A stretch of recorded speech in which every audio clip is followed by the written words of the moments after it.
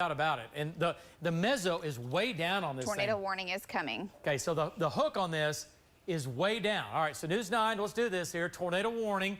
And again, this thing is ramping up, right? Here it is. Tornado warning now for you folks, again, to the west and north of St. Louis up to Maud. Look at the hook on this thing. Let's go ahead and let's go to links 4. We'll do a storm track. And let me show you what that looks like, everybody, as it moves to the northeast. And the dangerous part of the storm is right here, right? It's right there. You do not want to be along or ahead of that.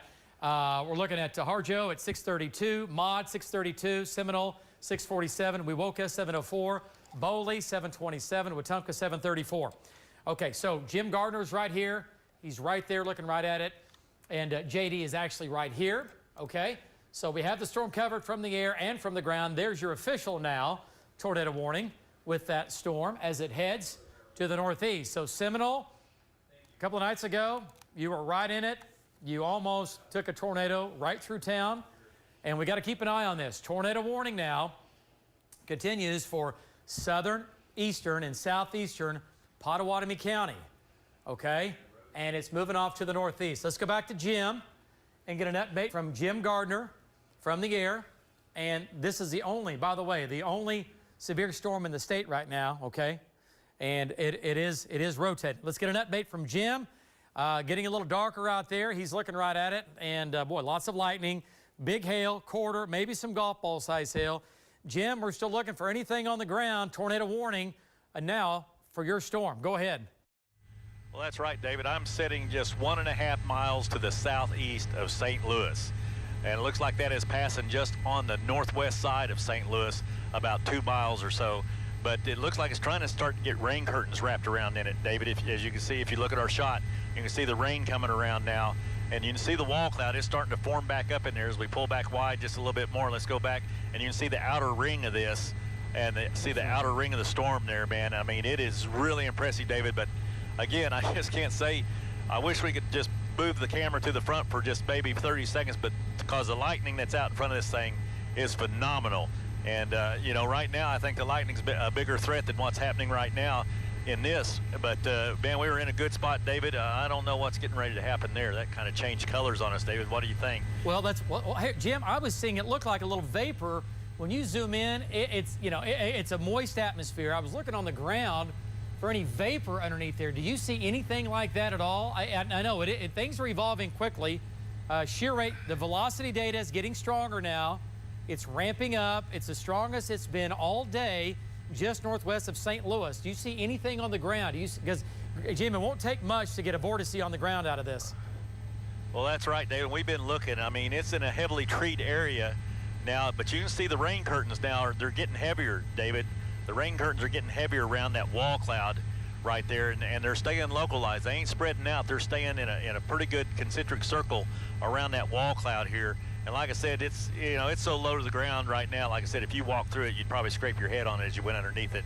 But again, we haven't seen any suction spots or anything like that, David. In St. Louis, you know, they just missed this thing. So it is moving on up towards, I don't know, it may go northwest. Yeah, it looks like, what do you think, David? Go northwest of Maud there. But anyway, we're in a really good spot. We'll keep you updated. Jim Garporing live from Bob Mills, Scuddy's 9. Back to you. Okay, all right. Hey, Jim, if you can still hear me, will you have Rich just maybe lighten the shot just a little bit here? Can he bring up the light in this just a little bit more than what it is? If you could have Rich do that. Listen, I'm just asking here. I'm just trying to see if we can see a little more. I see these rain curtains that are rotating. Okay, hang on. A power flash, David, off in the front. Yeah, right here. Yeah, hang on, right here. What, Jim? What's going on in the middle of those things? Right there. We had another power flash, David, right there where we zoomed in. Okay. We just had another power flash, so that's 2 power flashes that happened right in there. Okay. So there we go.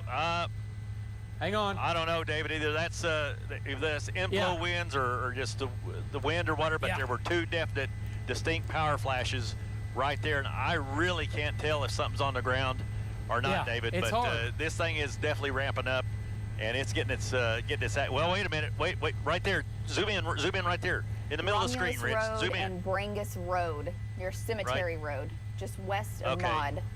I thought for a minute there was a suction spot right there, David, Yeah, but that was about where those power flashes were. Okay. Okay, all right, Jim, if you see another power flash, just holler. We'll come right back to you. There's a lot of motion going on, especially right back in here on this left side. Jim, right there on the back left side, right here, right in here. Go ahead. Yeah, right there, right here. Okay, go to the right. Go back to your left just a little 5 bit. miles to the west, Go to the southwest right, of right Maud. here. There it is. Tornado on the ground. There it is, there it is, there it is. Tornado on the ground. There it is. I knew if we looked for it, we'd find it. Right here. Good, tornado good on the pick, ground. Good pick there, Rich. All right, this is going to be, again, a News 9. Once again, tornado warning. There's the tornado on the ground right here. This is live right here on News 9. Tornado on the ground for just a few seconds. It's re-intensifying. We have a vortice here. Notice how this right side is lifting to the right. Jim, it's on the ground again. Go ahead, There Jim. Yep, there it is, David. Go ahead. Take it. Take it, just Jim. right out my window, man. Just, you know, right. I mean, it's just to the northwest of me there, David. This thing's going to ramp up. It's one of these. I don't think it's going to just turn into a small elephant trunk or anything like that. I think this thing's got the potential of really wrapping up into a large tornado, David. Because if you see the top of it there, you can see that whole thing is rotating above the funnel right now. That whole wall cloud is turning. Yeah. Hey, Jim, great shot. Only on News 9, folks. If you're flipping around, this is only on News 9. Jim Gardner has it live in the air. There's a tornado. It's not that strong right now, but this is getting faster. This is spinning. There's a tornado. Hey, Jim, zoom in to the base of that. Zoom into the trees down here. Zoom in all the way in. It's right here. There's a tornado on the ground. The light's not good. If he can adjust his light, I know it's hard to see, folks. It's right here. There's a condensate. There's a cone. It's right here. The condensate goes all the way to the ground, okay? And it's again, it's an ugly Kind of tornado. dissipated right now, David, Yeah. but I think it's going to ramp back up. Here it is. Now it's over here. That's David. That's 5 miles west of Maud, and it is 4 miles north of St. Louis. Okay, so again, this is our continuing tornado warning. JD's there. Jim Gardner is there. The tornado is on the ground. Look at it starting to spin now. Now we've got the merry-go-round going. Jim, it's on the ground again. There it is again now, a little bit larger. That's right, David. Like I said, it cycled there for a minute, and I think every time it's going to cycle, it's going to get a little bit bigger, David. Every time it cycles, now you see it kind of falling apart. Now it's going to cycle back up, but it is definitely on the ground. I can't really see too much debris coming off that. I mean, we're kind of tucked in here tight with it, David. And see the motion? It's very Yeah, you dark can see it in out JD's here shot too. on this cloud, but man, I mean, it's a great shot, man, watching this thing trying to form. And if you look at that top wall cloud, you can see the whole thing spinning.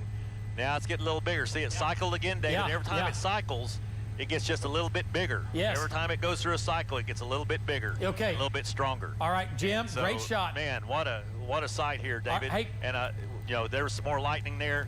It looks like is there power flashes going off in the front there? I can't tell. Okay, looks Jim. Like it may have a. Hey, Jim, hang on one second. Anyway, David, let's go back to people radar here. Need to, you know. Yeah. Yeah, Jim, hang on just a second. We got to go back to radar. Let's go back to Links 3. Here's the tornado. It's right here.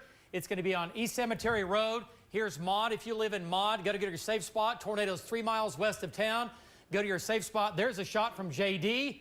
There's a tornado on the ground. Multiple vortex. Let's go to JD now. Let's bring JD back in here. Then we'll go back to Jim. And as I lapse Let's it, go David, to JD. it's still moving kind of a northeast direction. Okay. All right, so there's JD's shot. It just froze up. JD, give us an update. Your shot just froze. Go ahead, give us a quick update. Yeah, this has been a pretty weak-looking tornado, and then went to a multi-vortex. It's really starting to consolidate now, and it's going to a cone tornado. And okay, I'm starting to see a little bit of debris there. Looks like it's probably picking up some tree limbs and tree tops and stuff like that. All right, let's go back to Jim Gardner. Let's go back to Jim. Now the tornado's much stronger now. There's your condensate. Jim, if he can iris up a little bit, if Rich can iris up, tornado on the ground, debris in the air. Oh, yeah, debris on radar as well, Debris obviously. on, Yeah. look at there, multiple vortex tornado. Look at the vortices there. Whoop, boom, there you go. Hang on, here we go. All right, so there's the top, there's the tornado, there's the mesocyclone, multiple vortex tornado west of Maud, southwest of Seminole. Tornado live on News 9, only on News 9. We've had it live. News 9 tornado warning. There's your tornado, there's your wall cloud, and wow.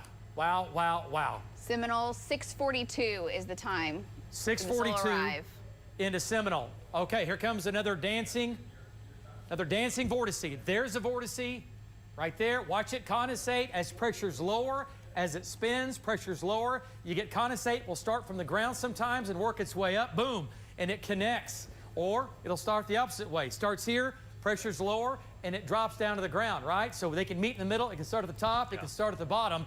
But look at that shot there from Jim. Look how fast. Look how fast this is coming in from the right. Jim Gardner, take it. This is about 10 miles southwest of Seminole and just west of Maud. Tornado on the ground. Go ahead, Jim Gardner. Well, that's right, David. It's yeah, I'm just sitting on the edge of town of Maud right here, on the southwest edge of Maud, shooting back to the northwest, and it's cycling again, David. And it seems like every time it cycles, it gets a little bit bigger. There is a big, broad rotation on the ground, though. I mean, if you look right there, there's a big, broad rotation on the ground. You just don't have the funnel right now. But look at the winds in there, David. You can see that big rotation right there. Now, what's going to happen is that's probably going to tighten up again. Yep, right here. That whole thing is turning, so it is very wide, David. It is. Very wide, and it is moving to the east-northeast. Yeah. Like I said, I'm on the southwest corner of the town of Maud. And it's moving northeast, David. So, again, look at that, David. That's a broad rotation that's sitting on the ground. Yeah. Jim, back out of the shot just a second here. Back out of the shot. Let's get our big view here going on. So here's a wall cloud right here. The tornado runs from right there to right there, okay? It runs from right here to right here, and it's crossing some boundary right here. I'm not sure what that is. This is East 1290 Road and approaching Highway 9A now. This is going to be moving into the same area of the river between Harjo and Pleasant Grove on the Seminole-Pot County line, the same area where the tornado was 2 days ago. Okay, all right, so here we go. So control room, great shot from Jim. We've had the tornado on the ground now for about 5 minutes. Watch the condensate. As it strengthens, the condensate will grow and it'll develop underneath it. Here we go again. Tornado continues on the ground. It's weak, okay, but it is on the ground right now. And watch it, here we go again. Another tornado on the ground. Multiple tornadoes on the ground. Watch that, boom. Look how fast that's happening. And while you're watching that, the storm is still increasing near Lindsay. Tom Pastrano's on this. Wow. Wow. Wow, look at that, folks. Tornado on the ground. There it is, right there. Double helix tornado. Look at the multiple vortices now. Look at the multiple vortices under that tornado. Folks, again, this is southwest of Seminole, about 10 miles. This is west of Maud. Tornado on the ground, right there. Look at that. Double helix tornado. They form around each other. They're spinning like a top, double helix, tornado on the ground, doing its thing, and then it weakens, okay? It weakens just for a second. Now it's crossing a highway here. Jim, what are we looking at here? What's it crossing? What highway is that? Go ahead, Jim. Well, I think it may be, let me check. 9A. Maybe, could be wrong, but I think it looks like Highway 9A runs up through here north and south. You are correct. It could be 9A right there, or it could be Highway 9 that goes east and west there. That may be the east and west part of Highway 9. But I know it's 9A that runs to the, what you're seeing at the bottom right there. That's 9A for sure. Yeah. I'm running into some scud here. I want to drop down just a little bit. Okay. Okay. I believe that's 9A, then that runs up into Highway 9 that goes east and west, David. Yeah, Jim, you are correct. It's 9A. Just crossed 9A. Okay, Jim, we're going to keep your shot up. We're going to go back to radar. Give us 1 minute. We'll come back to you. Don't go anywhere. Stay with it. Don't leave us, folks. Don't leave us. Here's the tornado. It's right here. There is, whose shot is this? That's Tom's shot. Yeah, that's the Lindsay storm. It's close. Okay, is it close to producing? It's close. Okay, folks, we're going to have another tornado, so hang on. We're going to have another tornado. Jim's on this. All right, so here's our storm here. We will do a storm track on this coming up. There's your tornado. Look at that. Look at that. Screaming eagle. Boom. There are your wings. There's your beak. You never want to be in the beak. You never want to be in the beak. Showing debris in the air. It's showing some debris from time to time. Showing debris from time to time. Let's go back to links 4. Let's do a storm track. Seminole. 644. Cromwell. 713. Okemah. 734. Golden Pony Casino. 744. Waletka. 746. That's your timeline of where the tornado could certainly be, okay? There it is. Jim Gardner's right there looking right at it. We've had the tornado live on News 9 for the last 20 minutes. Let's go back to Jim's shot. Look at the tornado here, folks. Another tornado. Let's go back to Jim. Your door. There it is, Jim. Look at the tornado here on the ground, only David, on News 9. Go ahead, David, Jim. Take it. This is another tornado. This is not where the original one was. This is another one that just dropped out right next to me, right out my left-hand door. It dropped right out of the front of this, dropped right out of my left-hand door. It is now only probably just about a mile away from me, and you can see right there some emergency vehicles. Oh, we got two of them on the ground. Go to the right. Go to the right. Two right. Nope. Back. Stop. Right there. We got two on the ground, David. There's one right in front of that one. It just barely went on the ground. Right here. Okay. Hey, Jim. Let's go to JD's shot. We'll go back to Jim. Power flash. Tornado on the ground. Oh, hang on a second, Jim. Let's go back to Jim Gardner's shot. Jim Gardner's shot. We have looks like some greenhouses. Tornado, look at the speed, look at the speed, look at the speed, look at the condensate. It strengthens. Okay, it's going through the greenhouses. This is live on News 9, going through greenhouses right now. Look at the damage. This is the far north edge of Maud. What is this? Far north edge of the town of Maud. It's going through Maud. Look at the greenhouses. It looks like to me they're greenhouses of some kind.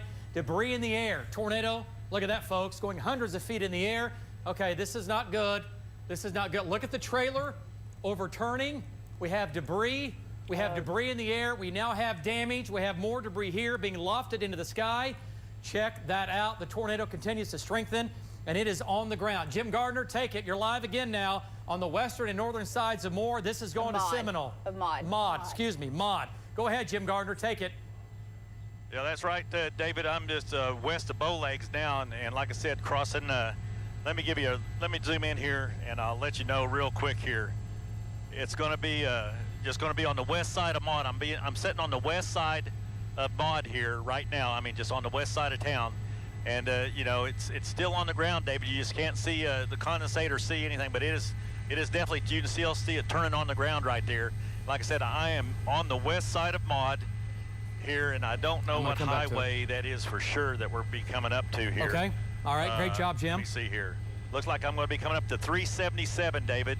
377 is what the highway I'll be coming up to that runs north and south here. There it is again. Now, we got another one. That just dropped out in the front, David. This is not the same tornado. This is the one that I spotted moments ago. I said there were two tornadoes on the ground. This is the second one. Wow. This one is up in front of the one that just passed on the north side of Maud there. So this is dropping multiple tornadoes out of this one big wall cloud right here, David. Yeah, absolutely. Is it me or am I sweating? Is it just me? There's the other one right there. Okay, there's I'm the sweating. other one right there that is still on the ground. Just want to make sure. All right. Okay, here's the other tornado back to the left. So tornado here, big wall cloud, multiple tornadoes on the ground. Look at this shot, folks. Tornado on the ground. Right here, Jim Gardner has it live on News 9. And we have damage on the western, look at the lightning, boom. On the western northern sides of Maud, we have damage there. And once again, this is the left tornado. We have another tornado. Go to your right. Go to your on the right. Right there. Tornado here. There's two of them. Now we got them lined up, David. You can see them both. Yeah, two tornadoes. We have sister tornadoes. Not good. We don't like sister tornadoes. We like sisters. 7 miles southwest of Seminole, right on the Seminole County line. Okay. Just on the north side of Maud. Okay, look at the strength now. Getting a little bit stronger. You can see the motion here, a little bit faster, a little bit faster. Okay, so let's go back to Lynx 3 just quickly here. I hate to leave that shot. Let's go back to Lynx 3. It's getting stronger. There's the tornado. There's Seminole, 7.3 miles away. Seminole, 647. 647, folks. You got to go to your safe spot, lowest level. If you live in between north of Maud to right there, you got to go to your safe spot. Okay, let's go to JD. Bring JD back in. Look at his shot. Tornado on the ground in front of JD, control room. Take his shot. Go ahead, JD. Tornado on the ground. Multiple tornadoes on the ground now. Headed to Seminole. Go ahead. Give us an update. Yeah, this thing's turned into a stovepipe, it looks to me like, David. There was another weaker tornado just east of this circulation that was really quite wimpsy. It didn't do a whole lot, but you could still see it. And they hollered and said there was another circulation, and lo and behold, there it is. This thing, when I rounded the corner on 59, there was a lot of debris up in the air. So I don't know if it hit some structures off to the west of here or not, but it is lost in some debris. Going to have to reposition. Again, we got trees and hilly terrain in the way, David. Back to you. Yeah, great shot. JD, it did. It took out a bunch of greenhouses on the northwest side of Maud. Okay, lots of greenhouses were hit, and there was lots of debris. It flipped some trailers and yada, yada, yada, yada. Okay, let's come back to it here, and let's go back to Jim Gardner's shot. Double tornadoes on the ground. Jim Gardner's shot southwest of Seminole. There's one vortice right there. Here's another vortice coming out of the trees, trying to develop. The whole area, here's what's going on. The mesocyclone is completely off your screen from left to right, okay? And underneath it, the whole thing is spinning, and what happens is it'll tighten up, and you get areas that strengthen on different parts, because inside this mesocyclone, you'll have little areas of tighter spin that will form and, again, produce tornadoes. So we have the tornado here. We have the tornado over here from time to time. All right, Jim Gardner, we'll go back to you live. It looks like it's still intermittently off and on the ground. Go ahead, take it, Jim. You are hot. Go ahead. Well, that's right, David. It is intermittently off and on here now. It's still down, just dropped again. This whole thing, even though you cannot see it, David, this whole thing has vortices dropping here and there out of the bottom. The whole wall cloud is rotating, and there's just little vortices now just dropping here, dropping there. I don't know how many I counted there at one time. There was at least 4 that were on the ground and that were dropping out of this. But again, David, it's kind of whipped back up now, but you see the whole thing turning. So at any time, it just keeps cycling, David, keeps cycling, right here. Cycling.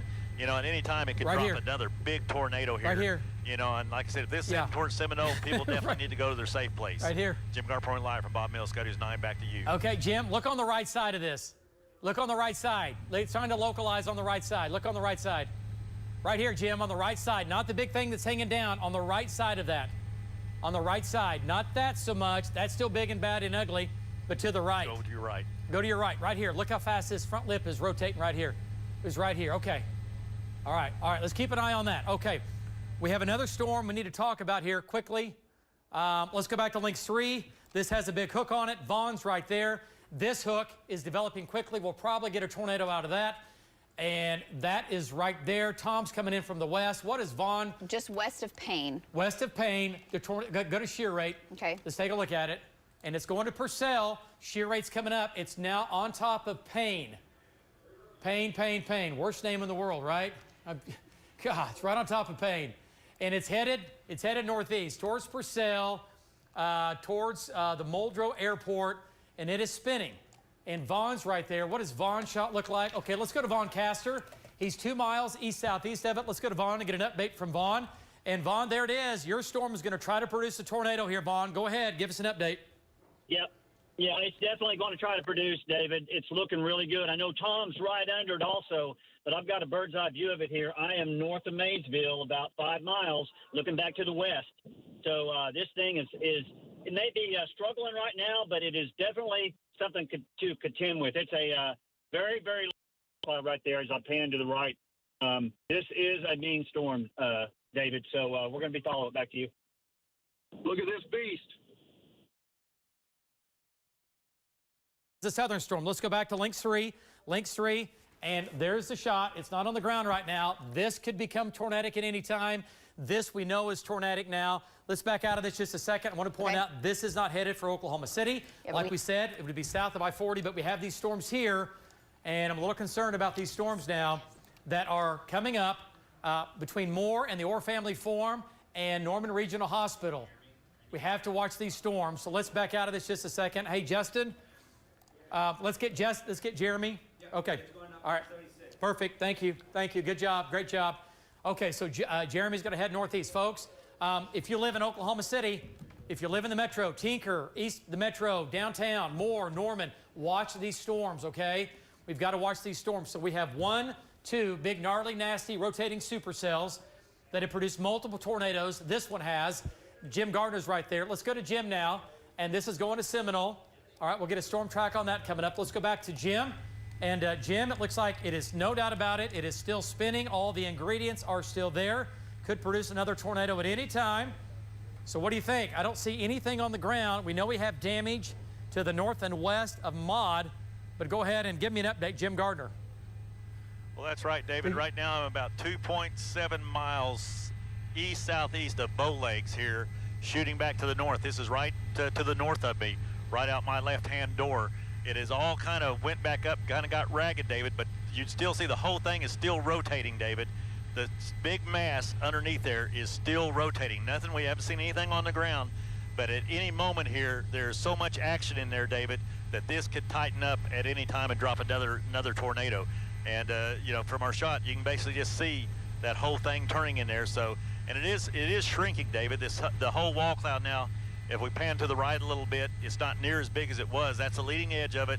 and then we go back to where the tornado was. This is all kind of shrunk quite a bit. But like I said, there's still a lot of action there, right. David. We're not out of the woods yet. This could still drop a tornado at any time. Jim Gar reporting live from Bob Mills, Scott News 9. Back to you. Okay, Kim, it's tightening up again. Look at the spin. Look at the left. Look at the right. This is the left side of the wall cloud. The mesocyclone is right here, up 20, 30, 40,000 feet. It's trying to localize here again. And we've had multiple tornadoes on the ground. Multiple tornadoes on the ground. Let's go to Tom. Camera. Tom Pastrano. Let's go to Tom Pastrano and bring him in. Tom, your storm is spinning. Could produce a tornado here coming up. Give us an update. What do you think? Go, Tom. Hey, David, you know, it's tried a couple of times. It's had everything going on with it. You know, I had winds about 60 RFC, really close underneath the circulation. Sirens are going off in Lindsay and all around here. I mean, I think a tornado could happen at any time. Back to you. Okay. All right. Great job there, Tom. Good job. Tom's on this. We'll see what it does. It is spinning. It is spinning. Tom's right there. This is a southern storm. Jim Gardner's storm is going to produce one more time. Let's go to JD. Let's take JD's shot. Look at the spin on that. Then we'll go back to radar. We'll go back to radar. I don't see the tornado on the ground, but it's close. Go ahead. Look at the wrapping rain. Look at the rain curtains. See the curtains of rain coming in on the east. It's right here. There's where your tornado is going to be. Look at his wind picking up. JD, it looks like it's trying to produce another tornado. Go ahead. Yeah, it did just touch down. There was debris again within those wrapping rain curtains. This thing approached Highway 9A, and it actually backed up momentarily, and it's moved forward again. It still has not crossed Highway 9A. It looks like it may be on the ground again. Yep, it's on the ground again, it looks like, David. Pretty sure. Okay. All right. Note, yeah. You can see right through those wrapping curtains. Right here. Here's a tornado. There's a tornado in JD shot. This is going to be, again, we are looking northwest of Bowlegs. There's the tornado. It's right here. There's the backside of the tornado of the wall. The wall of the tornado, it's right here. 5 miles southwest of Seminole. Just updated 4 miles southwest of Seminole. Okay, let's go back to Links 3, control room. State Highway 59. Links 3, Seminole, safe spot, lowest level. You have to go now. Lowest level, Seminole, safe spot, now. You don't have any time left. It's 4 miles away. It's going to come into town. It could weaken, it could strengthen, and you could have big-time problems. This is the same area that had the tornado 2 nights ago. Seriously, almost the same exact path. It's hard to do that. It's hard to do that, but it's certainly trying. This one is not weakening. It's not weakening. Okay, it's coming into Seminole. We have another tornado warning now going on. Let's go back to Jim Gardner's shot, and we'll take that shot. Let's go back to Jim Gardner, and it looks like it's on the ground intermittently again. Jim Gardner, it looks like it's on the ground at least off and on. Go ahead, and Jim, that is going into Seminole. It is going into Seminole. Go ahead, Jim Gardner. That's right, David. I mean, just look at it. You can see the action on there. Now, we haven't seen any, defined funnels. That is very low to the ground, but you can see the whole thing turning. So I'm sure those winds that are right there below that are pretty strong, David. But like I said, we haven't seen a definite funnel, but it is definitely wide. It is broad, and it is, like I said, it's dropped multiple tornadoes out of this thing. So it seems to me like, David, it is really trying to tighten itself up. It's still got a lot of action. It looks kind of ragged right now, but that doesn't mean it's not going to drop another tornado here just moments. Back behind it, David, I don't know if you got another storm slamming into this or what, but we're getting a lot of heavy rain. That power flash is right out there at the bottom in the rain. We may have one in the rain right there, David, that we can't see because we just had power flashes right there. Right there. Okay. Probably do. Okay. Okay, so we're going to call it the tornado still on the ground. It's going into Seminole.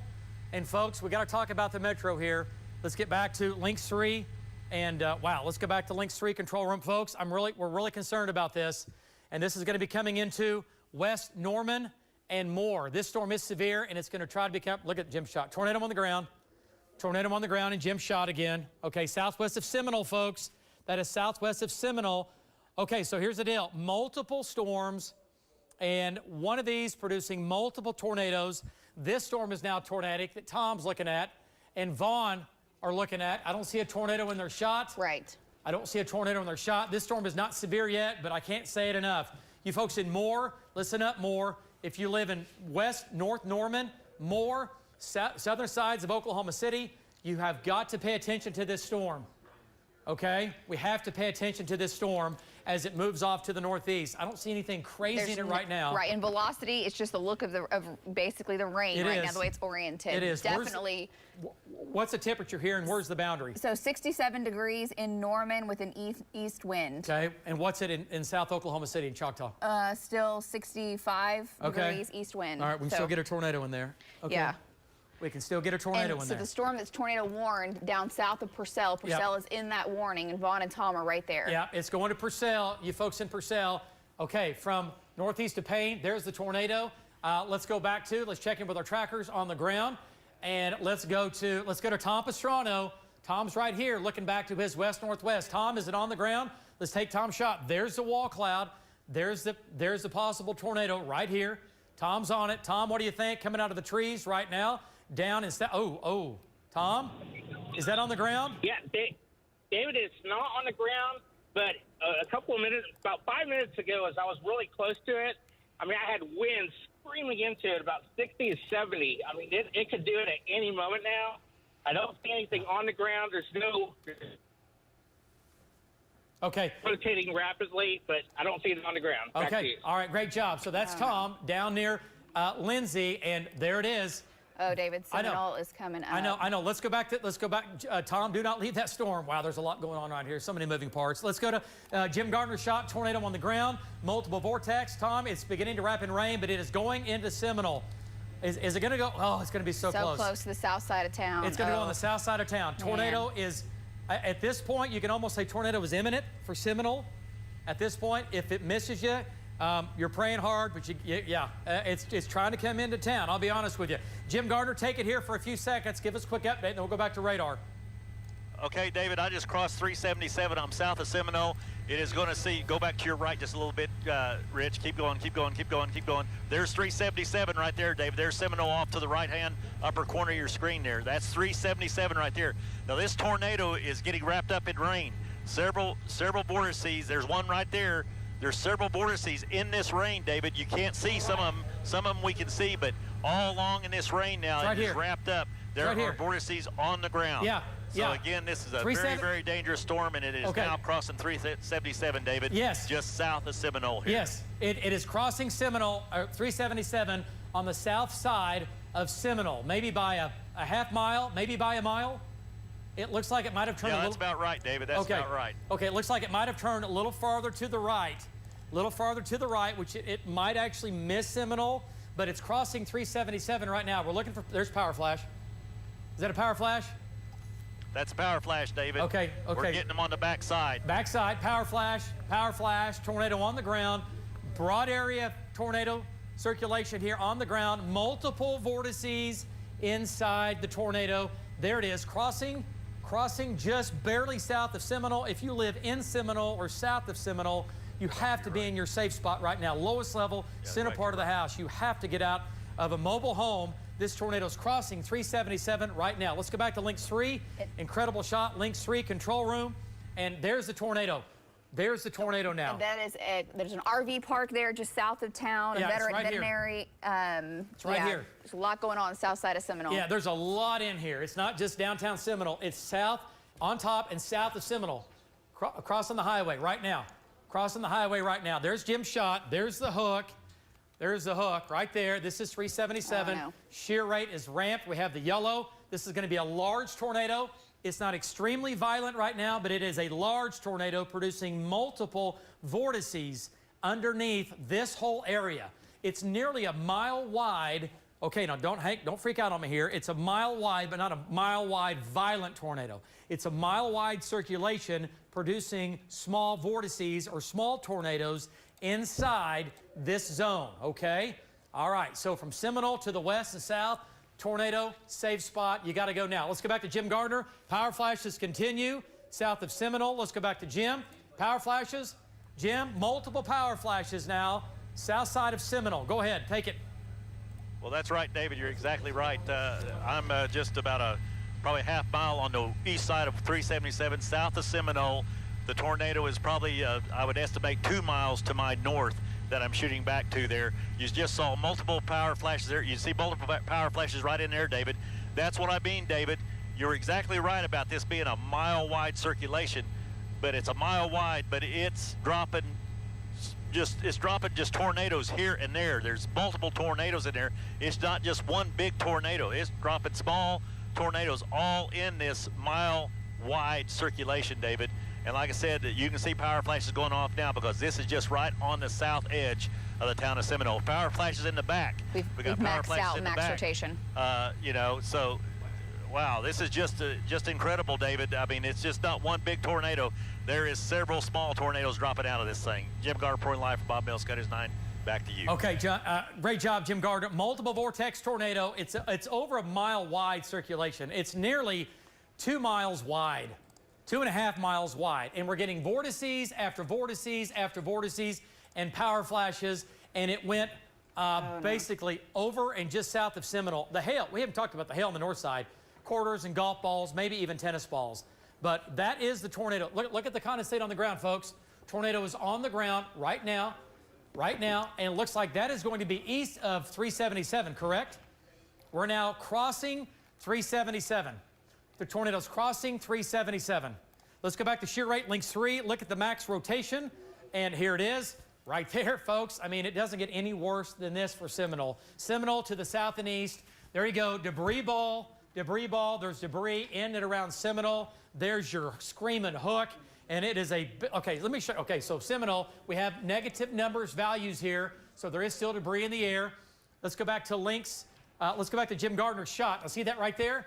Take that, tilt that up into the vertical. Left side of the hook, right side, and the whole thing is producing multiple vortices inside that.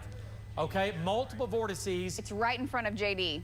It's right in front of JD. Let's go to JD. Let's take his shot. And JD, you're hot. Go ahead. Look at the merry-go-round going on. Look at the knuckling back. Look at the tornado on the ground, JD. Take it. You're hot.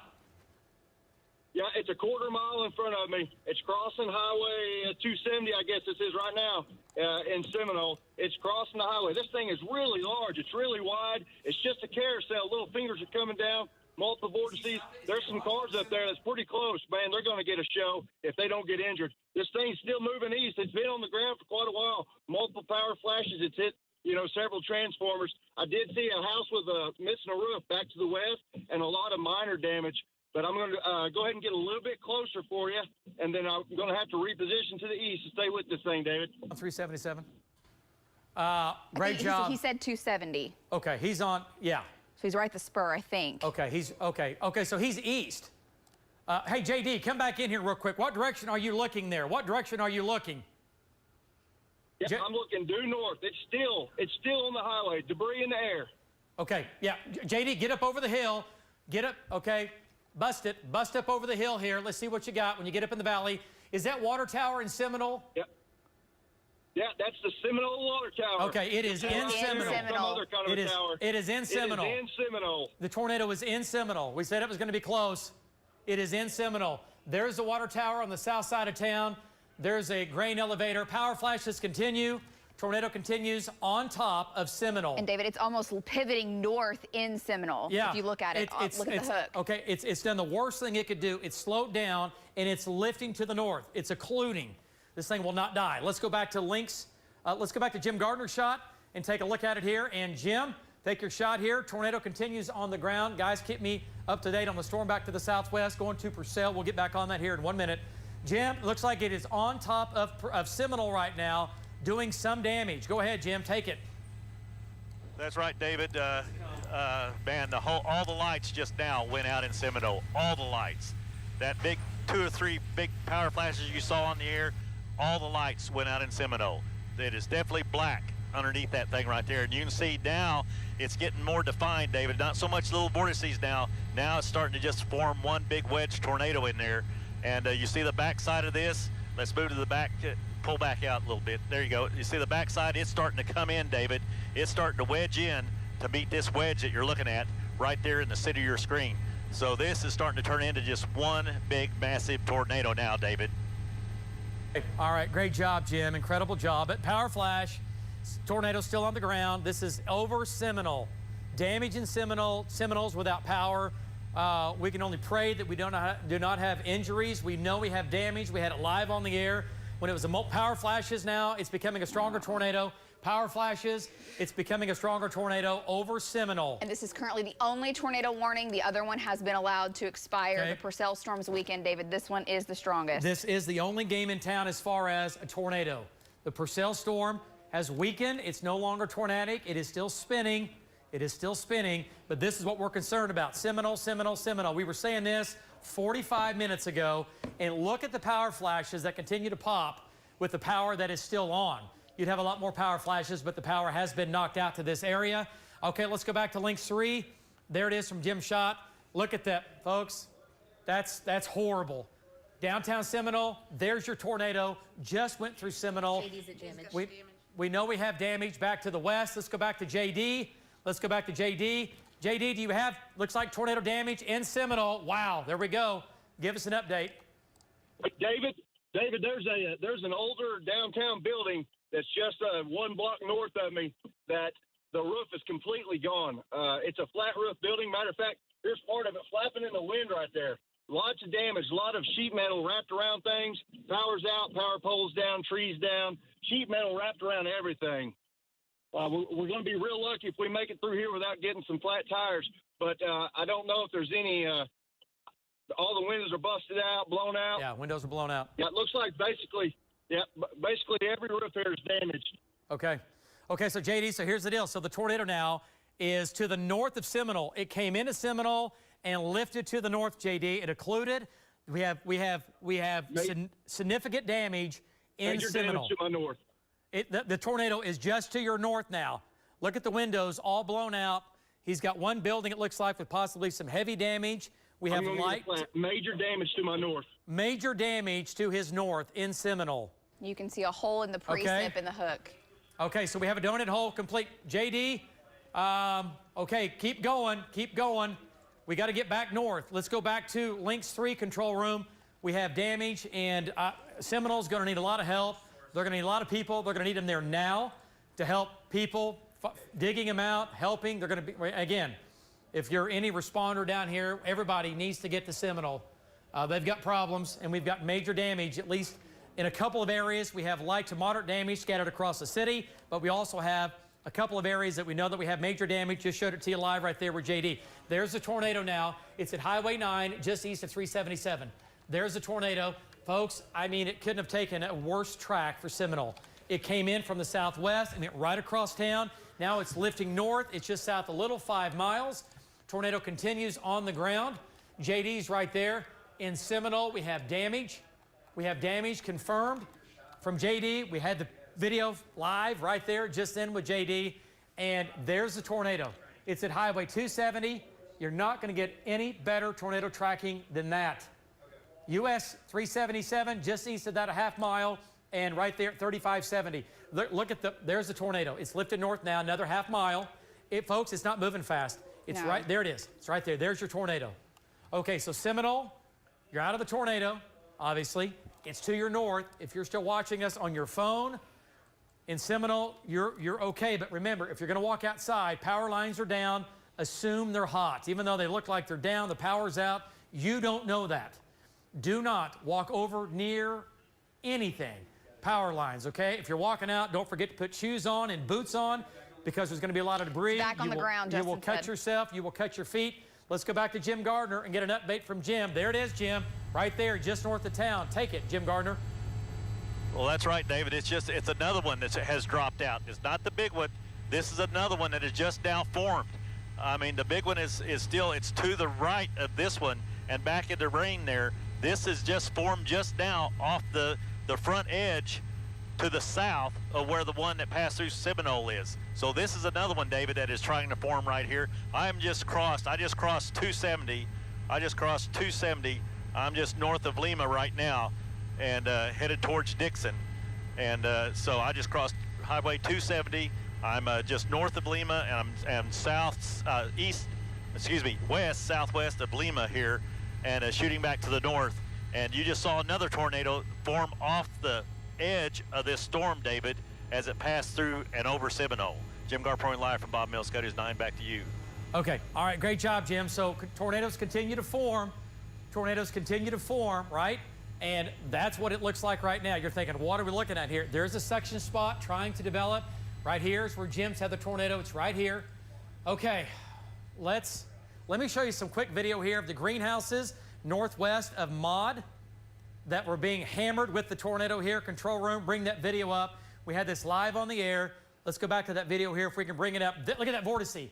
Look at that. Look at the vortice. Look at the condensate. This is just condensate. This is water vapor on the ground going over the greenhouses. Watch the trailer flip.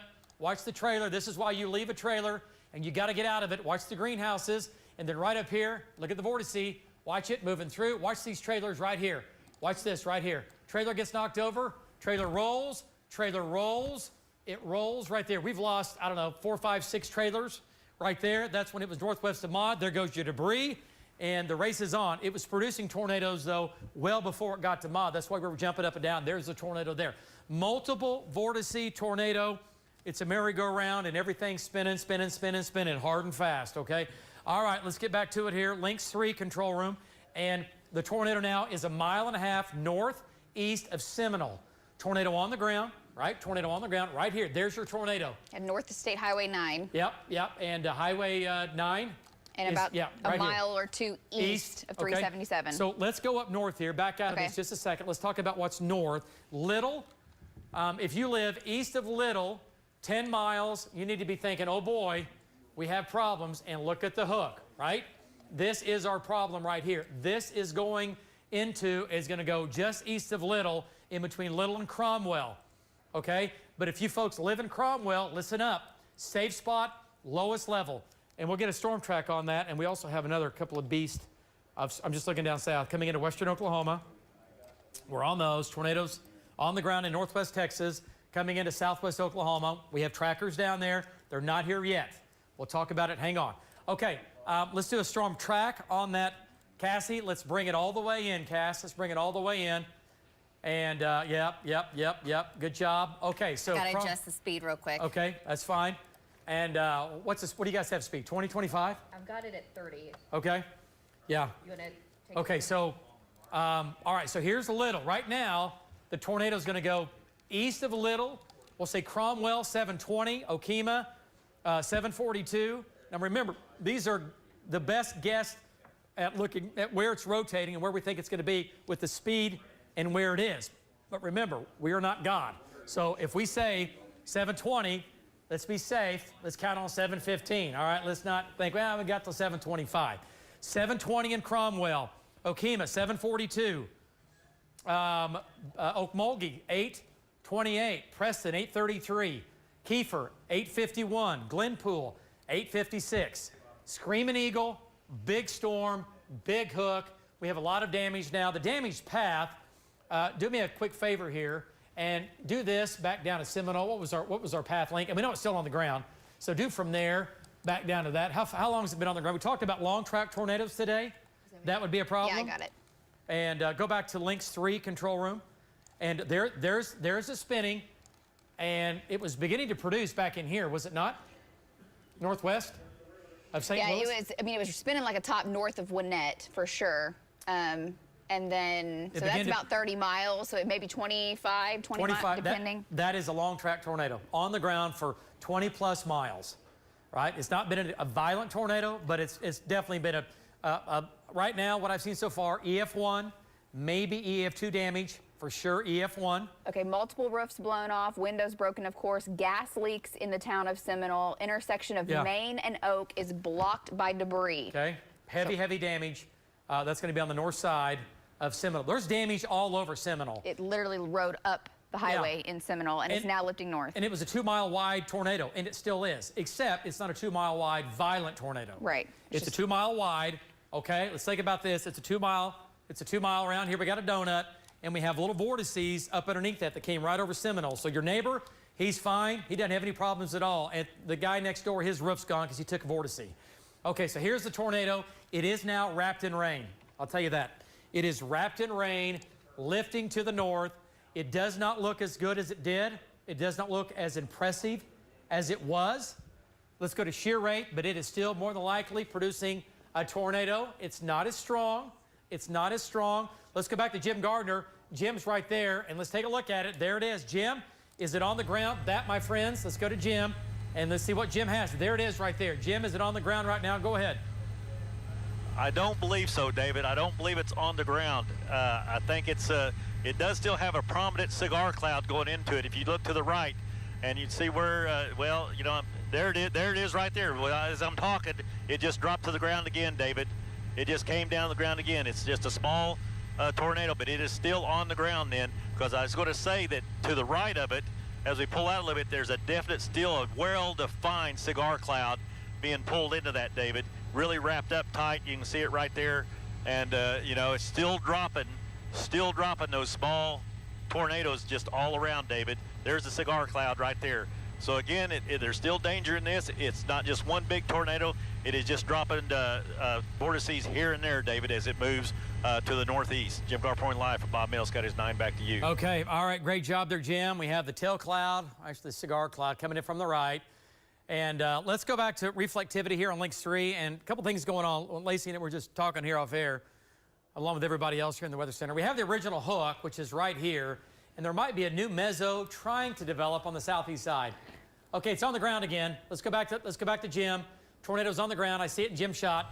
And Jim, if you can have him iris up, if he can iris up just a bit, there's the tornado. It's right there, live on News 9. Don't argue with him, just do it. It's right there, and just see if he can. Oh, wow, vortice rotating back to right to left.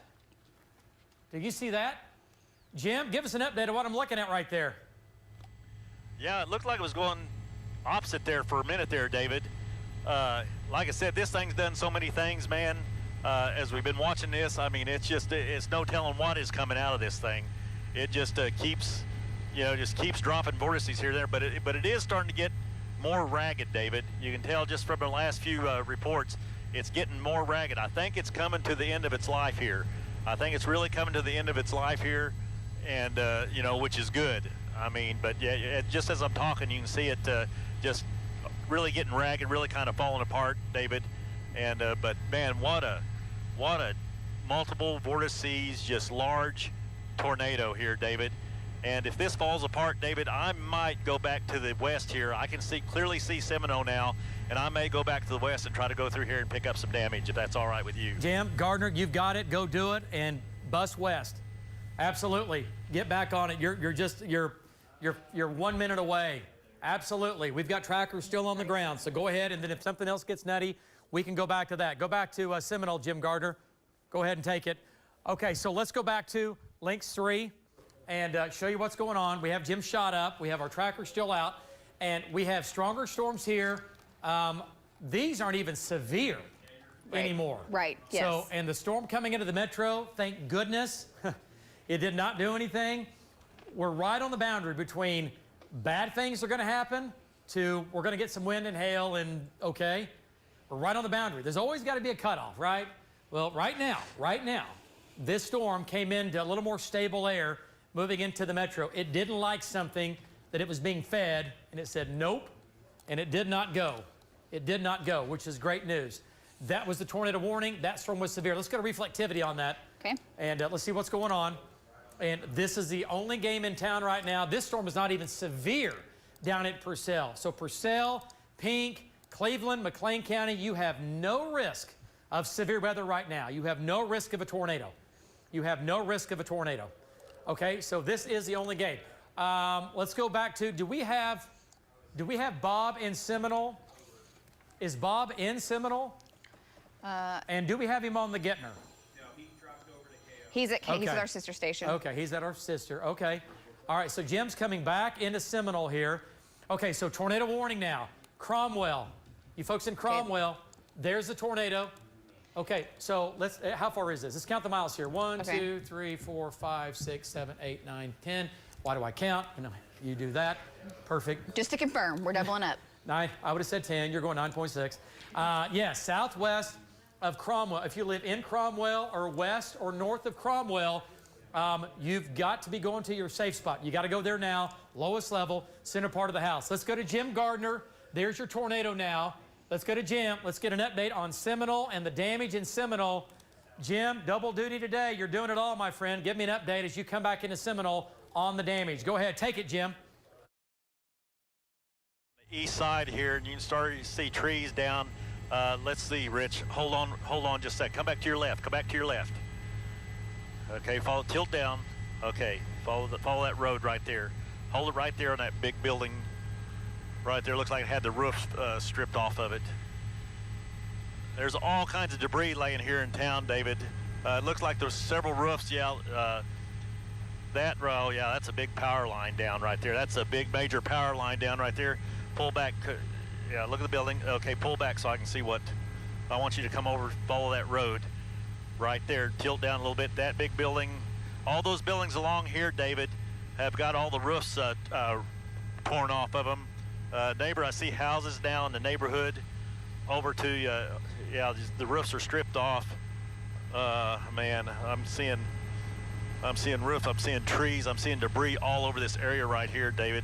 The only good thing I can say, David, is right now I'm looking, and oh, wait a minute, there's a house I think that's got demolished over there. Let me see where you are. Red roofed house. Tilt. Hey, go Jim, back to your left. Jim Gardner. Back to your left. Jim Gardner, if Right you can here, hear me, right there, center screen. JD was saying, okay, there's, okay, Yeah, there. Yeah, that house. Yeah. It got hit pretty hard, David. There's so much debris on the ground down here. I'm just trying to. It looks like pretty much all the Seminole. old buildings in Seminole here, David, had the tar paper roofs stripped off of them and Okay. peeled back. Okay. That's what it looks like to be. Is pretty much major downtown. Oh, here we come up to. Pull back There you wide so go. I can tell where you are, Rich. Jim, right here. Jim, right there. Tilt up. Jim, Tilt up. right here on the right. Yeah, I know. Tilt up. There you go. Tilt up. Where you at? Go back. Tilt down, and come back to your left, slowly. Right there. Okay, here's downtown damage. That is downtown. Yep. David, that's downtown right there. Downtown Seminole, folks. Okay, Jim. Now, look, Jim, back to your right. There's another building that was heavily damaged with a red roof. I just saw it when you went by. It's back to the right. It's back. Okay, that roof's gone off that. Look at that building, folks. More tornado damage. Now, look at the scope. Look at the width of the damage. Lots of damage, very wide, large circulation. This is what we were showing you on the air live when there was multiple vortices. So basically a 2-mile wide area of circulation went right into Seminole. It slowed down, it stalled, and you got hammered with multiple tornadoes at the same time. Okay, This wasn't just David, from one can I vortex. take it for a second? Go ahead. Yep, take it, Jim. It's all yours. Okay, come back slowly. Okay, now stop. Now go to your left and follow that road. Follow that road. Follow that road. Tilt right up. Tilt right there. Top of your screen and top left corner. These got wiped out, David. Yeah, these got really hit hard right through here. Yeah. Major damage through here. Yep. Okay, Jim, that's a Major barn. damage through here. Okay, that's a but barn. There's so There's a much house. debris downtown, David. I mean, debris is everywhere downtown. Trees, now you're getting a good look at the trees. You know, I mean, I ain't sure what this one building is that was right there next to, what road am I sitting over? So that's 270 that comes in at 377. 270, I'm sitting right over the top of 270 and Highway 377. That's the intersection that comes into town there. But that whole corner right there, David, got wiped out on this corner, and that's going to be the corner to the southwest of Highway 377 and 270 interchange. That's south. There's that intersection right there. But just what we've been showing behind me, David, is just downtown's just got debris all over it. But yeah, this was definitely very, very wide. But again, it's a perfect example of a multi-vortices dropping out of this wall cloud, because there's some areas that are not touched and other areas that are just, you know, like this stripped. Jim, that's fine. And right here is untouched. Look at that big barn there. So I want to point this out, folks. Again, every event, there's always a lot of looky-loos that want to go over and see an event. If you don't live here and you live around this area and you want to go see this, do not. You are not helping anybody unless you are a first responder, unless you are part of the emergency network that you're on call or you're scheduled or you're being called in to go help these people. If you're just wanting to go in because you're bored, do not. Stay home. Let people get in here and help these people that need to be helped right now. Okay, this was not an EF4. This was not an EF5. It is light to moderate to pockets of heavy damage in Seminole. Right now, I'm seeing EF1 damage for sure, okay? EF1 damage, roofs peeled back, EF0 up to EF1 damage, and there might be some EF2 damage in here. Okay, so have Jim stay over that shot. Let's go back to radar, links 3, and JD, does he have the shot? Justin, if we can get JD to get his shot ready, I'll come to him. Cromwell, you're in the line of fire. We'll get you a storm track. Tornado continues. There's JD, and he's just to the south and east of it as it continues to spin. There, okay, that circulation is weakening. Yeah, that one's weakened, and the new one is further east, closer to Cromwell. Yeah, it's going right into Cromwell. So there's your first tornado. Bye-bye. Gone. Here comes the next one now. It's going to be just to the north of JD. Just to the north of JD. Okay, Cromwell. Tornado warning for you. 4 miles south of town. Go ahead, lapse that. Is it going to go on or south of Cromwell? It's going to be very close. Let's see. No. If it occludes, if it makes one left turn a mile, it's going into Cromwell. Dear Lord, we don't need another city hit today. Are you kidding me? All right, so here it comes. Here's Cromwell. All right, so right here. Right here. Okay, so there's your tornado. Let's go to JD. You bring him into it. JD, tornado looks like probably, yes, on the ground. Just to your north, you're about ready to make a turn coming up to Cromwell. I'm going to wait for you to make the turn, and I want to see what you're looking at to the north. Go ahead, give us an update. What's going on? I know, get out of the trees there. Bust north. Tell me what you're seeing now. Do you see the tornado on the ground? Go ahead, JD. It'll be on your left. I do not right now. I'm heading north on 56, and to Cromwell, I believe, yes. And it's going to be just off to my left. I should get a visual of it here any minute. There's a little bit of a hill in between us. I did see it briefly on the ground just a few minutes, maybe 10 minutes ago. So I have no reason to believe why it wouldn't be on the ground. So if you're in Cromwell, go ahead and take your tornado precautions just like it's on the ground. But I still cannot see it, David. There's a hill in the way. I'm going to holler back at you whenever this terrain flattens out. Okay. All right. Great job. Stay with it. And he's going to come out of the trees. And I want to see what's going on. He's just going through the little community of Butner, it looks like. He's going pretty close to Butner. Okay. The tornado is going to be on the ground. Let's go to a storm track. Let's go to links 4. And this is the only game in the state right now, folks. This is why we're talking about it. Lots of folks live over here. Beautiful part of our viewing area. Look at the hook wrapping up. We have more. It's on the ground. It's going to be on the ground. There's no way it's not. I can just tell by looking at velocity data. Okay, so here's JD. Confirmed tornado on the ground. Going to Cromwell. It's going to go to Cromwell. Storm track, Cromwell, 723. It's 719. Lowest level, center part of the house. We just saw what happened. Same storm, different mesocyclone. We just saw what happened in Seminole. Seminole got hammered. And I'm just looking at Jim's shot. Lots of damage in Seminole still we're finding. Tornado the circulation was 2 miles wide. Underneath it, we had multiple vortices spinning, and it stalled on top of Seminole. It didn't just move through. It came into town. It set up shop for about 5 minutes, doing damage in Seminole. It happens. Remember, the atmosphere is fluid. Everything's flowing. Okay, let's go back to, okay, so one more time here. Walika, 801.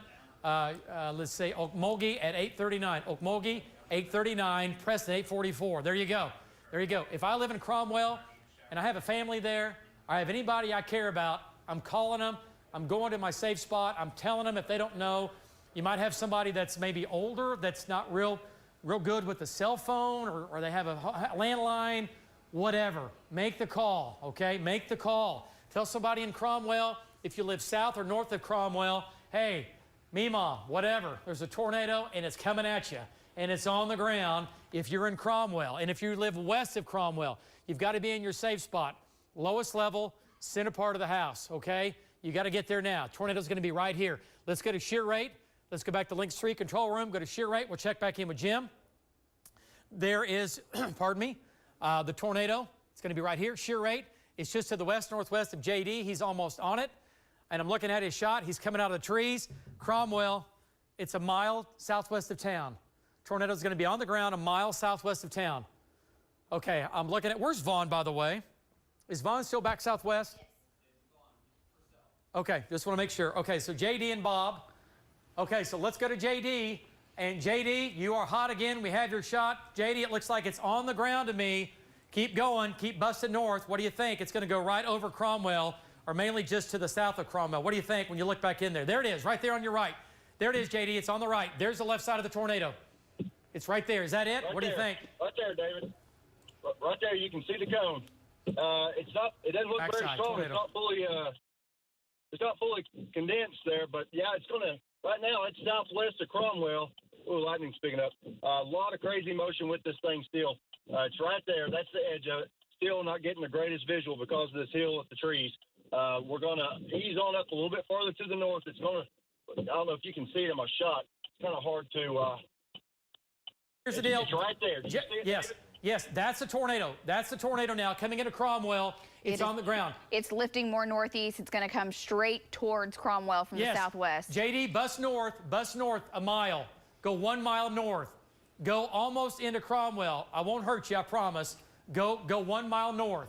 Trust me, go 1 mile north, JD. It'll pass just north of you on the highway. Okay, so JD's going to bus north. Let's go back to links 3. There's the tornado. Cromwell, lowest level, center part of the house. You have about 1 minute. And next down the line is Okemah if it stays on that track. Yep. Here's Okemah. Heads up, Okemah. Bigger city, more populated. And again, folks, this is I-40. What's scary is a lot of folks that don't live here, it's an artery. It's one of the main arteries of the country. People that are from gosh knows where travel I-40, they don't have any idea what's going on. They know it's raining, and they're going to, that's a problem, right? So if we can get, in the next few minutes, if we can get the Oklahoma Highway Patrol to shut down I-40, if we can get the Oklahoma Highway Patrol to shut down I-40 from Okemah back to west of 40, that would be great. If we can shut down I-40, okay? Can we shut down I-40 from west to east? It would be great from Cromwell over to Okemah. And folks that travel on I-40 north of Cromwell, that's King's Travel Plaza. Yeah, it's huge. You're used to seeing that, and it's going to be very close to there when it crosses I-40. Yeah. And Okemah's a beautiful little city over here. We need to close down I-40. We've already got tennis ball size hail on it. Okay, let's go back to what JD shot now. There's the tornado and JD shot. And JD, you're coming up to a better spot there. There's the tornado on your left. It has not crossed the highway, but it hasn't missed it. It's going to cross it here at any time. What do you think? What do you see back in there? JD, radar says it is on the ground coming into Cromwell right now. Go ahead. Give us an update. Yeah, I just caught a peek of it through a little bit of a low spot in a valley there, and it's definitely on the ground. I'm just south of Cromwell here, and just had a surface just sparking real bad. Yeah, he's in a bad cell area over here. Cell towers are not the best once you get off in eastern Oklahoma, a little more sparse. Beautiful country, right? Beautiful country, great place to live. I'm all in on it. Okay, so there's the tornado. Here's the debris ball. Now setting up. CC, what do you see in that? I don't see here. any. Yeah, hold your finger there. It's a little. It's kind of in the vacancy. Go to our live. Just curious. Go back to next gen. Okay. That looks like. Boy, it sure looks like it's it though. Close. It sure looks like it. Okay, so I think the tornado's probably on the ground coming into Cromwell. You folks in Cromwell, lowest. There's the tornado, folks. It's southwest of town. There's downtown Cromwell. What are our streets here? It's crossing 366 Road, 3660 or 366 and 116 back down to what's our east-west here, Lacey? 180. 180, and it's very close. That's State Highway 56 that JD's on. Yeah, State Highway 56. It's crossing State Highway. Did it just lift more north? 56, maybe. Yeah. I'm not going to Vegas on it's going to miss Cromwell. It's almost trying to do the same thing the storm did in Seminole and lift up from the south and kind of come right into town from the south side. It's occluding. Wow, I'm looking at the damage from Seminole. It is absolutely, it's bad. Seminole has bad damage. There are trailers flipped. I'm looking at it right now. Okay, Cromwell, lowest level. There's the tornado. It's crossing Highway 56 right now. If you know anybody that for some reason you can get a hold of that's on I-40 in between Okemah and Cromwell, they need to not do that. They do not need to be driving it on 40. First of all, the rain's too heavy and the hail's too big, and it's just, you won't see it coming. You're going to get blinded with big hail and rain, and then you're going to get walloped with a tornado possibly coming from the south. Okay? Not good at all. Okay, so tornado warning continues. News 9, tornado warning now. This is going to be for you folks in Cromwell, okay, in eastern Seminole County. Seminole has been hit hard. And then from there, it might go west of Okemah, maybe. We are not going to make that call right now. We have you well into the line of fire in Okemah. Okay, so tornado on the ground. We think it is right now. Bob's there. Okay, there it is. Let's go back to JD again.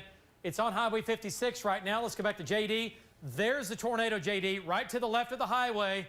Tornado right there, folks. This is the right side of the tornado above this emergency vehicle, and there's the left side. It's tilted back. It's tilted back. It's a horizontal, not a complete horizontal, but it's a northeast to southwest tornado. It is tilted. Go ahead, JD. Give me an update on what you're seeing right now. Go ahead. Yeah, you're seeing it. It's getting ready to cross Highway 56 right here near Cromwell. There's a lot of people that kept going north up this road. They're going to be driving right into the path of it right now. And so this thing's going to probably take a pretty close direct hit to Cromwell, just like it did Seminole. If you're in Cromwell, you need to get down, get in your safe spot. Back to you, David. Okay, perfect. All right, great job. Okay, great job, everybody. Okay, all right, nice job. There's the tornado now. It's crossing Highway 56. Look at the cut right here. See that dry area? That's the tornado. This is the tornado right here, folks. It is crossing Highway 56 right now. And, folks, I can't say it enough. I can't stress it enough. It is moving into Cromwell, okay? If it misses you, you're living right, you're praying hard. I'm telling you, it's coming into Cromwell right now. Look at the sinking air. See this sinking air right here? That's sinking air on the backside of the mezzo. Classic formation, right? Saw this a bazillion times, storm chasing all those years, and I'm telling you right now, that is the backside of the tornado. That is the right side of the tornado, and that tornado is on the ground, and it is going to be doing some damage, and I'm worried about Cromwell. I'm worried about Cromwell. Let's go back to link 3. Look at the hook. It's right here. It is now on 56. It is just barely south of town. Yeah. It is a half mile south of town. Doesn't mean you're not getting damage. But look at the motion. Yeah, look at it. Oh, it's doing the exact same thing that it did on 377. It's going into Cromwell. It's going into Cromwell. It's going into Cromwell right now. Okay, look at Jim Gardner's shot, folks. Look at the damage from Seminole we've been talking about here. Cromwell, tornado for you. It's imminent. It's knocking on your front door, but don't open it. It's coming into town right now. It's coming into town right now from the southwest. JD's there. Bob's there. We've been talking to him live. Tornado now coming into Cromwell, crossing Highway 56. Okay, Bob has debris in his shot control room. If we can take room 125. 125. That's Bob, who's right there with JD. Well, and yeah, you can see leaves and things blowing across the street. All right, control room when you get it. I see Bob, I think, up at 117. Am I not mistaken? No, they're routing it in. Okay, go ahead. When you get that shot up, I see debris in the air. There it is. That's it. See it on the bottom of on the bottom shot there, David. Yeah, go ahead. Yep. Okay, there's debris. Leaves. Looks like probably some insulation. This is a west wind coming in. This is debris from the tornado. The tornado's to my north. Look at the west wind. Bob's coming in on the tornado. Can Bob hear us, or is he in Tulsa? Okay, just checking. Okay, look at the wind picking up. He's just a little further north of JD. JD's going to be in that. Okay, have JD get farther north. Look at the wind. It's a west wind. The tornado's on the ground. It's right here, folks. Tornado is on the ground doing damage, crossing Highway 56. Crossing Highway 56 now in eastern Seminole County. It's now coming into Cromwell. It's in Cromwell right now. The tornado's right here. That's the tornado. That's the tornado coming into Cromwell. Okay, let's go back to, wow. It's just horrible. Okay, look at the wind here picking up. Look at the debris. We have leaves. We have, looks like maybe some insulation. Okay, not good. Okay, let's do a quick shot. Let's go back to Jim Gardner, get a quick update from Seminole here quickly. Let's go back to Jim. And Jim, real quick here on the damage. Lots of damage down in Seminole here. Lots of damage. Go ahead. Well, that's right, David. This is the Seminole Academy School, and it is pretty much destroyed. The trailers are rolled over. The tops are off of them. Some of them are just completely destroyed. Like I said, where's that sign at, Rich? I think it's the Seminole. Yeah, the Academy of the Seminole, and it took major damage. This is on Strother Avenue is where this sets, David. And if we tilt up, you can kind of see a little bit of a path through here into downtown, all the debris, but downtown is just covered up with debris.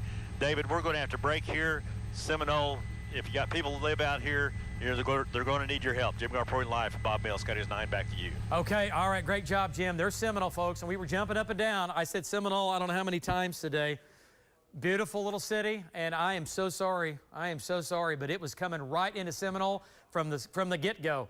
And we were saying over and over and over again, we have not heard of any reports of any fatalities. It's hard to believe we don't have any injuries.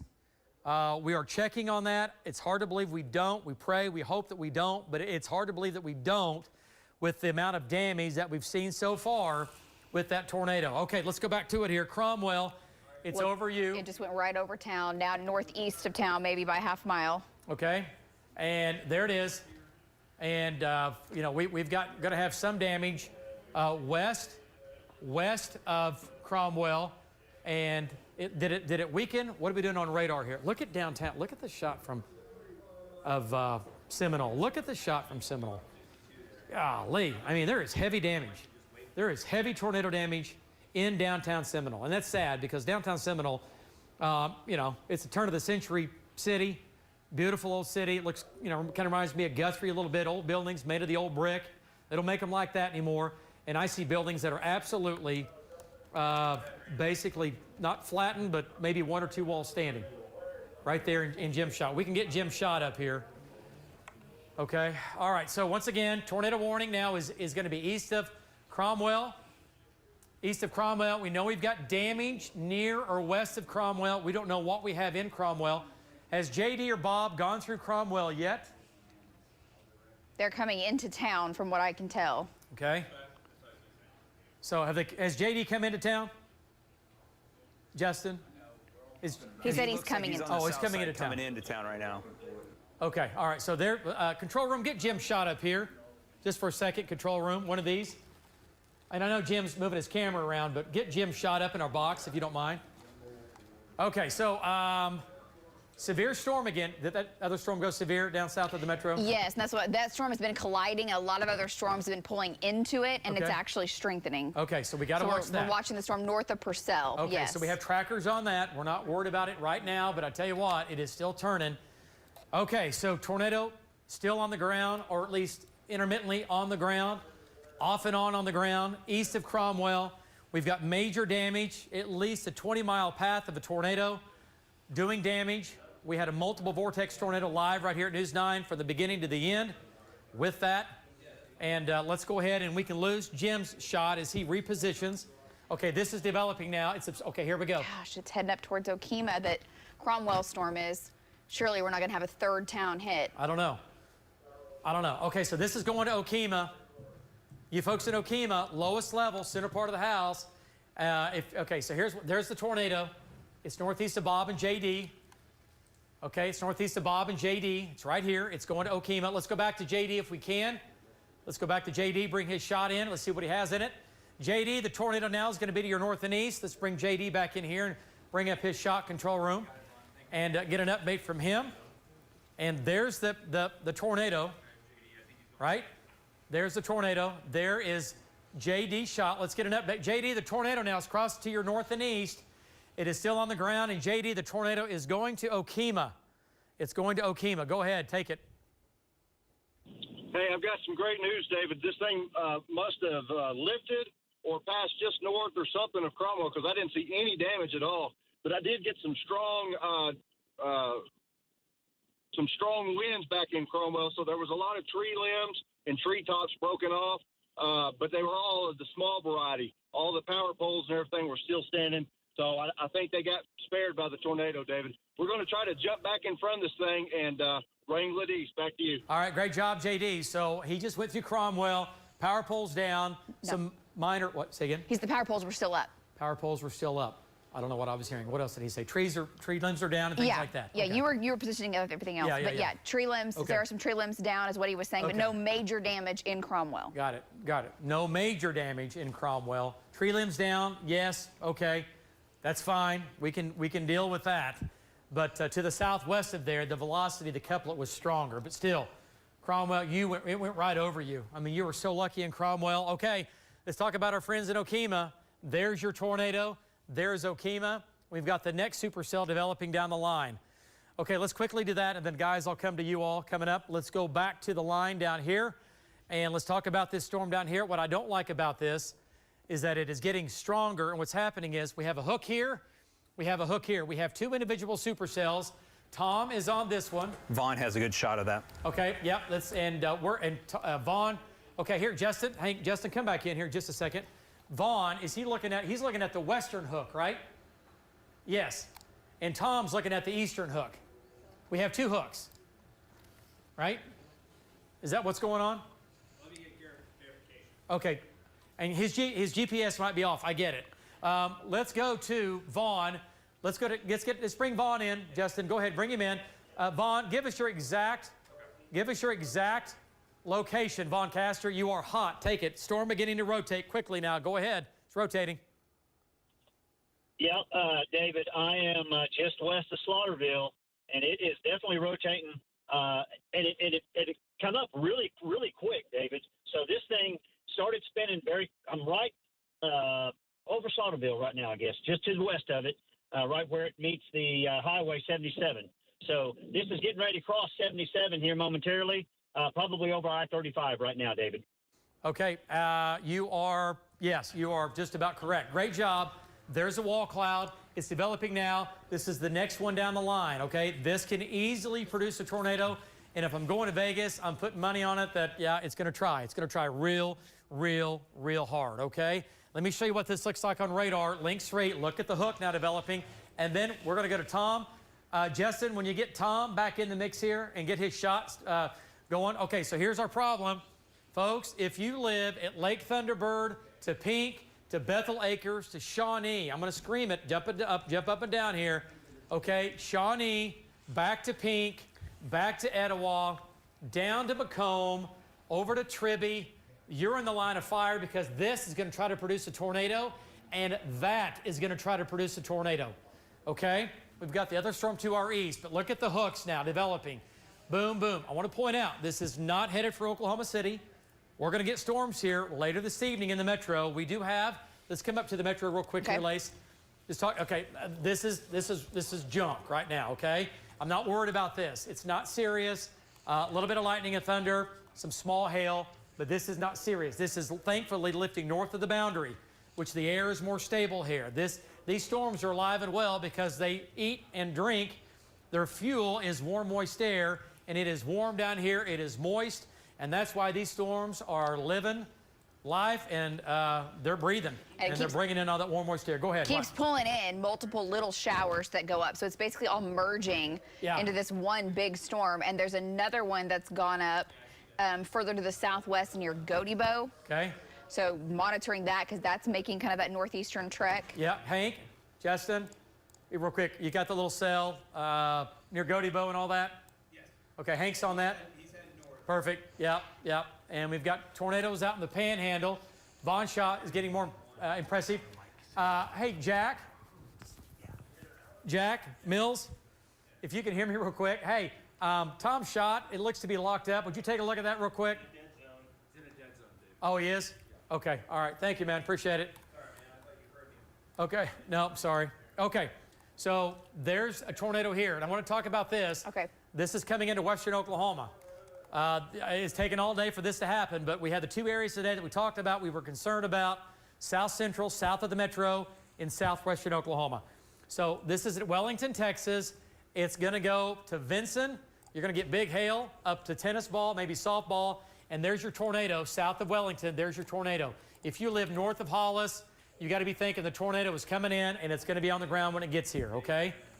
All right, is that the only problem we have out west? I assume it is. The next one is further south, and for now, it looks like it's staying way south of the Red River. All right, so that's good. Not worried about that right now. You folks in Frederick, the hook is well to your south. We're not worried about it. Other severe storms in the north, those are not going to produce tornadoes. They're north of the boundary. Those will not produce tornadoes up here, okay? Yeah, and the boundary's in Eric. North wind's in Eric, so most of Beckham County is good to go. I-40 north, these are going to be wind and hail producers. The tornado threat's going to be where Marty is and south. Okay, so let's go back to, we're talking about this storm in Hobart. Yeah, it's that's coming increasing. up quick. This is coming up fast. Hank is going to bust north and get up here at Fort Cobb Lake. Watch out. This is an environment for tornadoes. We have a low-level jet beginning to increase. We are going to have tornadoes into this evening and after dark. We will be chasing tornadoes at dark this evening, okay? So that's the problem, and that's a bigger problem. Okay, so this is increasing. Hank's going to get in on that. And we have Vaughn here. We have Tom there. Okay, what does Tom have? His shot is still locked. Okay, so Hook developing right here. This is going to Macomb. All right, going to Macomb. We'll do a storm track on that. Let's go to Lynx 4. Wow, it's really ramping up. Okay, so here's the deal. Let's do a storm track on this one first. Tribby, 7:54. Macomb, 8 o'clock. And Okemah, we're coming back to you. Tecumseh, 8:16. Shawnee. Shawnee, you are not out of the woods by any means. Shawnee, 8:24. You have time, but you need to get things lined up. Think about lowest level. Where's your safe spot? Shawnee, and then down to Seminole, 8:40 in Seminole. I don't even want to say Seminole again, but Seminole is in this line, right? Okay, Seminole's way over here, but here comes that Hook. We got to watch that. Okay, let's jump to the northern storm, and let's get an update from this storm here. Etowah, 7:57, Thunderbird Casino. That's east and southeast of Lake Thunderbird there. Little Axe, 8 o'clock. Twin Lakes, 8:23. Tecumseh, 8:27. Shawnee at about 8:33. OBU, 8:35. Meeker, 8:51. And Centerview at 9:06. Possible tornado developing here now. Possible tornado developing where Vaughn is, okay? Let's go to Vaughn Castor. Let's look at his shot. I see tags hanging. I see tags beginning to hang. Oh, underneath it, tags rising. Here we go. Here we go. Let's go to Vaughn and give us an update.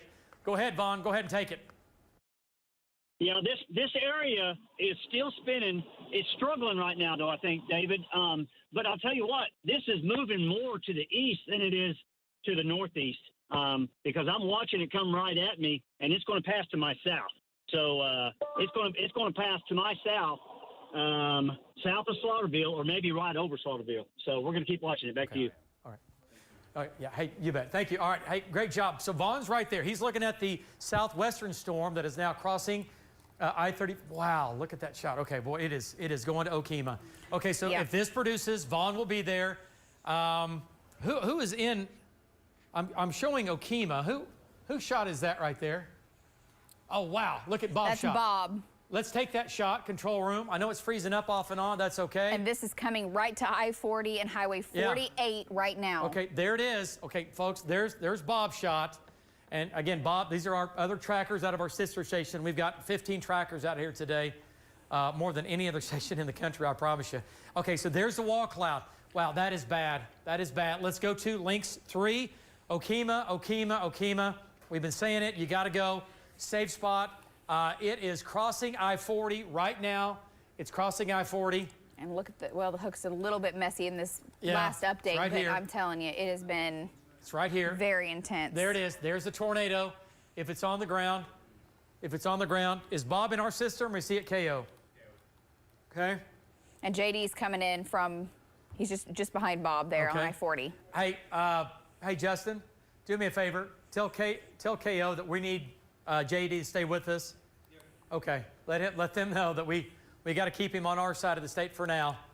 All right. So there's JD. We have his shot. Okay, it looks like it may be on the ground, David. What do you think here? Right where Bob is located in his Bob's shot, on the edge of it. It would be debris just north of him, potentially. Yeah, okay, go ahead. Yeah, it's right here. Okay, so lapse that. Go back to debris detector. Yeah, just east of him. Okay. Go ahead and lapse that. Let's just see what it looks like so we lapse can get a this, okay. Yeah, I'm sorry, lapse debris detector. Okay. Because I know what you're talking about. There's a couple areas of weakness, though, I wanted to see. You're thinking it's that? It's close. It's in this. Yeah. It's very near the vicinity. Yes. Or maybe right here.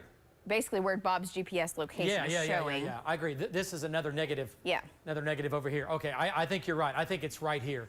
And that's where the circulation is the most intense. Yeah. There it is. And that's Highway 48 and I-40. Okay, it's just to his south. Okay, so Bob's right there. JD's coming up behind it. Let's go back to JD's shot. JD is on I-40. Wow, it is right over JD and Bob. JD, you are in it. The big hot red bullseye's looking right back at you. Go ahead, JD. Tornado's going to be probably on the ground, either on I-40 or close to it. Go ahead, JD. Yeah, I can't really tell where it's at. I've lost all my cell signal, so I'm getting some strong winds right now. I can't tell if it's just north of I-40. I see a lot of wrapping around just north of I-40.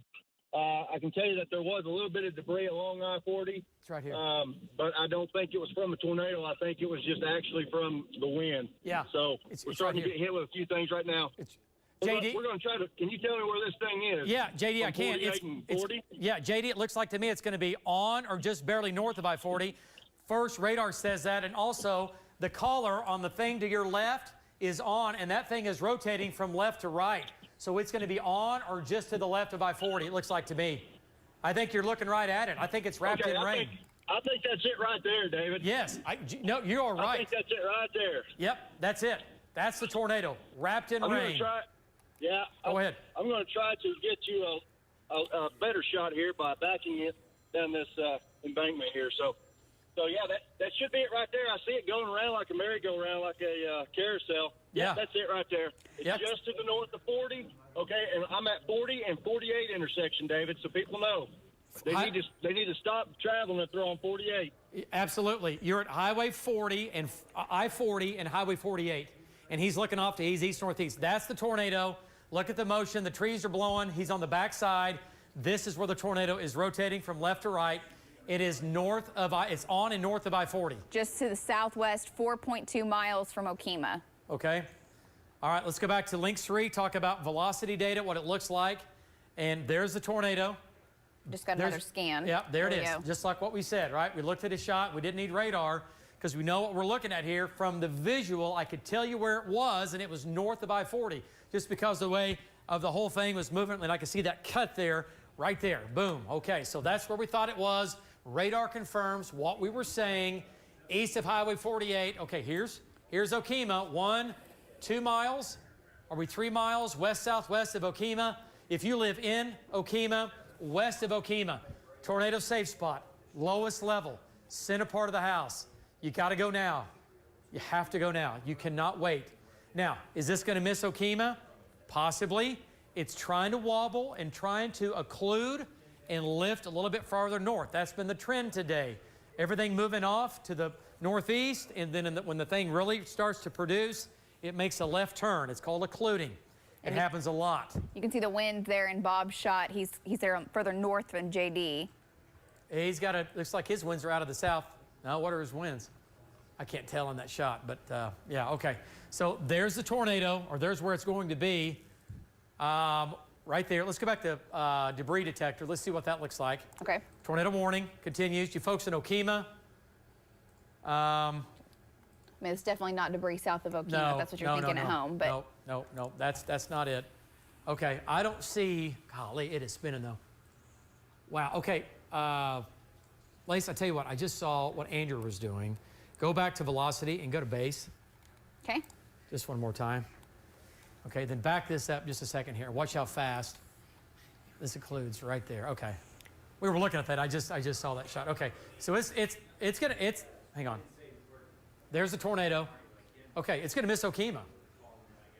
I mean, right? Unless it just to the west. It's very close. West sides of town, west of Okemah. But we're talking about. I mean, you're going to have possibly wind damage in Okemah. But if you live west through north of Okemah, there's the tornado. It's right here. Gosh, right where Bob is. Yeah, that's why I keep looking at his shot. Bob has no fear. Bob has no fear. Again, that's the difference between really, really good storm chasing and really crazy. But he is right there. He is reporting, though, for our sister station in Tulsa because we overlap into Okemah, okay?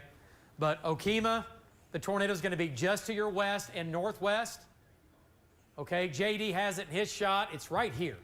It is right on top of Bob. Okay, look at Bob's winds now.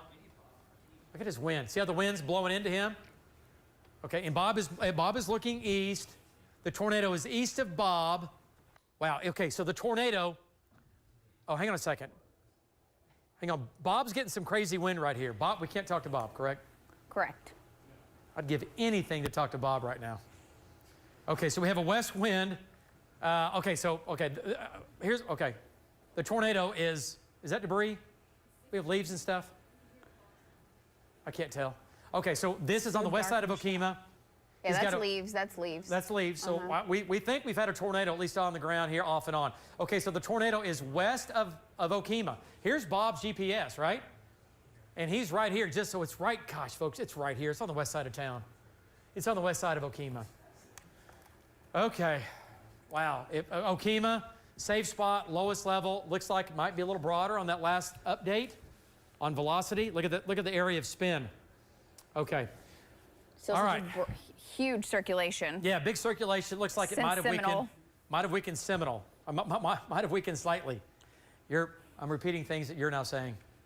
Okay, let's go to the news desk if we can, and let's check in with again, you guys. I know we have crews on the ground. We've seen the damage from the air. Let's do a quick update. Go to the news desk, and then we'll bring it back to me here in just a minute. Go ahead, guys. Yeah, we saw those heartbreaking images coming in from Jim Gardner up in Bob Mills Sky News 9 over Seminole, showing widespread damage, a lot of the damage in the Main Street area, downtown Seminole, and that includes the Academy of Seminole, one of the schools there. Yeah, and I've just been talking with Paul Campbell, who started the school basically there a few years back, and he was telling me that there were people there at the school when the storm came through.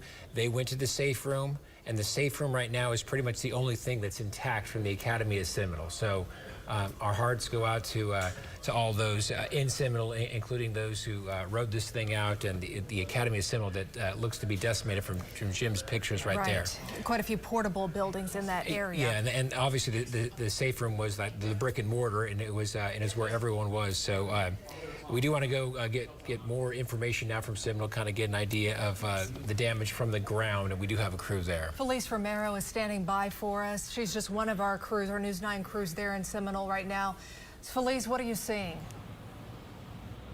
Yeah, a lot of damage, guys. We are near Phillips Avenue, and as you can see behind me, this brick building is completely destroyed. The tin roof is down, and we had some tape in guiding traffic. Now, we are told by OHP that they have troopers coming down to Seminole to help, but we have several power lines down.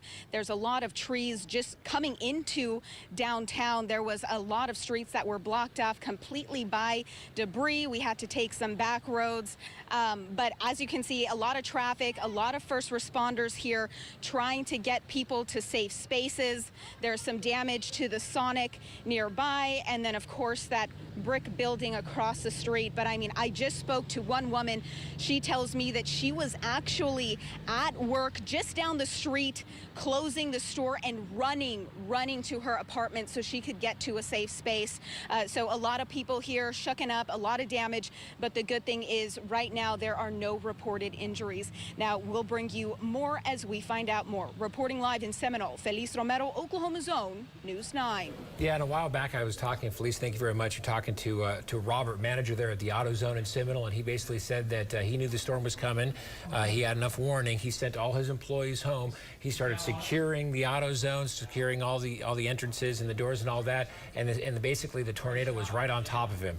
Super quick. So he had nothing to do but to run to a back room. He went to the back bathroom. He said he thought that was the safest place to be. And it was. And it was, yeah. And he got under the sink and he rode the thing out, and he said that the roar was deafening. He had never been through a situation like that. And I talked to him on the phone about like 30 minutes after he came through, and he said, he's just now calming down. But he's thankful there's not much damage to the store. He said the outside, the AutoZone sign looks like a beer can.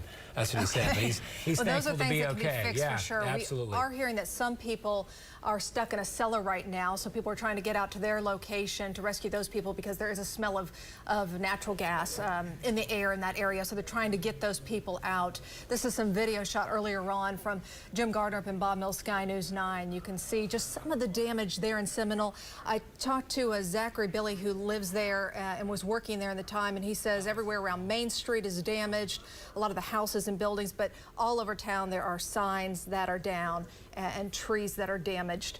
A lot of power poles were knocked down as well. Quick look just right now, OG&E services a lot of that area, and OG&E has 11,434 customers without power.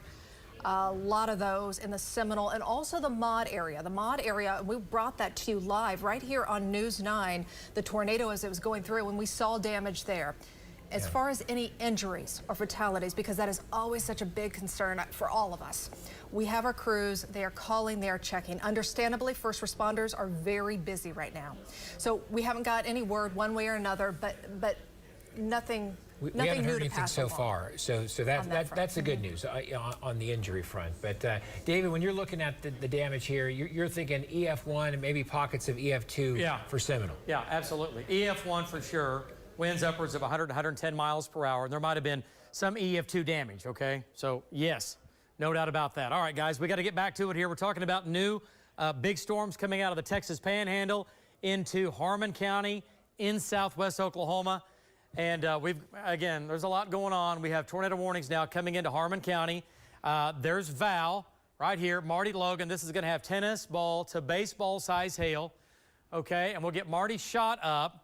Val's right here, looking right at it. Let's go to Valcaster. Let's bring Valcaster into this, and Val's looking off to the northwest. Val, tornado warning for your storm down near Gold, and this will be coming into Oklahoma down north of Hollis, and that will be a tornado warning here. It's coming across out of Texas right now. Go ahead, give us an update. So, yeah, David, we are right now we are about 5 miles northwest of Hollis, and we're looking straight west. And what you're looking at is the lowering with this storm in the base of the storm. So right now we are probably 5, 6, 10 miles maybe north of the front, the boundary, but the storm now has turned right and turned east. So we're thinking eventually it's going to start getting more and more juicy air from south of the front, possibly even pull the front up to it.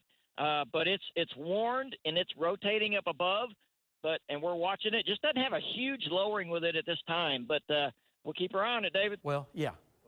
Go ahead. Oh, thank you, Val. I appreciate it. Okay, yeah. Greg, you're absolutely right. Have him just drift north on that tail lane Charlie right there, and we'll keep an eye on that. All right, so this is a storm Val's talking about. It's a little bit elevated right now. We'll see what it does, but tornado warning on that. Let's go back to Link 3, and that's that storm right here that Marty is on. And we'll get Marty back in here in just a second. There's Val, and this is a big, big storm coming into western Oklahoma. And this is in a tornado-rich environment, okay, in the west, okay? What's the storm doing in Texas? It make it run towards the border here? So far here, I'll lapse it for you. All right, it's going to make it. Eventually. Yeah, you folks in Frederick, in Hollister, Chattanooga, the atmosphere down here is very conducive for tornadoes, and it's very warm, it's very muggy. So you folks in Frederick, Altus, Snyder, to Cache, to Lawton, Chattanooga, Ranlet, you don't have a whole lot of time. You've got a good hour before it crosses the line.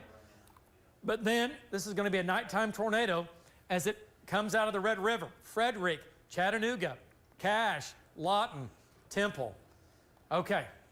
All right, so let's go back to... Okay. Let's look at Macomb, David. Yeah, let's go back to the city here. Stay with Link 3.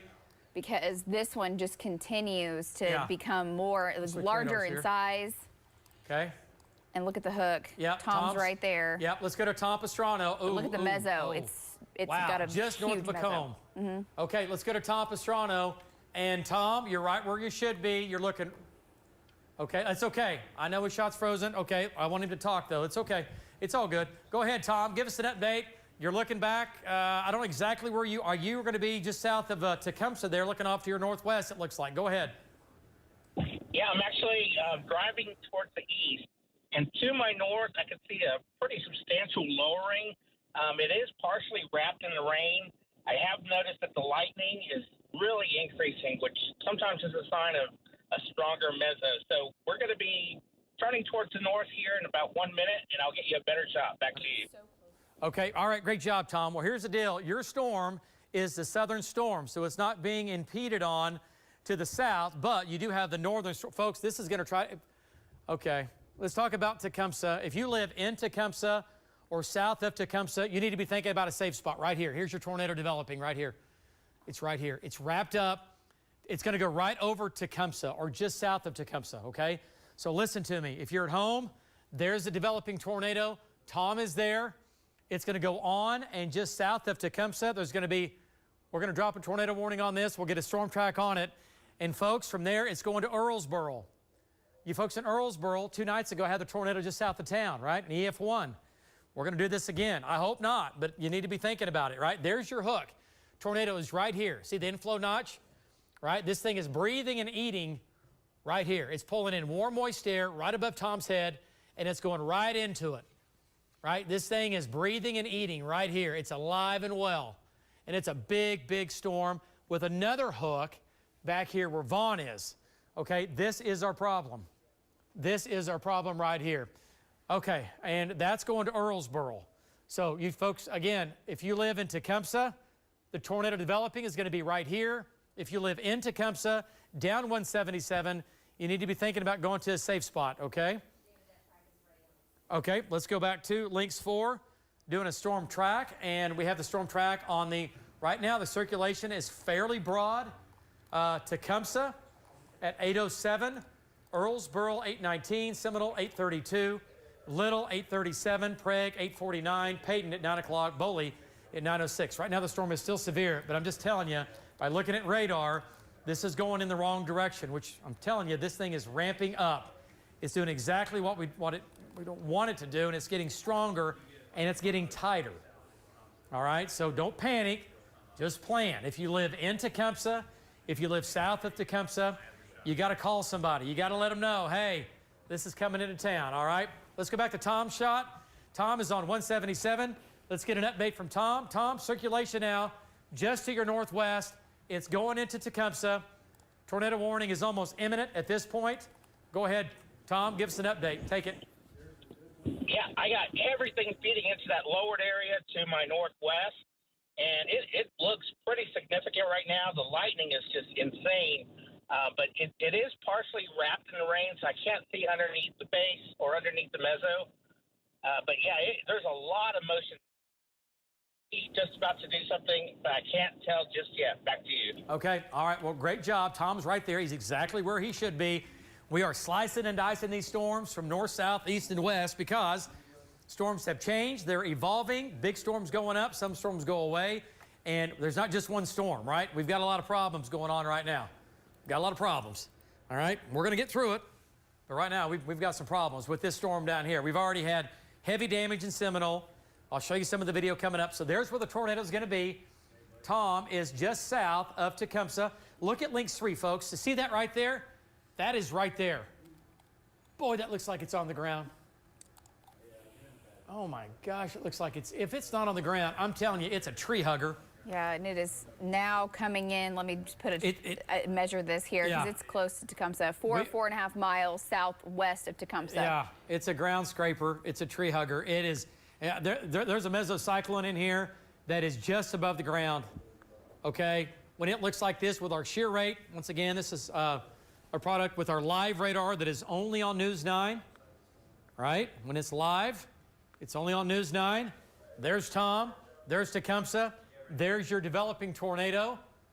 Hey, is Tom still moving? Let's go back to Tom. Looks like his shot might have froze up. That's okay. Let's take his shot. I want to take it and talk to him. Tom, what do you think? And then I'm going to go to Jim Gardner. We're going to go to Jim next. Go ahead, Tom. Give us an update. Wow, look at Jim's shot. Okay, David, there is rapid rotation just to my northwest.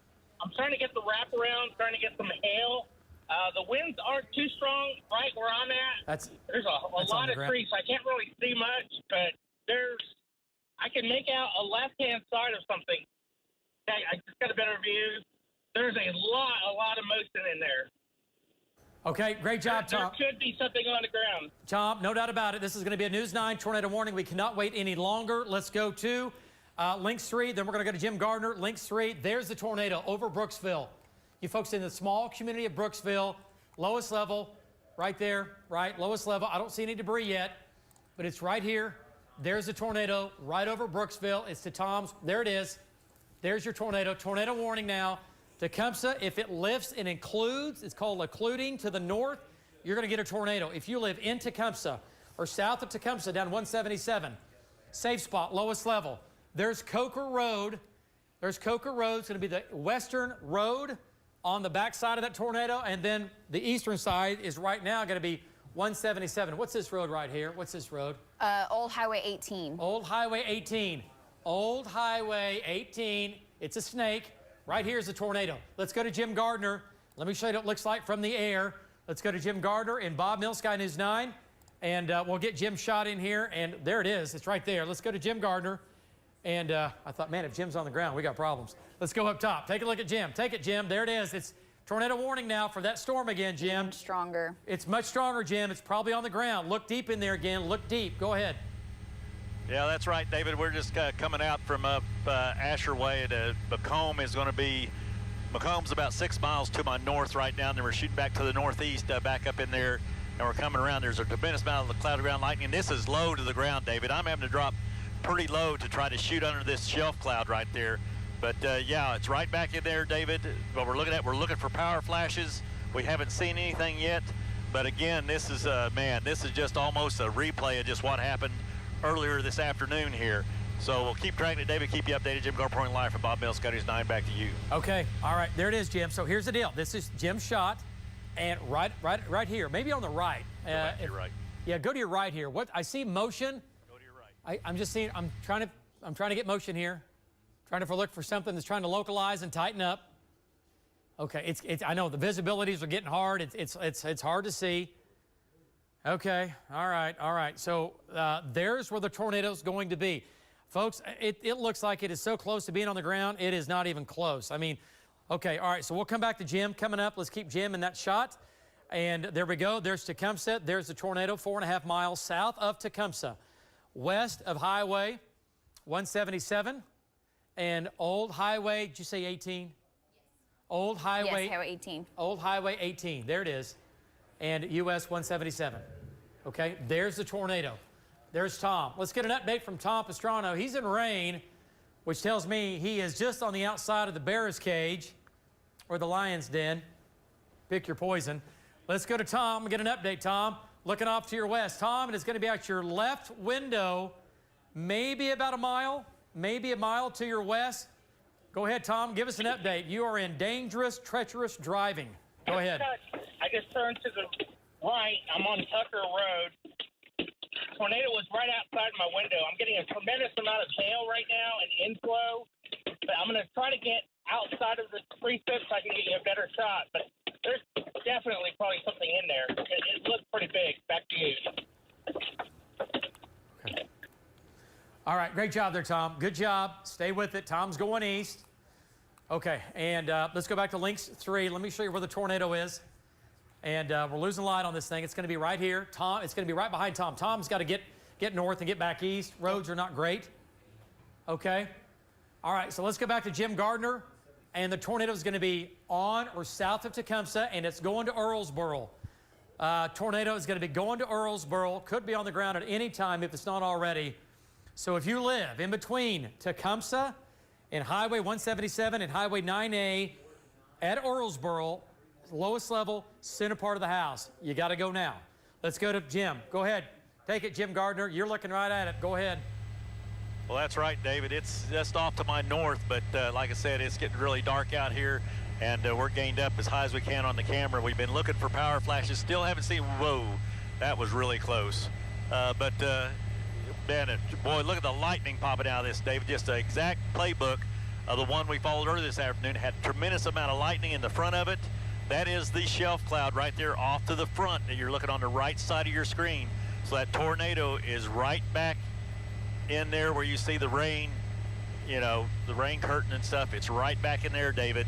But again, I'm having to drop really low to get down to even see under there. I mean, it's another one of those things, like I said earlier, you could walk through there and probably scrape your head on it as you walked along here. So again, David, that's a look of it. And right now I'm just about, I'm south of Brooksville, probably southeast of Brooksville. And what's that road right there? That is going to be Highway 9A again, David, that I won't be coming up to. And paralleling or flying over 9A here. I have a lot, I got some emergency vehicles down below me here racing around. So again, this is nothing to play with. It's moving if it's moving your way, get in your safe spot and stay there until this is over. Jim Gardner live from Bob Mills, Sky News 9, back to you. Okay, all right, great job there, Jim. So Jim is, again, looking at the storm that is just going to be over Tecumseh, big hail, quarters, golf balls, maybe tennis balls in that storm. Tornado warning continues. If you live in Tecumseh, from Tecumseh to Earlsboro, along and east of 177 and west of 9A, you have to be in your safe spot right now. You've got to be in your safe spot, lowest level, center part of the house. Look at the hook, folks. Look at this right here. There's the lowering. Man, I'm looking hard in there. God. Yeah. I mean, it looks like it's so close. Velocity data, radar data supports that it's so close to being on the ground. So close to being on the ground.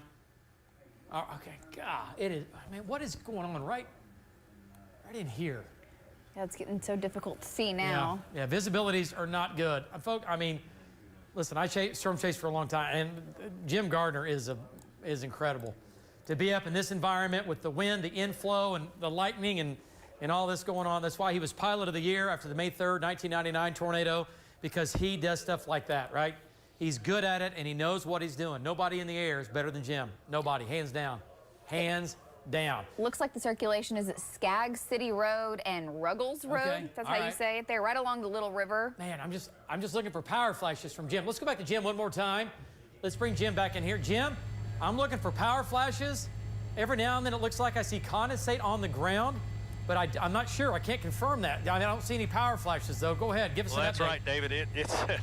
It's tough to see out here. I mean, it's really tough, but we are low, and this thing is a monster here, and it's starting to get that cigar cloud coming into it on the right-hand side again.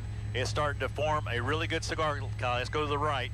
Let's pan to the right, and right in there you can see that cigar cloud just like the one before starting to form and being pulled in there, David. So again, this is a big storm, nothing to play with, and if it's coming your way, just get in your safe spot and stay there. Jim Gardner reporting live from Bob Mills, Scott is 9. Back to you, David. Okay, all right, Jim, stay with it here just a little bit longer. We have a little bit of light left. We're looking for power flashes, and Jim's right there. Whoa, man, I'm in the... Okay, hang on a second. Okay, let's go back to Links 3 control room. See Jim banking around there. Folks, here's the deal. I mean, you got to realize what's producing a tornado is a low-level jet, anywhere from like 3,000 to 5,000 feet up. The winds are like 50, 60 miles per hour, and he's having to battle up against that as because everything's flowing into this. There's low-level winds that are ripping into this. Look at that. Wow. Okay, that's got to be on the ground. How is that not on the ground? That's got to be on the ground. Okay, so there's Tecumseh. There's where the tornado is. It's right here, crossing 177. Okay, it's going to Earlsboro, the way it's going now. I'm looking at Jim's shot. I'm looking for power flashes. And, okay, ooh. God. Yeah, Andrew just said check CC and take a look at it, David, just south of Tecumseh, there where it is. that is. That's it. So take a look at that. Okay, go to shear rate. There it is. Watch this. I'm going to leave my finger here. Tornado, shear rate, velocity data. Go to CC. It's negative. It's negative. Boom, tornado. There it is, confirmed on the ground. That's a tornado. Let's go back to Jim Gardner. Let's go back to Jim. I think that's it, David. That's right it, there. Jim. It's on the ground. We have debris in the air, Jim. We have debris in the air on radar. 3 miles south of Tecumseh on Highway 177. Yeah, it's right behind Tom. Jim, you're looking right at it. That's the tornado, folks. There's the right side. Just cross 177. Cross 177. We have debris in the air being detected by radar. Go ahead, Jim. Take it. Well, that's right, David. We're still looking for power flashes, but we've got so much lightning out here right now. It's hard to tell between power flashes and lightning right there, but you're looking at it right there, David. That's it. It's really so dark right now you can't see it from our shot that it's on the ground, but it is on the ground, and it is working its way through there, David. So again, don't play around with this one, David. I mean, it's just almost a picture perfect deal of the one we shot earlier this afternoon. This one's going to be at night, David, and which even makes it worse. Jim Gardner reporting live from Bob Mills, Scotty's 9. Back to you. Okay, all right, Jim. So there it is, and that's the tornado. See the dark spot in the middle? The dark spot in the middle, that's the tornado right here. That is going to be just southeast of Tecumseh, and it's going to Earlsboro. Okay, it's going to Earlsboro. There's the tornado. It's right here. Jim Gardner has another one of many, many tornadoes today live on News 9. And Jim is the only helicopter in the air right now, by the way. Yeah. He's the only helicopter in the air right now tracking tornadoes almost at dark. It looks like Harrison Road and Little River Road south of Tecumseh. Let's go back to Links 3. There's the tornado right here. It's this. Like Lacey was saying, Harrison Road and Oh, my Yeah, gosh. Little River Road. Little River Road. And wow. the intensity, I hope that's not debris that we're seeing on radar, but look how the intensity on radar there is higher than the surrounding areas. Wow. And I'm sober, too. That was, I mean, I'm speaking completely fine. All right, there you go. Look at this right here. That is it right there. There's Tecumseh. This is going to be just south of Tecumseh. Here's the tornado. It missed you folks in Tecumseh. Here comes Vaughn in from the east. Here's Earlsboro. There's the tornado. Okay, we believe we have debris lofted in the air. We can see it on radar. Jim Gardner is still looking at it. Okay, so there it is right there. That's going to be the tornado. And 7 miles. There you go. 7 miles southwest of Earlsboro. Let's go back to Jim Gardner one more time. I want to see it from Jim's shot control room. Let's take Jim. And Jim, it looks like it's still on the ground, or if it's not, it is certainly close as you look at that tornado. Go ahead, Jim. Give us an update. Well, that's right, Dave. What you're looking at is the back side of that storm that the tornado is in, and you see how it kind of wedges in to the back of that rain. It wedges in and go to the right, and then that tornado is right down in there. There it is right there, David. There it is right there. So, again, it's just kind of classic like the other one was, David, and this is nothing to play around with. We're still looking for power flashes, but we're getting rain wrapped around us, and so we're bugging out of here. We'll talk to you later. All right, great job there, Jim. So, Jim, still watching this thing. Big storm, lots of wind with it. Okay, Jim did an incredible job today. Hats off to Jim. I owe him dinner. Doing a great job. He was all over this thing from start to finish, minute by minute, blow by blow, mile by mile, when all the damage was going on. I'll show you some of that damage coming up and the video from Jim. All right, so Earlsboro, line of fire. That's the bullseye right now. There's the tornado. There's the tornado. Now, what's going to happen here is this little feature here is part of the flanking line. And there we have another mezzo that's not doing anything too crazy. We're watching that. Right. There's not really any circulation back to the west. It's going to be mainly mid-level. There's your tornado. Golly, it's almost turned hard right. And that has, just looking down the road at Seminole, I mean, think of the folks that are outside right now assessing everything. Not saying it's going to Seminole, but man, we're talking 5-6 miles to the west of Seminole. Yeah. Okay, yeah, folks in Seminole, and people, it's coming. All right, so here's Seminole right here. You've already been hit hard. We've already had one tornado on the ground all through here today, right? Yeah, so people just left exposed from what happened a couple hours ago. So here comes the next storm. The tornado is going to be right there, southwest of Earlsboro, and it's moving towards Seminole. Oh my gosh. All right, we said this earlier. Tell me it's not going to happen twice. All right, let's go back to links 4. We'll do a storm track. And what's going on in southwest Oklahoma? Anything I need to be? Val and Marty are right there underneath, looking right at it. Justin, for southwest Oklahoma. Tornado warning continues? Okay, we'll get back on that here in just a second. Okay, okay, so this is where the tornado is. Tom's here. There's your storm track. Harjo at Earlsboro, 824. Seminole, 836. Seminole, 836. And the time is, what time is it now? Sorry, somebody's trying to... It's 8:20, but they're going to get heavy rain, storms. I mean, they're getting heavy rain right now in Seminole, lightning for folks that are trying to get out with any rescue efforts. Right, right. Okay, so and you saw the people driving into Seminole. People are trying to help people cover up roofs, pick up damage, pick up debris, pick up whatever was blown out of your house. We get it. But folks, this is coming into Seminole, and it's raining in Seminole now. So it's already raining there. And then from there, we have the tornado possibly, which is right here. Okay, so I see Val's shot. I'm looking at Val's shot here. Is that producing a tornado? Is that a tornado, or is that just a scud attached, or what is that? That doesn't look like it's a weakening area of rotation. Look at the dust on the ground back there. All right, Val, go ahead. Hey, Val Castor, we have you on. There it is. Is that the tornado? Yeah. No, David, what's going on is it's a weakening area. It's the rotation with this storm is elevated, but this is back behind. The gust front reps in behind. That's a funnel that's actually weakening and getting more ragged looking. The dust you're seeing over there is kind of detached away from where the funnel is, but it could be, some of that circulation might be, have reached down towards the ground to kick up that dust. It looks a lot more like RFD, but we're watching it to see. Right now, I don't really see any of that dust rotating. Put it on the dust real quick. So that funnel just dissipated up above, and we figured it was going to do that because it's basically occluding There's a big surging gust front right now out ahead of this storm. The storm is north of the boundary, about 8 miles or so. But nonetheless, it's still rotating, David, strongly up in the air. Zoom up on that way back there. So we're continue to get these areas. Look at that shot right there, too, way off to the northwest. Yeah. Okay, so Val, yeah, go ahead. That's rotating up above. Okay, yeah, no doubt about it. Okay, so Val is in southwest Oklahoma along with Marty Logan on these storms down there. We'll do an update. We'll do a storm track here coming up in just a second. Okay, so there it is. Okay, let's run through this here. Bob Moran, excuse me, 826. Hope it didn't offend you. Harmon Field, 906. Mangum, 906. Martha, 923. Granite, 927. Lake Altus, 935. How about Hedrick, 10 o'clock, and Hobart at 10:07. Roosevelt at 10:11. Okay, the storms at El Dorado and Olustee and Altus, these are not severe yet, but they're getting stronger, and these are in an environment they could produce tornadoes. These are severe down here with tornado warnings confirmed on the ground southwest of Vernon. Those are headed towards Loveland, Walters, Ranelagh, Frederick, Elmer, El Dorado. You're going to get severe weather. It is developing right now, and/or it's coming out of Texas. Okay, so one storm to the north, though, we're talking about, and the big storm down here, Davison, 942, Frederick, 10:03, and Hollister at 10:15.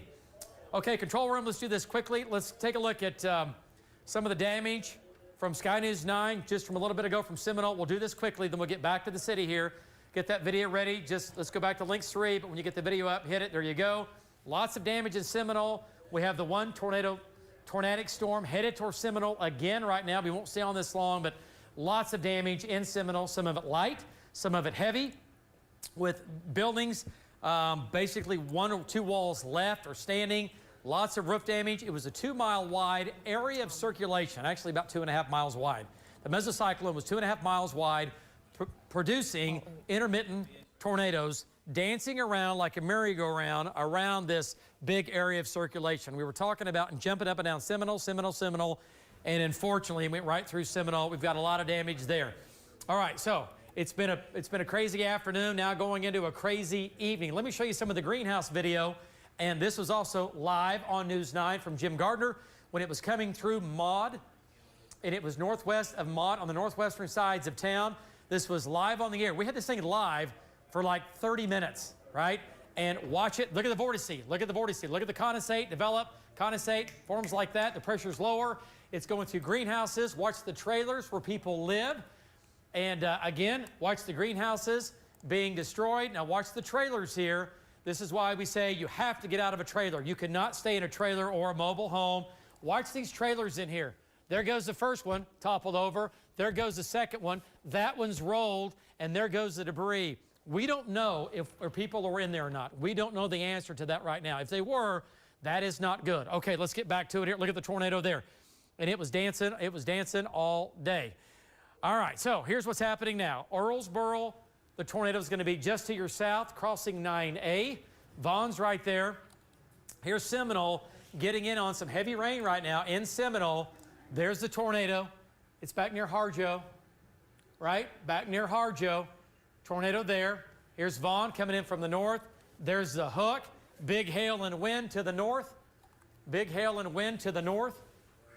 All right, what does Sherritt look like now? While we're looking at this, David, the Seminole County Sheriff asked that we advise people to avoid the area because he said first responders are actually having a difficult time to get to those who are injured. They're trying to do a grid search. So with folks flocking in, that's just what they're asking. And of course, right now, the storm is threatening Seminole again. And that's what we said on the air. We said, no, looky, Liz, if you're not, here's the deal. If you don't live there and your house wasn't damaged, go home, go away, don't go there. They don't need you. They don't need your help unless you're a first responder or possibly friends or family trying to help people. But if you're just going to go look at damage, don't do that. You do not help anybody. You make it worse, okay? Let's not do that. Stay home. Let's help these people out. And how do you do that?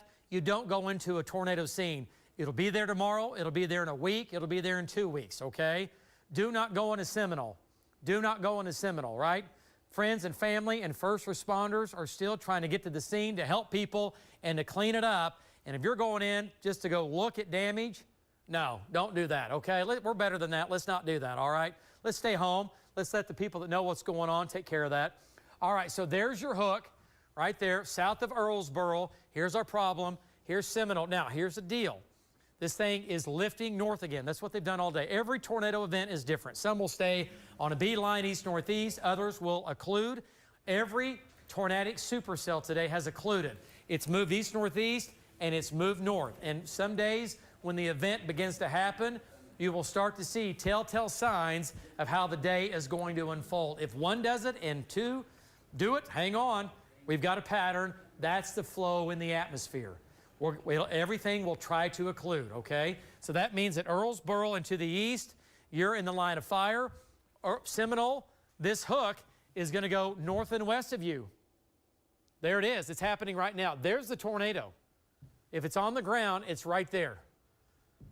Okay, it's right there. There it is. Okay, let's go to Vaughn and bring Vaughn in here. It's going to be just on top or just south and east of Vaughn if we have Vaughn Castor. Go ahead, Vaughn. Great job. You're right there looking right at it, looking off to your southeast. Go ahead, Vaughn. Yeah, I'm trying to get a clear shot here of, I can see where it is. It's just off to the south of Highway 9 still. There's a big lowering there. I just can't see because of the trees right now. I'm not seeing any power flashes. That's good. Very good. But like you said, if this thing includes, it's going to whip up to the north, and we've got to be very careful here on Highway 9 how fast it moves back up to the north. Back to you, David. All right, great job. So Vaughn Castor there on the north side of this. He's right where he should be with the spin that's going on. Okay, let's go back to Links 3, then we'll go back to Links 4 and do a storm track. And, yeah, we got to make sure we include, widen that out maybe a little bit, Cassie, because this thing is trying to lift to the north. Earlsboro's not out of it. If you live east of Earlsboro, this thing is lifting almost, it's moving northeast. It's going to cross, what is this Highway 9 right here? Yes. Well, it's also called 270. 270, yes. 270, Highway 9. There's where the tornado is. Man, if I'm in Earlsboro, I'm at the lowest level, center part of the house. I'm right where I need to be safe and to keep me or my friends and my family safe, okay?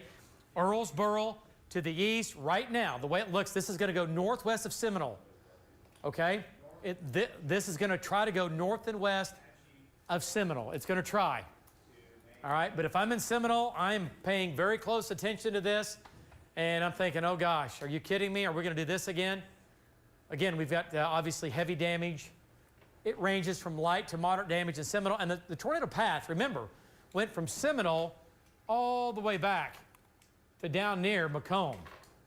Right? Here's Maud, and went all the way back down towards Macomb. So the path was about 20, 25 miles up and down on the ground, up and down on the ground, right? All right, so tornado warning does continue for eastern Pottawatomie County, coming into western Seminole County. If you live in Little, up to I-40, safe spot, lowest level. Back to Earlsboro, let's do a storm track. Let's go to Links 4, and here it is on Links 4. Then we'll go back to, I saw that, Lacey, on that last update. Man, that is right over town. Okay, so here's your storm track. Tornado warning continues. Tornado could easily be on the ground. Little at 841, Cromwell at 903, Payton 908, Boley 913. How about Henrietta 1005, and Beggs at 1017, Okmulgee at 1018. Okay, tornadoes right here. Now let's go back to shear rate, and radar's got it right over. While you're looking at that, the emergency manager of Pottawatomie County is saying where some damage is. So debris path, Highway 177 and Sooner Road, just south of Tecumseh. That's the area we were talking about, just south of where Tom was. Units are en route to actually check a house that's potentially damaged, and that would be at Ruggles. That was the streets we were naming off at US Highway 177. So that would be just south of Tecumseh. That would have been east of Brooksville, and that's the same circulation that right now is over Earlsboro. And Tom says he has a funnel cloud. Okay, go to Tom. Let's go to Tom. There it is. Let's take it, Tom. Take your shot here, Tom Pastrano's shot. And Tom, there it is. What do you think? Give us an update. Is it okay? Let's go back to Tom's shot. That is not Tom's shot. Tom is in 115. There we go. There we go. Okay, Tom, go ahead. Give us an update. Yeah, I'm looking right to my southwest. There's a pretty large, fat funnel It's not on the ground. I haven't seen any power flashes, and I did just have some really strong winds in my location, but they've stopped. Okay. Yeah, it looks like it's occluded. Yeah. No, Tom, you nailed it 100%. Tom's a veteran storm tracker, and Tom, it has occluded. It has occluded and lifted to the north. There's the backside. Hey, yeah. David, I got a power flash. Okay. Just to my west-northwest. So that's an occluded funnel. And I bet you the tornado is just to the north in the rain. Okay. I had 2 power flashes just to my west-northwest. Okay, so it's going to be really close to Earlsboro. Oh, yeah, it's like on or just, Tom, it's like maybe a half mile or less east of, okay, so that's where, right by that light is where he's saying he has, okay, so we're going to go with the tornado is still on the ground. He has power flashes.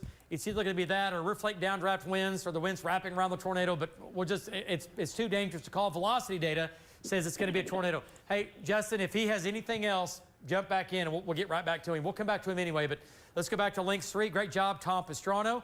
And Tom is right here, and this is the tornado is going to be just, he said he was looking west-northwest. It's exactly where he's looking. Now, let's go to velocity data. Boom. Right? Let's go to shear rate. Yeah, we got problems. Yeah, just north of Highway 9. Yeah, it is occluded and lifted north. It is on the eastern sides of Earlsboro. If you live in Earlsboro, here's the good news about Seminole. You're out of it. All right? At least as far as this storm goes here. Don't worry. There are more storms coming later this evening and overnight tonight. By 7 miles. By 7 miles. They missed. Isn't that unreal? Yeah. So it didn't hit the same place, but Seminole, you had a tornado 7 miles away from you. Right here. All right, so there's the tornado. It's now north of Highway 9. It's just barely, I mean, I'm talking barely east-northeast of Earlsboro, right? Barely east-northeast of Earlsboro, and that's the hook. That's what we're worried about right now. All right, let's go back to Link 3. We'll do a storm track, and then we'll jump back into southwest Oklahoma. There it is. Wow, look at the velocity couplet on this. Let's go ahead and zoom in tight. Okay, so Little, you're in the line of fire. If you live in and around Little, if you live up and down or near Highway 377, okay, south of I-40, if you live between Earlsboro and I-40 and Little, right in here, you need to be going to your safe spot, right? Lots of farms, beautiful country, lots of ranches over here. And let's go back to Tom. Tornado on the ground. Let's go back to Tom now. Tom's looking right at it. Go ahead, Tom.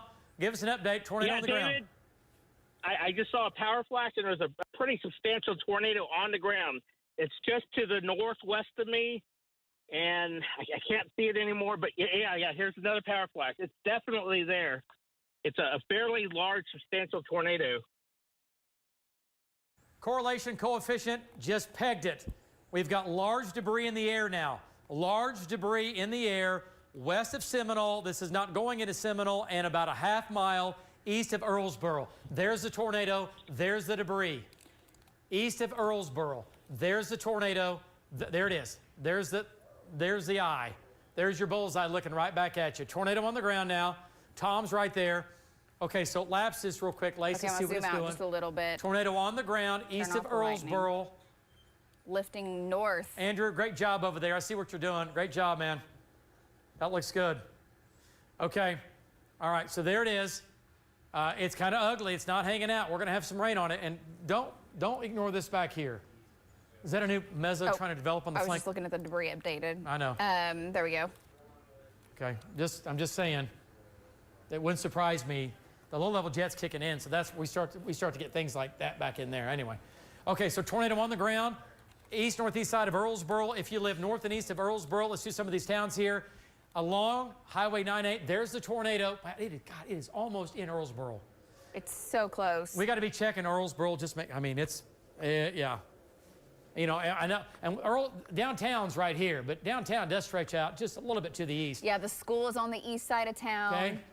Multiple homes on the east side of town. Okay. By the way, here's from Neal back down to southeast is Highway 3E. Tornado on the ground. Right here. We have debris in the air detected by radar. Let's go to... And it might be looking like there's a new circulation to the east, too. Yeah. To the east or back to the west? To the east. of where Tom is. Oh, over back here? where Vaughn is. Oh, northwest of Seminole. Yeah. Oh, with that same. It's the old, yeah. Wow. Okay. Oh, yeah. It's not as defined. It's not as organized, but there might be an area right here. Right here. Okay. Hopefully this will just stay to the north of Seminole.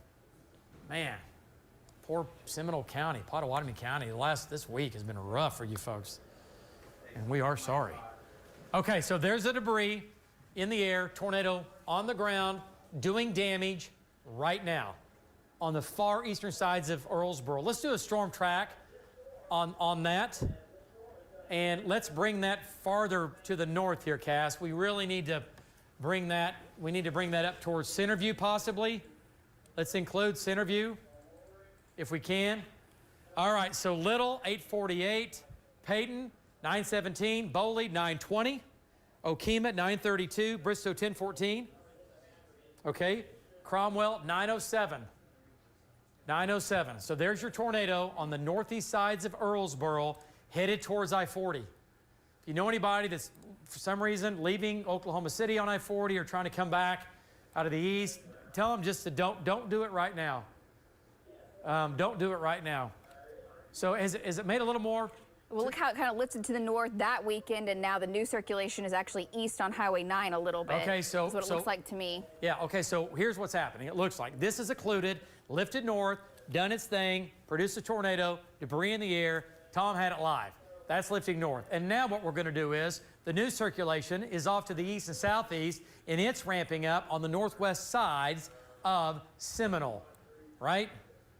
Of Seminole. Okay, let's go back to it here. And Tom is here.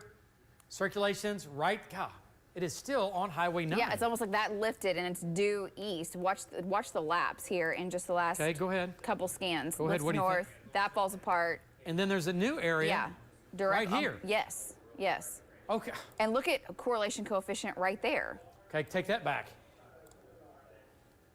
So it's north of town and now it's due south. Okay. All right.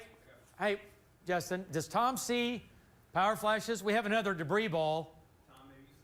Back to his west. Okay, let's bring Tom back in so we can hear him. Just to my north. I'm trying to get a better vantage point. Okay, Tom, here's the deal. Your first tornado occluded, lifted north of Highway, is that Highway 9? Yes, that's Highway 9. And then there's another area that is now showing debris east of Earlsboro on Highway 9, which is right behind you, about 1.5 miles to 2 miles. So. Okay, yeah. I believe that. You know, as I was leaving, I started getting minutes on a wind, maybe 70 plus, and they were coming from the south. So I had to move, and I moved over. I'm trying to get a better vantage point. Okay. And while I'm looking all over. I don't see any power flashes yet. Okay. All right. Great job, Tom. What do you have, Lace? This is the shear track. We know this produced a tornado south of Tecumseh. We know we had damage, and now we know we have damage too, just to the east of Earlsboro. And it may still be on the ground. Yeah, we also had. Look at the hook now. We had damage back. I'm sorry. Yeah, south Tecumseh on 177. Tecumseh. Yeah. So damage here, and now we've got a tornado on the ground here at Earlsboro. Same storm. Watch how it lunge like that. I know. Yeah, folks, these things are mean, ugly, and they're crawling, and they have a mind of their own. Remember, I know when you look at a tornado track, you go, oh yeah, that moved east northeast. No, they never stay in a straight line ever. They always wobble. Now, if you're looking at the whole state of Oklahoma, yeah, it's a straight line. But when we're doing what we're doing, mile by mile, it is now south of Highway 9. The tornado has reformed south of Highway 9. Hey, Justin. And it's a mile closer to Seminole at this point. How close is Tom to that? Because tell him he needs to turn around and look back to his west. It is a tornado on the ground crossing Highway 9 again. You folks in Earlsboro have to be on your seats right now. I'm with you. We're with you, Earlsboro. Hang on. It's right here. The tornado's right east of town. Okay? But you're getting hammered with the north wind, rain, and some hail in Earlsboro. But it's just to your east, okay? There's the tornado. It's right here. And I tell you what, the way this is going, Seminole's in the clear out of this, it looks like. Okay, let's go back to, okay, go back to CC. Look at the debris ball now, folks. Look at the debris. When she goes back to CC here, it's going to stand out. It's going to be a big blue dot. Looking right at you. Is that the latest? Okay, take that back just a second. Boom. I don't hear you. It literally went from the north to the south, and intensified. Did it not? Or is this a new circulation? Yeah, well, I'm with you because the first circulation Here, went north. I'll take CC back. See how CC went? Yeah, okay, well, okay, watch it here. It occluded and went north. North. Okay, it's still debris. Yeah, it did. It's like it circled. It retrograded back to the south. Jan, I saw that, I know. Boom, right? Okay. So it was moving northeast. It didn't want to finish the track it was on. It stopped, and it backed up on the east side. Man, I mean, folks, and people live here, right? If you watch it, it looks like it did a 360. Watch that loop. It does. It did it, and again, May 20th, 2013. Yes. The EF5 and more at the hospital, right next to the 7-Eleven. Same thing, did a full loop there too. Which makes me wonder how intense it was and how strong it was when it did that. Yeah, I know. To have that type of motion. It did a total loop east of Earlsboro. Right on Highway 9. Right on Highway 9. We have damage. We have damage east and southeast of Earlsboro. How do we know? Because radar's telling us, and that debris is going up about 20,000 feet in the air. What do you got? They have video of a power flash from Tom. Okay. Where it shows the... Oh, let's take that, control room. Thank you, Jen. Great. Let me show you what the tornado looked like from Tom. This is a power flash. It is frozen for you. This is what it looked like just a few minutes ago. And we'll bring that up and show you what it looked like. Okay. So, wow. We'll get that picture, and I'll show you here. Okay, so there it is. There's the tornado. There's the tornado. That's what it looked like from Tom when it was, back to the west. Just east of town, yeah. Just east of Earlsboro. There's the tornado. There's the tornado right here. And that's the tornado. Where it is now is east-west 121 Road, just along State Highway 9, kind of in between there. Okay. Tell Michael Johnston, thank you for that. Great job. Great job. Okay, let's go back to, wow, the velocities are coming up on this. All right. All right, here, I'm going to put it back in velocity mode. Okay, what's going on in southwest Oklahoma, guys? Anything crazy in the southwest? Severe, tornadic? I know we got severe. Behind the boundary, but there are a lot more storms developing. Okay, a lot of storms. That's what's going to come ripping up into Oklahoma City later this evening and tonight. Also, where's the boundary in the metro? Are we still on the boundary? I mean, it hadn't lifted north of us, right? Okay. All right. So here's the tornado now. It's a broader circulation, and it's going towards Vaughn. There's Tom, looking back to the northwest. Is it wrapped in rain? There's the tornado. Okay, there it is. Let me put it on reflectivity. You can probably still see that. Okay, let's go to Tom Pastrano. Tornado, go ahead. I was just going to say, Vaughn is on the north side of the second one, and the one to the east, and he's getting 60-mile-per-hour north-northwest winds. That new. Look at that. Those two areas. Wow. Okay. Wow. Tom Pastrano, another tornado is going to be just to your north and east, about 3 miles. You've got the other tornado probably still on the ground 3 miles to your west. Tom, so you are in between possibly tornadoes on the ground. Let's get to Tom Pastrano. And Tom, you're living right or you're living wrong. Let's take it. Go ahead, Tom. David, I'm looking to my west. I'm in Seminole. One thing about Seminole is there's no power, so there's no sirens. I'm not sure if anybody's getting our warnings. Hopefully they have our app and are listening to us. But I'm looking towards the west, and I cannot see anything. I don't see any more power flashes, but that also could be because the power is out. So I'm looking for any other sign I can with the lightning. Right now I don't see anything, but that doesn't mean that it's not there wrapped in the rain. Back to you. Okay. All right. Yeah, Tom. And, it's rotating for sure. Do we have Vaughn? Is he with us, or is he back to KO? All right. Let's go to Vaughn Castor. Great job, Vaughn. Tornado, it looks like. Vaughn, it looks like it's just to your southeast. Is there a tornado warning on that yet? Is there? The warning is kind of including both circulations. Okay, well, it's a News 9 tornado warning if it's not. South a little. And, folks, this is going to Cromwell. It's going to try to. Let's go to Vaughn Castor and get an update. Go ahead, Vaughn. Yeah, David, I'm north of Seminole on the second rotation that's kind of northeast of that other one that Tom's on. And I was getting about 60 to 65 mile an hour north-northwest winds just a while ago, and it looks like it's just tightened up. So there's got to be something on the ground. just to my southeast. Of course, now I'm starting to get hail, probably dime to nickel right now, but just to my southeast, there's something going on right there. Back to you. Hey, Vaughn, let me tell you, velocity data says that it's on the ground.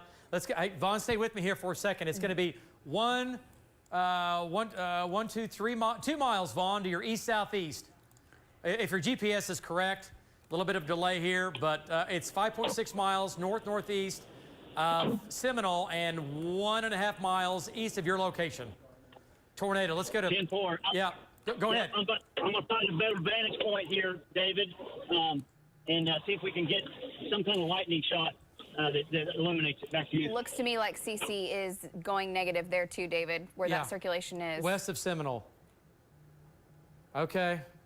Well, so, I'm talking about the one Vaughn's talking about. Oh, yeah, right here. Right here, yes. Yeah, there it is. Yeah. So there's your tornado. Okay, Justin, that's going to be another tornado right here. Look at it. There it is. There's a tornado. Let's go to CC and see how when it gets in the blue, you've got tornado in the air. When it goes to the blue, you've got problems. Now, you're thinking, well, Payne, well, no, ignore that. It's got to be in the right spot. That doesn't mean anything down here, okay? It's right here. See how that's going negative? It starts off here, and then we go back down to blue. Blue is bigger, larger, and taller debris in the sky. Bigger, larger, and taller, and more debris that's higher up when you get to the blue. We had blue at the Earlsboro tornado.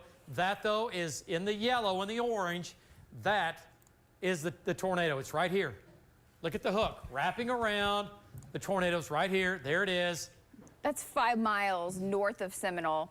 I mean, unbelievable what's going on in Pottawatomie, Seminole County right now. Well, and these same areas might be having a different tornado. I mean, right here, the tornado that came out of Seminole went to here. Yes, yes. So we might have a tornado moving over the same damage area north of Seminole that we had earlier. The tornado's not in Seminole, but it lifted north and went right through here. So there's another tornado right here, and then a possible another tornado right here. Goodness. Yeah, the circulation to the northwest of Seminole has broadened out. It's weakened some. Yeah, it has. It's still circulating, but it's nothing like the one now to the north and east of Seminole. It is, but wow. Here, I'll zoom it out and lapse it. Okay, and okay, and there's your circulation. That might have weakened some too.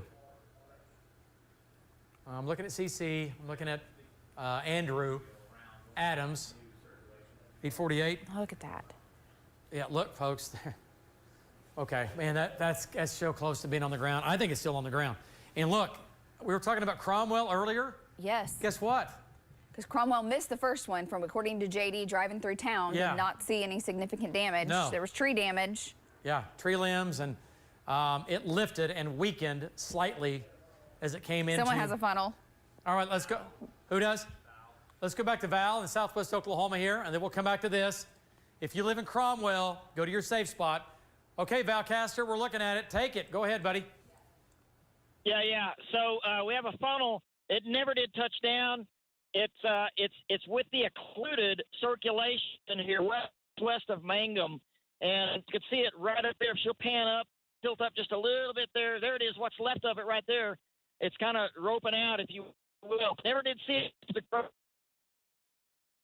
There it is. Occluded mezzo. Yeah. We've been seeing that all day. Not all day. We've seen 2 of those so far out here. Right. And I tell you what, once this storm interacts with the boundary, it's going to get stronger, David. Back to you. Okay, great job, Val. Stay with it here. This is all lighting up into western Oklahoma. It's going to be a long evening, going to be a long night. Let's go back to Seminole, and we understand that the sirens cannot blow, cannot be sounded in Seminole because there's no power. And some of those are on backup. Some are not always on battery backup. Either way, they cannot sound those. Look what's going on into western Oklahoma. Lots of storms out here. Tornado warning on the storm that Val is on, southwest of Mangum. Right, that's going to be northwest of Marty. We're watching that. That's the one that Val is on. He's had a funnel.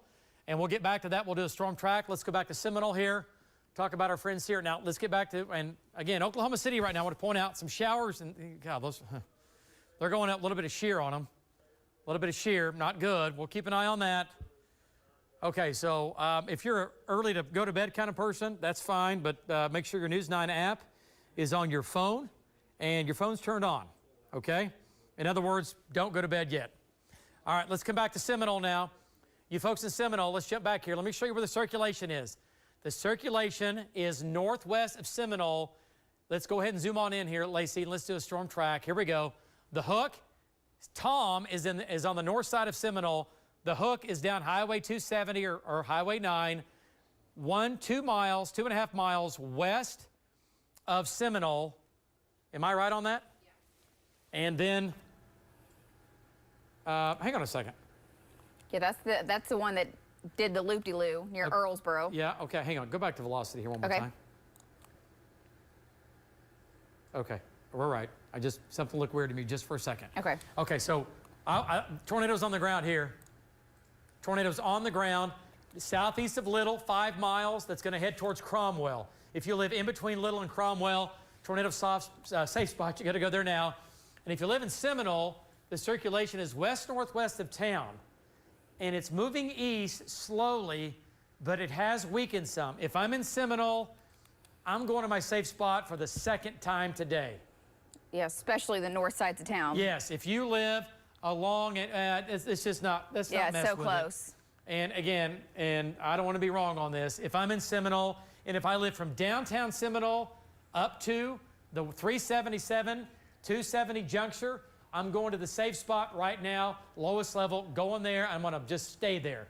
Go to your safe spot in Seminole. Hard to believe we're doing this twice within a 2 or 3 hour period. You've already been hit hard in Seminole. We understand. We're with you tonight. But you got to go to the safe spot one more time, okay? Okay, it's west of town. It's a little bit stronger now. Circulation a little bit stronger, and that's going to be a strong tornado. Let me look and see correlation coefficient. What is it? It's showing up now. Here's our debris. Does Val have a tornado on the ground? So the debris that you're talking about is the one that's to the north and to the east of Seminole. Yeah. Versus the other one that is just north of town. Yeah, so the strong circulation is right here, right? Am I good on that? Yeah, There's debris. Yeah. That's debris. That's going to try to head up towards. There's debris. Okay, there it is. There's the tornado. It's right here. Tornado. There's your couplet. There's your problem. Boom. Look at their velocity. That's at East-West Road, 1180 Road, and our north-south. What is it there? North. There's 1360. What is this? It's a broken road. It doesn't go all the way through. Yeah. Okay, so. There it is. 3610. 3610, and just north of Road 1180. Okay, it's northeast of Seminole. That circulation is now. Look at that. Look at that right there, folks. That is going to pass on or west of Cromwell. You folks in Cromwell, you dodged a bullet earlier, but you really got to keep an eye on this. Okay, if you know anybody, once again, who lives in Cromwell, you got to go to the safe spot, lowest level again. If you live in Cromwell or west and north of Cromwell, okay? So listen up. Listen to me, okay? That's what you got to do. If you're a young person at home and you can hear me and you're watching and you live in Cromwell, or if you live 1, 2, 3, 4, 5, 6 miles west of Cromwell, safe spot, lowest level, center part of the house. Bathroom, closet, center part of the house, lowest level, okay? This tornado is more than likely on the ground. Look at the debris now. Yeah, it came up in intensity. More pronounced debris in the air. This is debris lofted in the air upwards of about 10 to 15,000 feet. Okay? Debris in the air. Right there. Wrapped in rain. You're not going to see it. All you're going to do is hear it and feel it, okay? So you got to go to your safe spot. You're not going to see this with power flashes. You're not going to see it with lightning. It's too much rain. This is heavy rain where this tornado is. Where this the tornado is right now. Let's come back to Seminole. Talk about Seminole. And this is the one heading towards Seminole is what did the damage in Earlsboro, and getting reports from the emergency manager, large trees down at least. And then Cassie was pointing out no power in Earlsboro either. Yeah. As you can imagine. I can imagine that. So Seminole, the circulation is still, boy, it's a slow mover. This thing will not move. What's our movement? What ground speed? 15, 20?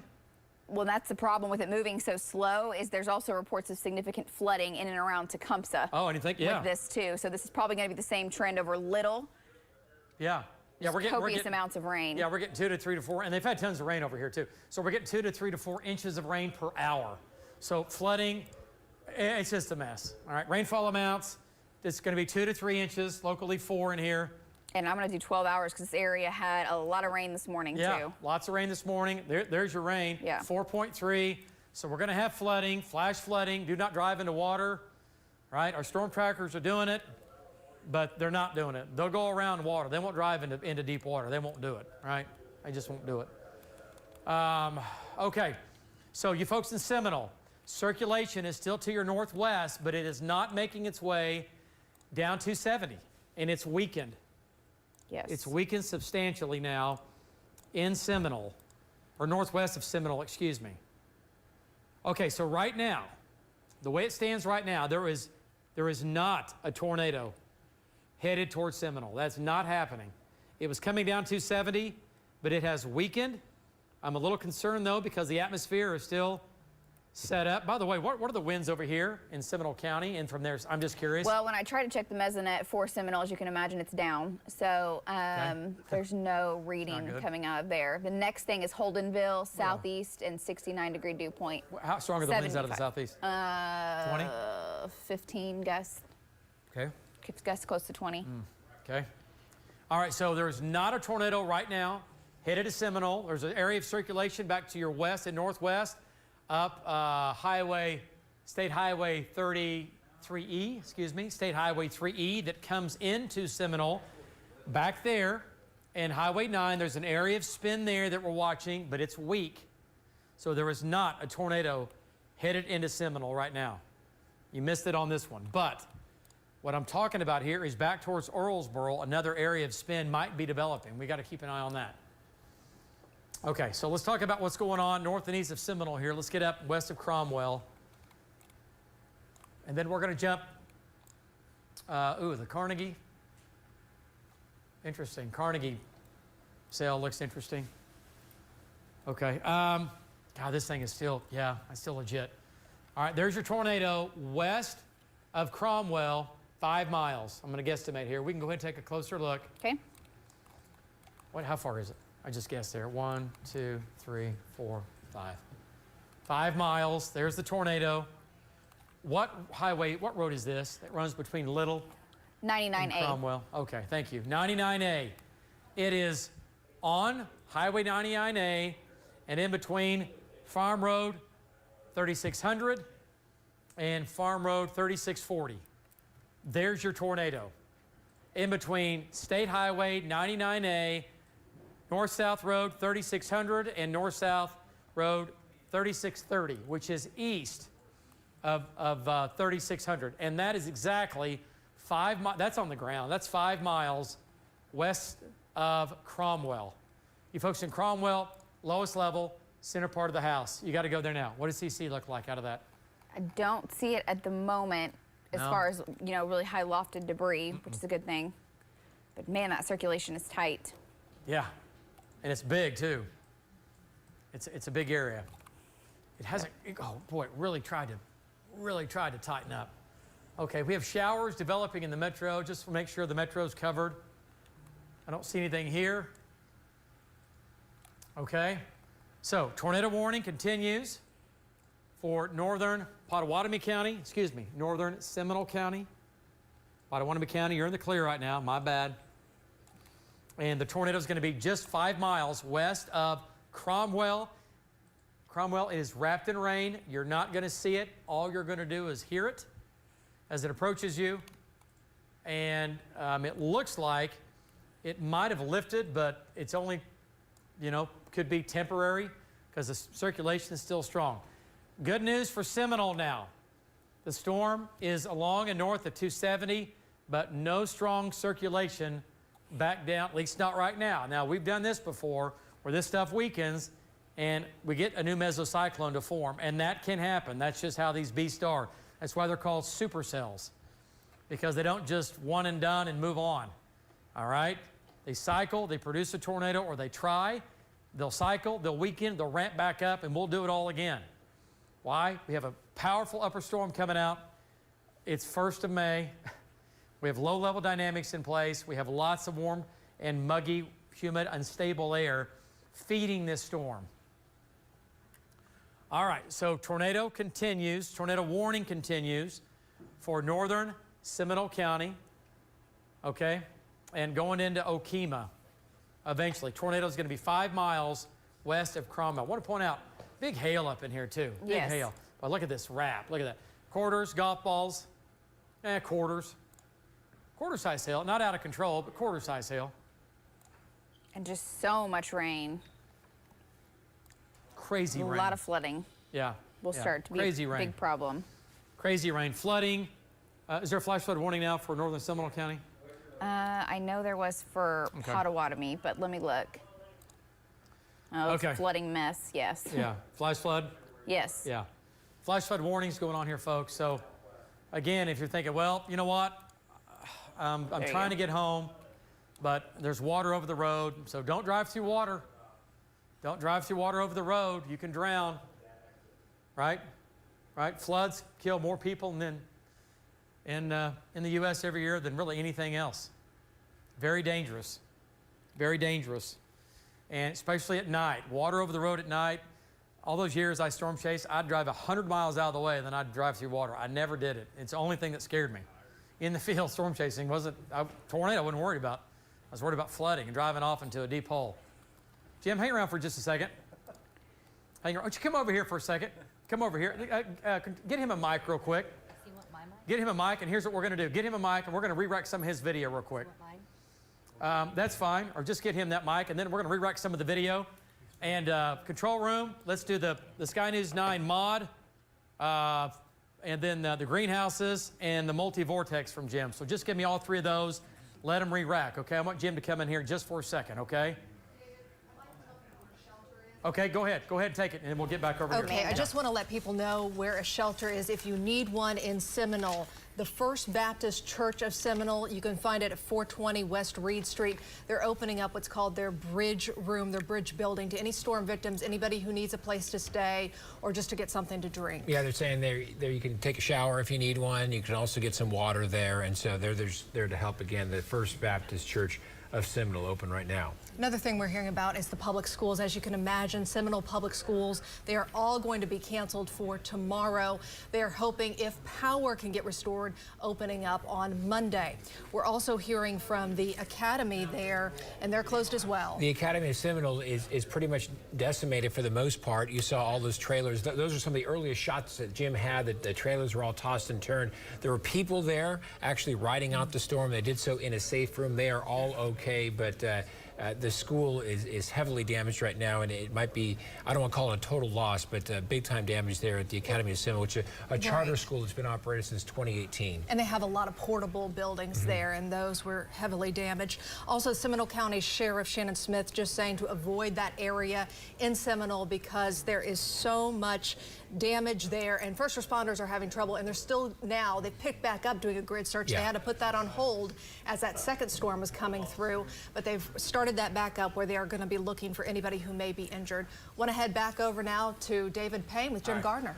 All right, guys, and Jim just got back to the station here, and we got to get you a tie when you're out and about. But all right, here's the deal. So, Jim, we were down in southern Oklahoma here. The storm took off. It wasn't very big, and then take a look at some of the video. I'm gonna step out of the way and look right there. Oh, I know, David. So tell us what was going on. What were you thinking? And wow, crazy.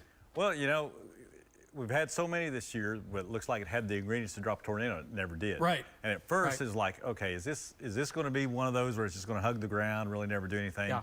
And then all of a sudden, we spotted the little suction spot. Vortice, yeah. And then a little vortice, then it built. And what was really strange about that is every time it would do this and die away, it would get bigger on the next one. Right, But cycling. then pretty soon, like right before it went into Seminole, like when you said that thing was 2 miles wide, David, we had tornadoes dropping everywhere out of that thing. It was just remarkable what was going on, and I feel so bad for Seminole.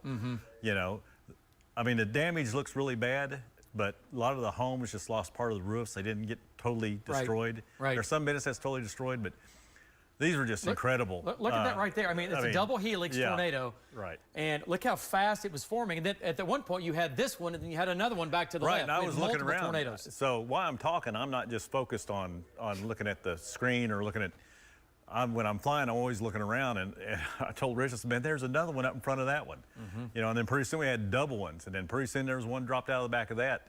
And then while we were tracking it as it was going into Seminole, there was another one actually dropped out to the back side of it on the leading edge, which was just crazy. And I mean, that storm was just massive, and it was, you know, I just hoped we did our job and people in Seminole took our warnings and were able to. Well, Jim, get again, out, you went above and beyond, and you were the only one chasing after dark with this whole thing was still moving through. Right. Let me show you the video. This is from the greenhouses. Remember this? Right, right. And I don't know what growing greenhouse, I don't know what they were, but there was a lot of them. Look at the video here. When you were on that, and the vortice formed right there, and then this, folks, this was all live, and this is live right now, right? But look at the vortice ripping through there, and then you saw the trailers, right? Right, right. They just it went right down the middle of that thing. We came back. We'll have pictures in the morning or later on at 10 o'clock. Yeah. We shot it, and look at that, man. It just, I mean. Yeah, look at the trailers. Right, the trailers were on there, and there was a lot of trailers out there, and some people of them live in those that are at that greenhouse. Right, right. And some of them are completely destroyed, some of them are just rolled up, but yeah, I mean, it went right down to the middle of that thing. So again, it's just one of them Oklahoma storms that you never know what's going to happen, David. Yeah. You never know. It's something different every year. Well, and, you know, they're like a thumbprint. They all put on a show some way or the other. They all look different. This was a 2.5 mile wide area of spin.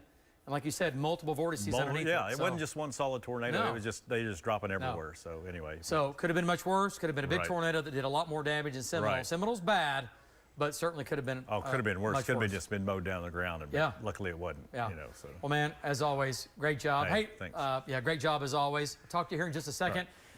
Let's go back to Link Street. Lacey, take that just for a second there.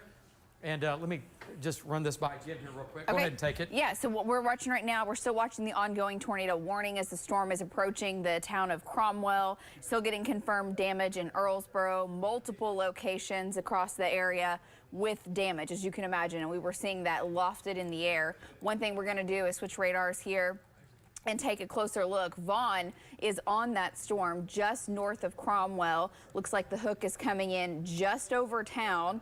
Switching radars again here, and you can see the circulation maybe just to the north and west of Cromwell. Either way, that hook is very near town, and you definitely need to be still continuing to be in your safe spot, taking your tornado precautions as we speak. And next down the line is going to be Okemah in Okfuskee County. So this storm is moving up, approaching I-40. Once again, these storms have crossed I-40 earlier today and very near the same location. Vaughn, I know you're looking back down to your southwest. Can you give us an update? You've been watching the storm here as it's making its way up towards I-40.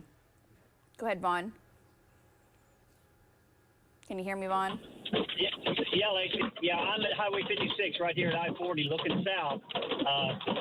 This part of that rotation is going to pass not very far south of me here. I'm starting to get, I had 60 mile an hour north winds with looks like a quarter-sized hail hit me in the back. So it's definitely passing over 56 right now, if it hasn't already. And it's to my south or south-southeast right now, Lacey. Okay, and that's the thing. If Vaughn has a north wind, you know the circulation is down to his south, exactly right. It is to the southeast, excuse me, and that's State Highway 99A that it is crossing and approaching State Highway 56. So it looks like the circulation is going to go very near the town of Cromwell, if not just to the north. So constantly looking for correlation coefficient. That's looking for debris in the air. Not seeing that as of right now. But that doesn't mean this is not on the ground. And I know that we've been putting the storm track on that. Cassie's working on that now to get it, you know, bringing this from Cromwell up to I-40, back up to Okemah, because it's still a very active situation with that storm still very intense. It's had a history of producing multiple tornadoes, and Vaughn was saying he's got at least quarter-size hail. Radar is indicating, yes, at least quarters, if not golf ball-size hail with this. And Okemah, if you don't get the circulation and the tornado, the hail, you're definitely going to get out of this. And we've been talking, of course, about the flooding threat as well. That storm is moving off. What's the speed on that, Cass? I've got it going at 20 right now. 20 miles per hour. It goes in these phases where it just kind of crawls. It moves very slowly, and then it picks up in intensity. But you can see the hook is about to come right over Cromwell. And from all indications from Vaughn, we know the circulation is at least just south of him, so very near. Yeah, he has west winds now, Lacey. Now he has west winds. Okay, so the circulation is crossing. It is crossing State Highway 56, and it is making its way over into Okfuskee County, David. Wow. Okay. So yeah, and okay. So the tornado. Okay, Vaughn's right there. Did you just checked in with Vaughn? Yes, what were just his checked. winds? He had a north wind, and now Justin said he has a west wind. Okay, he has a. Okay, well, it makes total sense. Yes. Man, it is right here though. Okay. Now he has a northwest wind, is that what he said? Yeah. Yeah. Yeah, as he should. Okay, so it's going to Okemah, is it not? On or south of Okemah? Yes, and Cassie just did the storm track for that. Okay, yeah. God, man, how many times can Okemah, Cromwell, and Seminole In a 2-day period. We forgot the night before last, but just this evening. How many times? So there's the tornado. Vaughn's right there. Just direction-wise, so you know, David, we switched radars to INX so you can see. Okay. Yes. Yeah, that's a good idea.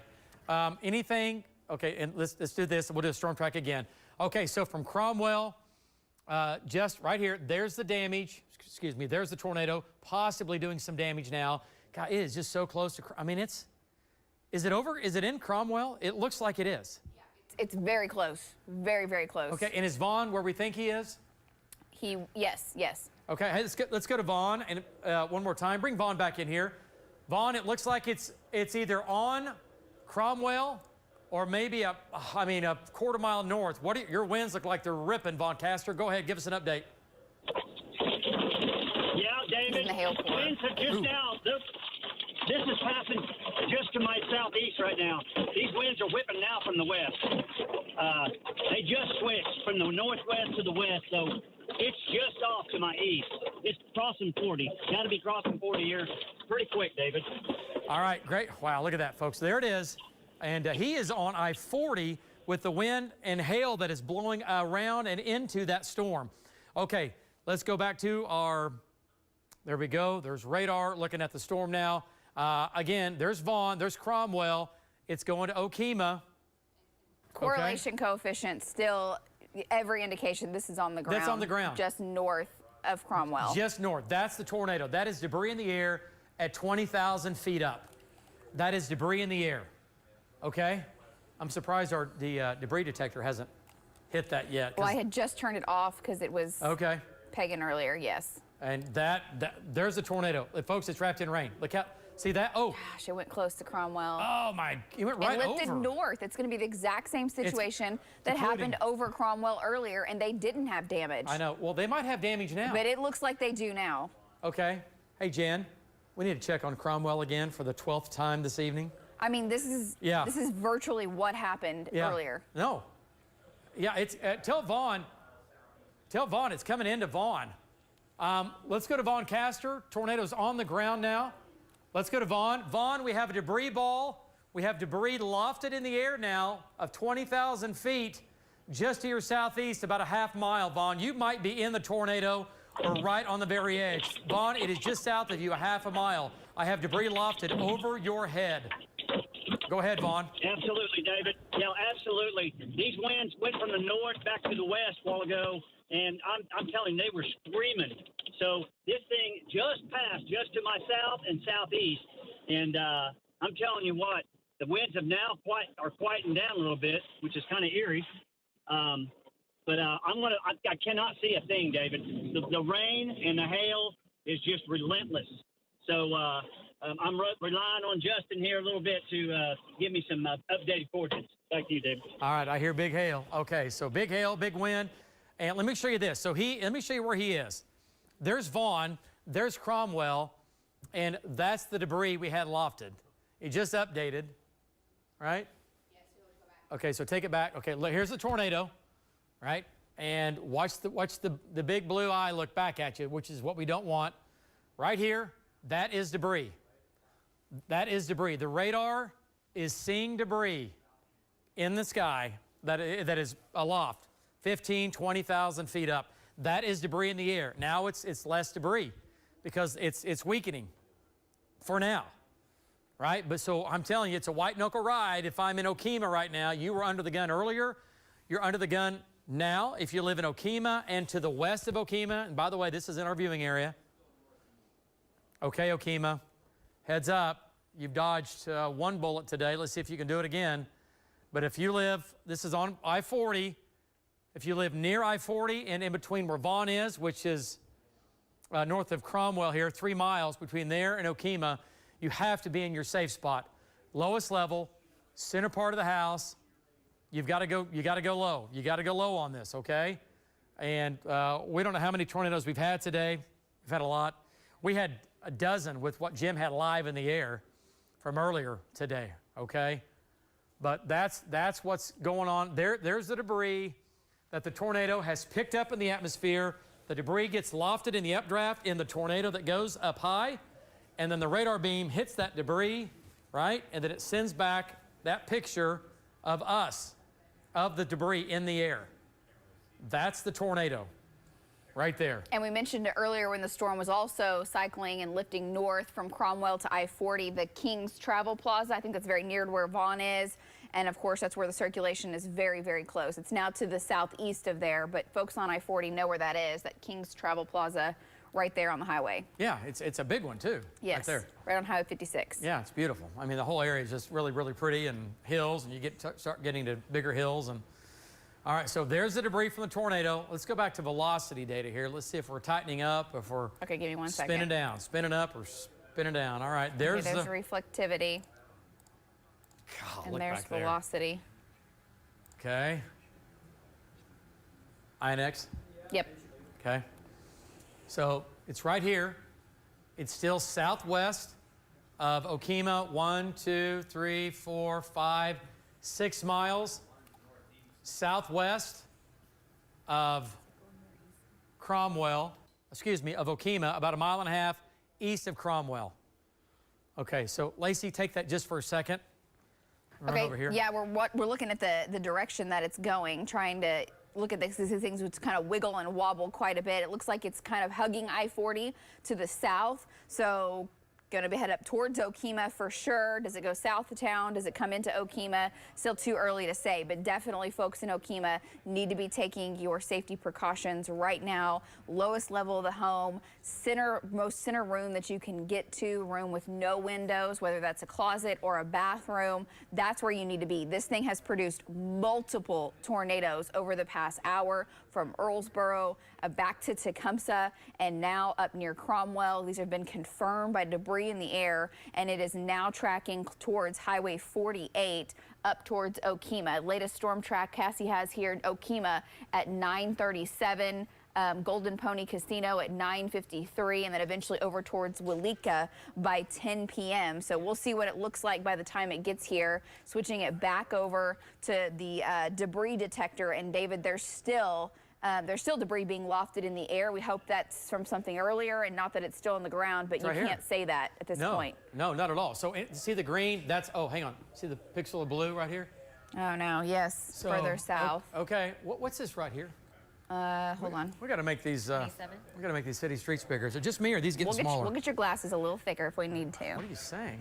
Well, I know, right? I'm closer to the screen. Yeah, that's it. That is so sweet. Okay, here's Bearden. Okay, so here's Bearden, and oh, there you go. Okay, just had a report that the power's out in Prague, and just from the Seminole tornado, and right now Prague, there's no threat in your area at the moment. What's that? Say that again. In Prague, there's no power, but there's no threat in Prague. Just for folks there, if you're watching on your phone or yes. Okay, all right. Gardner's going to come back in here just for a second. I want to give these to you. Why? Because when we landed and refueled in Asher, this little girl walked up to me and said, "My name is Oakley." Oh, that's Give sweet. this to David Payne for saving our life. Where was this? At Asher. You're kidding. No. So I wanted to give those to you. Aww. I forgot. Hang on, my my name is Oakley. That is so sweet. And she said, "Give them to David Payne for saving our life." Wow. Okay. There you go. Little Oakley. Now, what city? I'm sorry. One more time. Asher. Down near Asher. Wow. How sweet's that? Oh, that's all right. very sweet. Well, found my replacement. That's how you do it. You bring in flowers. Well, that is so sweet. Well, thank you, Oakley from Asher. Thank you so much. That's really, really sweet. Thank you so much.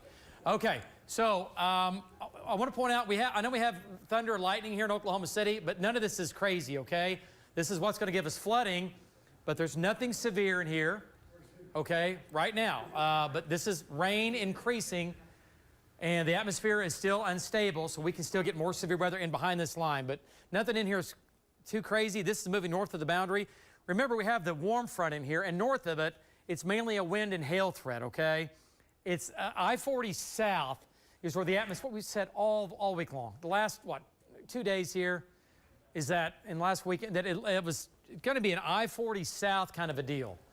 where the instability was going to be much higher. Okay, so Lincoln County back into Oklahoma County. This is all just rain, general thunderstorms, lightning and thunder, maybe some small hail, heavy rain. We got to watch out for the flooding threat here in Oklahoma City, increasing. We got to watch out for that. Okay, let's come back to the tornado warning now. Tornado warning. Tom's also showing some damage there in Earlsboro, just to let you know. Okay, let's go back to Tom, and he's back in the Earlsboro area. He's right here. And Tom, there you go, tornado damage. Guess where he is, folks? He's, what, a mile on the east side of Earlsboro with some damage there. How about that? Go ahead, Tom. Yeah, that's right. It looks like it's about half a mile, maybe 3/4 of a mile wide damage. So far, I'm seeing a lot of trees. I'm going to try to go into some of the roads. I'm seeing a lot of emergency vehicles kind of doing a search and rescue. But there is some substantial tree damage. You can smell it, that fresh tree that has been cut at the top. It's all been sheared at the tops. I haven't seen any structural damage. There was a 2x4 that was shredded just here in this driveway. And there's a whole bunch of that siding that's wrapped around a telephone pole right there. Back to you. Okay, great job, Tom. And like he said, a half mile wide, possibly damaged path just to the east of Earlsboro. We were saying Earlsboro, I don't know, 10 times tonight. This was the last tornado that we said we have debris in the air, we have damage. There's that damage. There's some of that debris. Just one shot. And trust me, there's a lot more in here, okay? There's a lot more in here that we're going to find come daybreak tomorrow, all right? So it'll take through tonight and tomorrow to figure out, look at damage paths. We had over a dozen tornadoes on the air today right here at News 9. At least a dozen. At least a dozen right here on News 9. Okay. Justin, real quick, on the big storm south of the red, we have somebody going to that? Yeah, we can. Well, let's back out of this. Let me just take a look at it here. Yeah. Yeah, let's... I'm going to zoom in. There is a tornado that's been south of Vernon that has been on the ground since... Is that Crowell, Texas? Is that how you say it? Coral? Yeah. Yeah, oh, Crowell. Yes. I'm sorry. Yes, Crowell, this Texas. storm started back there, and now it's lifting north, and it has been a long track tornado. Okay, back out of this just a second. Back out. Okay, sorry. Okay, yeah, either Val's got a bus south, or where's Brandon right here? Is this Brandon? There's Marty. Okay. All right. Oh, yeah, he's closer than, yeah, okay. Yeah, Val's heading that way. Yeah, okay. and that hit the town of Lockett, Texas, and it's been kind of staying south, but it is tracking further north now. Okay, so it's in Vernon, Texas here, long track tornado. And you folks, again, in Frederick, we said this, what, an hour and a half ago when these storms were down in Texas. These are not tornadic right now. This is nothing to worry about. This is a monster. That's the biggest storm today, probably on the southern plains. That's a big storm. That would cover up basically almost half of Oklahoma County or a little bit more. That's a big, look at the couplet on that. It looks like it might have weakened some. Yeah, and it's almost lifting northwest at the moment. Okay, so here's we'll see what it does. El Dorado, Elmer and Tipton. You guys are in tornado country down here. Here's Frederick. That is a violent tornado. Has it been, they are calling it violent, big tornado? It's been considerable, yes. Okay, so that's a big tornado right there. And that's gonna go, gosh, it's gonna barely miss Vernon, Texas, thank goodness. And then lift north up 283. So if I live in Elmer or Tipton or anywhere down here, west of Lawton, east of Altus, Altus is right here. Yeah, here, I'll zoom out a little bit. And Altus, you've got a tornado warning to your northwest, which is weakened now, that's good. And then we've got, these went up north of the boundary, that's why they're weakening. But this is not weakening, this is well south into a very favorable environment, okay? So if you live in Frederick, back to Davison, back to the west, and east of Altus, you have to watch this. Valcaster is busting south, coming in from the north. God, that thing occluded so hard. Yeah. My goodness. Looking at like radar you said, here. that's what they've all done. I mean, they're moving east and then... I know. And then every the one storm near today. Earlsboro did a complete circle. Yeah, every storm's done that. Okay, back to links. Let's just stay with this. Okay, well, real quick, Hobart. Let's go up north. Yeah, Retrop. These storms are severe now. East of Mangum, not a tornado threat. This is a wind and a hail threat. Quarters, golf ball size hail over Retrop. It's going to Hobart. Coming into Hobart here in the next 15 minutes. And Hobart has a north wind. Hobart has a north wind, which is a good thing tonight. You will not get a tornado with a north wind on top of you like that. You got to get down to Altus, to Snyder. Medicine Park has a south wind. Medicine Park, the front's down here. The front is, see this line? I guarantee that's the front. Yes. Right there. So there's the actual warm front. So anything north, I tell you what, Lacey, go ahead and just draw something, just kind of draw right here. Oh, okay, hold on. Yeah, anything. Trying to look over here at your monitor. Where are you? Right here? Yeah, I don't know where I am. I'm right here. Okay. Yeah, there you go. So this is north of the warm front. This is all going to be heavy rain, wind, and hail. Now, something can ride this front and try to tornado because south of here, it's warm. Up here, it's still warm, but it's not as warm and not as unstable. It's cooler. Temperatures are in the 60s, and it's much cooler here. Down here, it's ready for prime time, okay? So, but as long as these storms stay north of this boundary, we're going to get wind and hail. But whatever is south of the boundary, you're going to have that tornado threat, okay? And that will come. Notice how that boundary rides up into Oklahoma City. That's why we got to keep the metro in and under the gun mode here for a while. That storm down there, that tornado's weakened. I'm looking up there at Lynx 2. It's come down some. It's even weaker now. Yeah, and the storm behind it is merging into it from the west. That'll mess it up and see what it does out of that. But man, that's a big, big storm. Okay, back to Lynx 3. Here's your wide view. And let's kind of back out of this just for a second. I want to point out, northern Oklahoma, heavy rain, lots of rain, thunder, some small hail, no tornadoes across the north. You're not going to have any. Okay, you're not going to get tornadoes in Enid or Ponca City. It's not going to happen up here. You're too cool. Your area is just too stable, and you're north of the boundary. It's going to be basically from south of Tulsa to the south metro down to about Altus. From that line right in here, okay, right in here is where that tornado threat will continue through this evening and into tonight, okay? That's the way it looks. And the boundary is pretty much where it is, okay? Do we have a north wind here in Oklahoma City?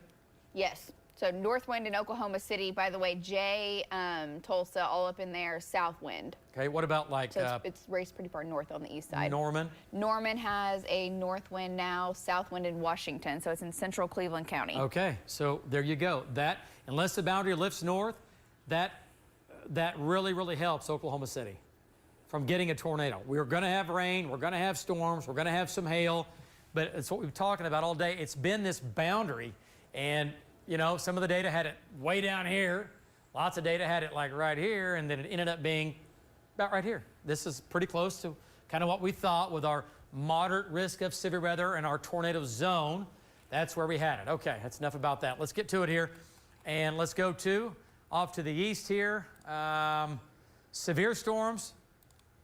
Cromwell, where's our rotation now? Inflow notch South. Is big hail in Okemah. Who's in Okemah? Is that... That's JD. He is getting hammered. Yes. Yeah, that core went right up over Vaughn. Okay. Vaughn's coming in on the back. Let's go to velocity data here. Take a closer look. And there it is. Wow. It's just southwest of Vaughn. And what are we doing here? Let me switch over to shear rate. I'm going to switch radars. There you go. Okay. It's where it's lining up out of INX. Okay. Okay, so let's think about that. Okay, go back to velocity here. Okay. And go to INX out of velocity. Okay, boom, boom. There's that. And that may just be, I don't think that's anything. Let's go just check. It doesn't look like it.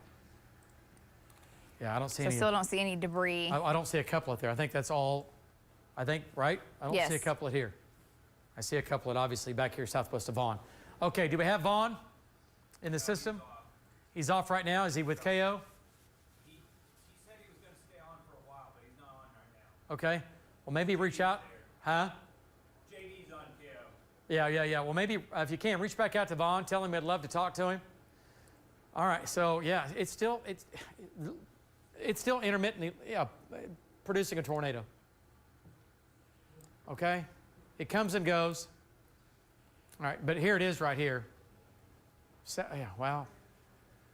Now, that might have been some bad data, but that is not bad data. Let's go to velocity data here. Okay. Take a look. And here's Okemah, and it is still south of I-40. There's your tornado. It's going to be 1.5 miles northeast of Cromwell. The tornado is going to be coming up on I-40 and Highway 48. That's where Vaughn is. So the tornado is going to be coming up on Highway 48 and I-40. Which is exactly where the one a couple hours ago. Yeah, I was say, didn't we just yes, say this? Yes, we just said that. Yes, coming towards Yeah. Okemah. Okay, so, all right, let's go to shear rate. Okay, that's what it looked like back there, and we're pretty far away. We're pretty far away. Looks a little, still there, but doesn't look as impressive as it did. Okay, so the tornado is going to be, it's right here. Okay, so it's at Highway 48, just south of I-40. Okemah, you are in the zone. That if I live in Okemah, I'm going to the safe spot right now. It's pretty close to you, just to your southwest. And it's going to try to occlude and try to come in here again, probably. I mean, why not? That's what every one of them have done so Yeah. far. Yeah, is Tom back on damage? Yes. Let's go to Tom Pastrano. I think he's back by Earlsboro. And we'll take Tom. And, oh, what's going on here? We have animals in there. Oh, no. Okay, go ahead, Tom. Give me an update on what you're seeing right there. Looks like some livestock, possibly. David, this is a field at probably in the middle of Main Street in Earlsboro. Looks like the tornado might have crossed on the extreme east side of Earlsboro, maybe like a mile to the east. And this is some damage to a little goat barn. I do see the emergency management here. Everybody's doing a search and rescue. So we're going to go down Main Street to see if there's any more damage. Back to you. Okay, yeah, Tom is, yeah, great job, Tom. So Tom will check it out. Let's go back to Links 3, and let me show you where Tom is. Yeah, I know the school's there on the east side of town, too. Right. I don't know the exact address, but it's somewhere over there. Yeah, no, you're right. So here's Earlsboro. Tom is right here where he has damage, and this is where we were saying the whole time it was on the east side of Earlsboro and southeast of Earlsboro along the highway. So we have tornado damage in here. How significant, we do not know yet. Tom is one of the first on the scenes along with some of the first responders. And what they're doing is they're going from house to house, home to home, just like they were doing in Seminole, and probably still are in Seminole.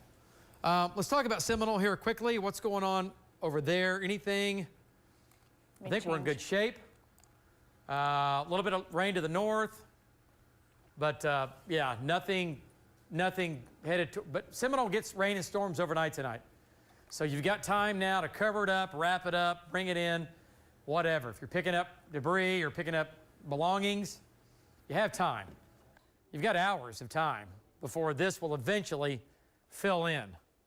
All right, that's what's coming through Oklahoma City with some heavy rain there going on. But right now, Seminole, who was hit hard today, you're doing okay. You're doing okay. It's quiet there now. It's cloudy. I know, I get it. It's damp. It's all that. But no severe weather headed towards Seminole. That other severe storm is well to your north and east. All right, so tornado warning continues. Seminole County, Okmulgee. Henrietta's here. Here's Okmulgee, right? Well to the east. They've got severe weather ongoing in the Tulsa area. That tornado warning up there has been dropped.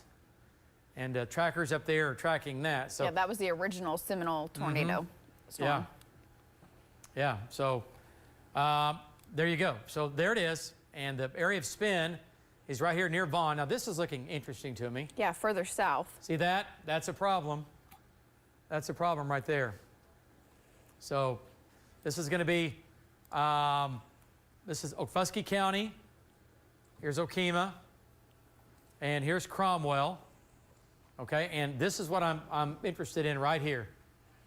Watch how that hook starts to redevelop on that back side. Okay, what does shear rate look like with that? Take a look. Okay, nothing crazy. So tornado warning continues. East of Cromwell and southwest of Okemah. It looks like it's a little bit broader than what it was. It's definitely still there, and it's definitely, tornado warning is definitely warranted. But see how broad it is? You're on X? Yes. Okay. Okay, so yeah, tornado warning continues. Running from, again, and notice just how broad this is. It was tighter earlier right here. Now it's broader. Do we have, Justin, I'm sorry, do we have Vaughn back in here? I'm trying to get a hold of him. Okay. All right, well, Vaughn's right here. JD's in Okemah, and the circulation's going to be there. Big hail up in here. Quarters, maybe some golf balls. So we'll do a storm track on that coming up, and we'll do the storm track from the broad area of circulation, which is going to be right here, and we'll take it off to the northeast. So the tornado warning continues for southern Okfuskee County, from Okemah to the south. From there, it's going to head up towards Sunrise and Henrietta. Henrietta is going to be in the line of fire here. Hopefully this thing will weaken a little bit more. And it's still a strong storm. Yeah, take it right. Yeah, here you go. Henrietta right in the middle of it. Moving northeast, 2025. And let's go back to Links 4 here, control room. Okemah at about 9:50. Golden Pony Casino. I got to go there someday. 10:01. Henrietta, 10:31. Okmulgee at about 10:48. And Boynton at 11:27. Morris at about 11 o'clock tonight. All right. And then when it gets over here, Tulsa our sister station in Tulsa with their trackers and their team, they'll take over this storm, and then we'll have our own problems to deal with the other storms coming out of the southwest. Okay, so, wow, that's a big storm down there in Texas. Big storm. Okay, so tornado warning, Okfuskee County, circulation now south of Okemah, northwest of Waletka.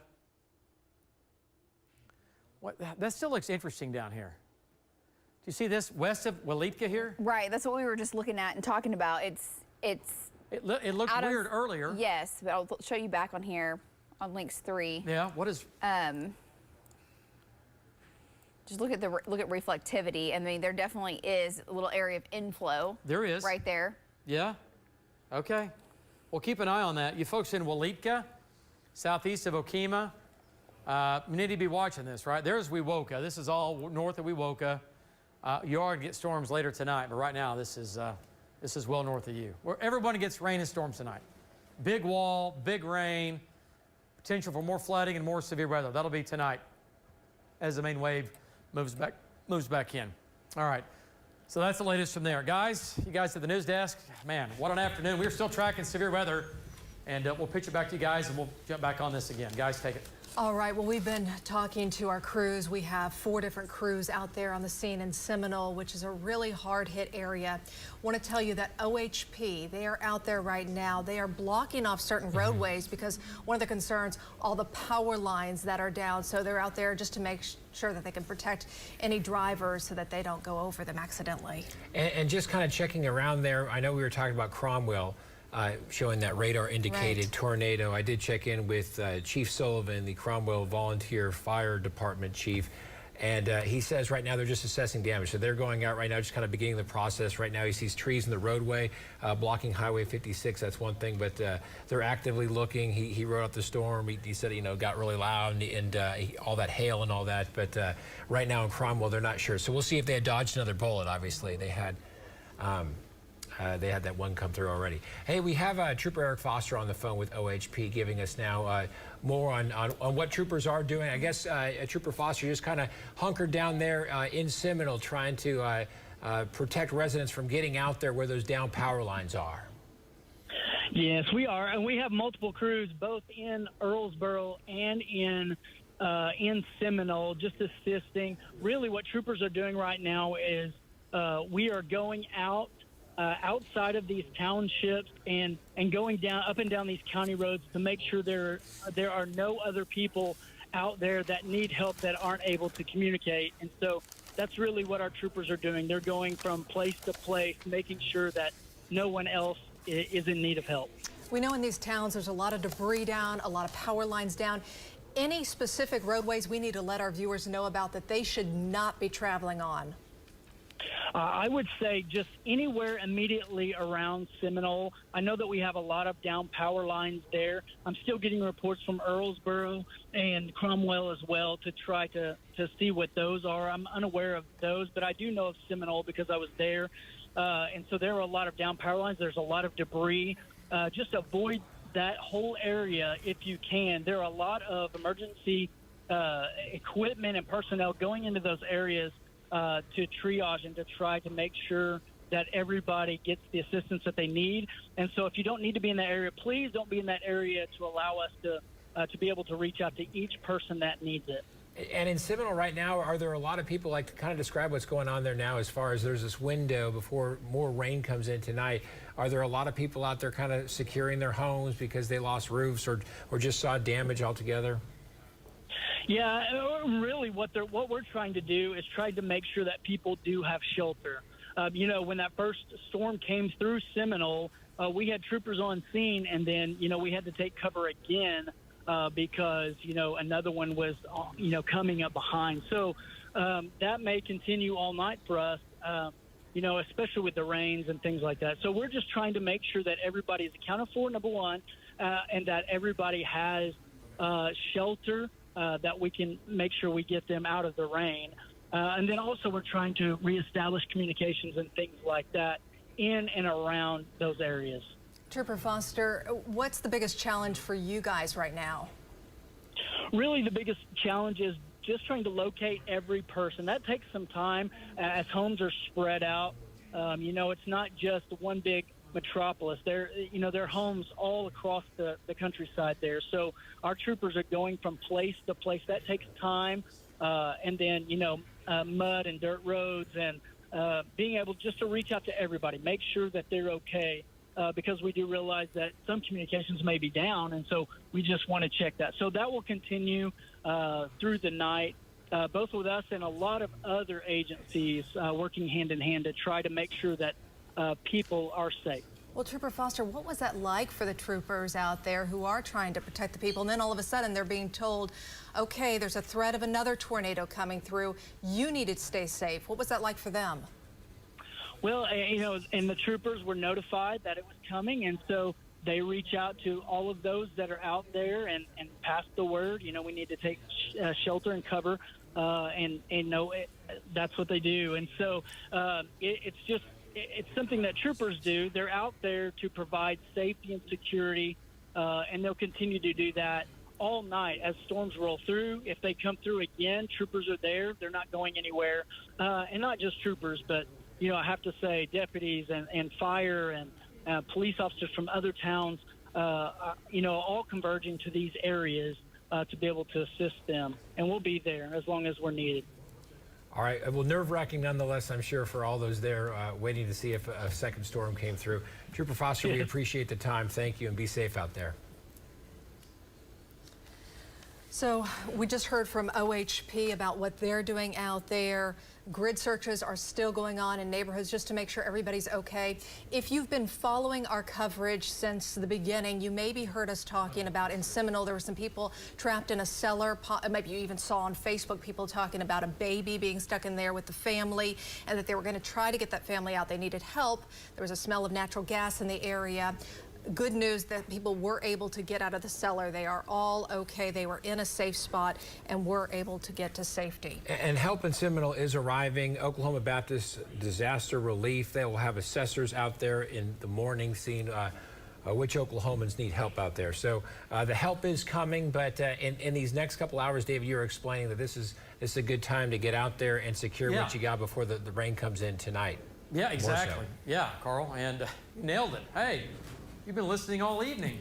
Look at you. I've only been sitting here for 8 hours. You might want to stand up. Your legs are numb at this point. I understand. Exactly. So there is a break in Seminole, okay?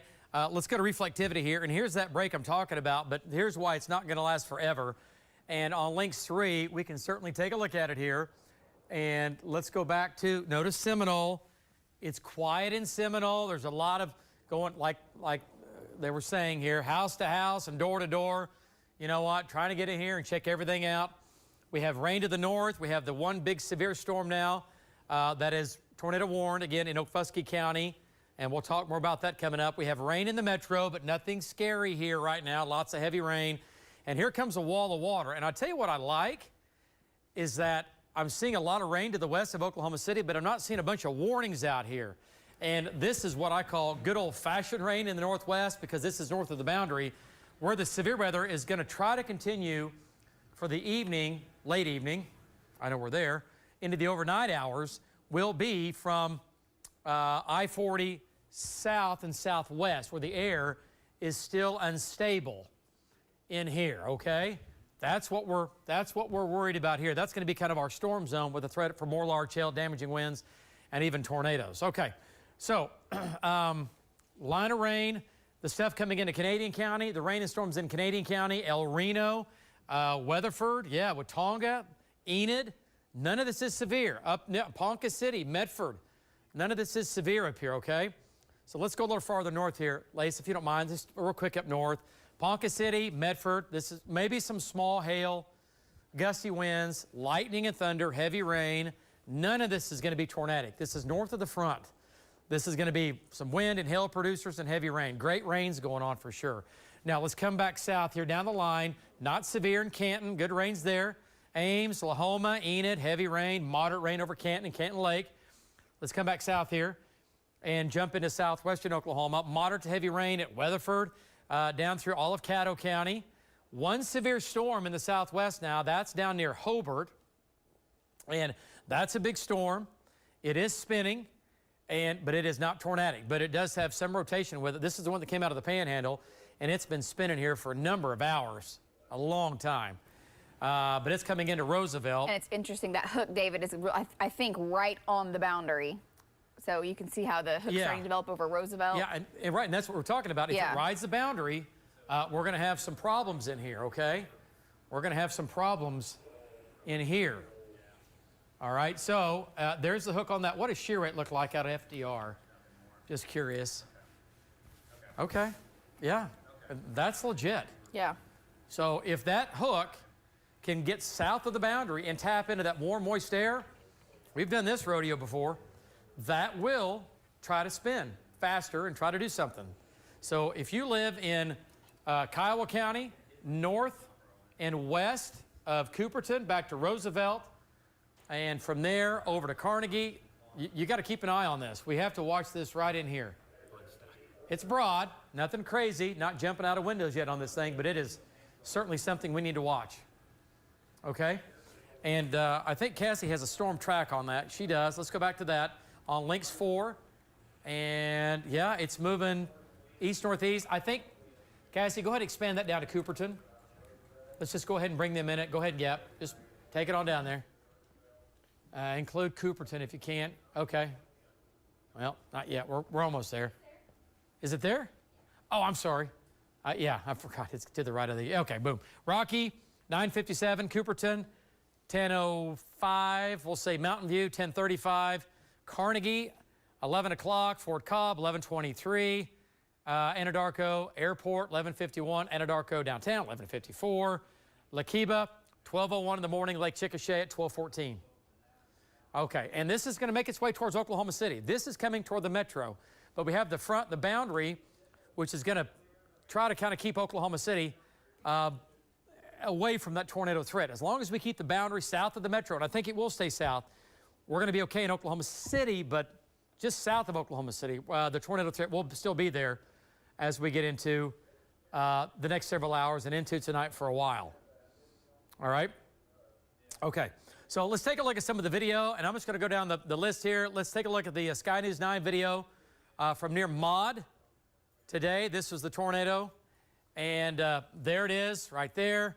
This is when the whole thing began southwest of Maud.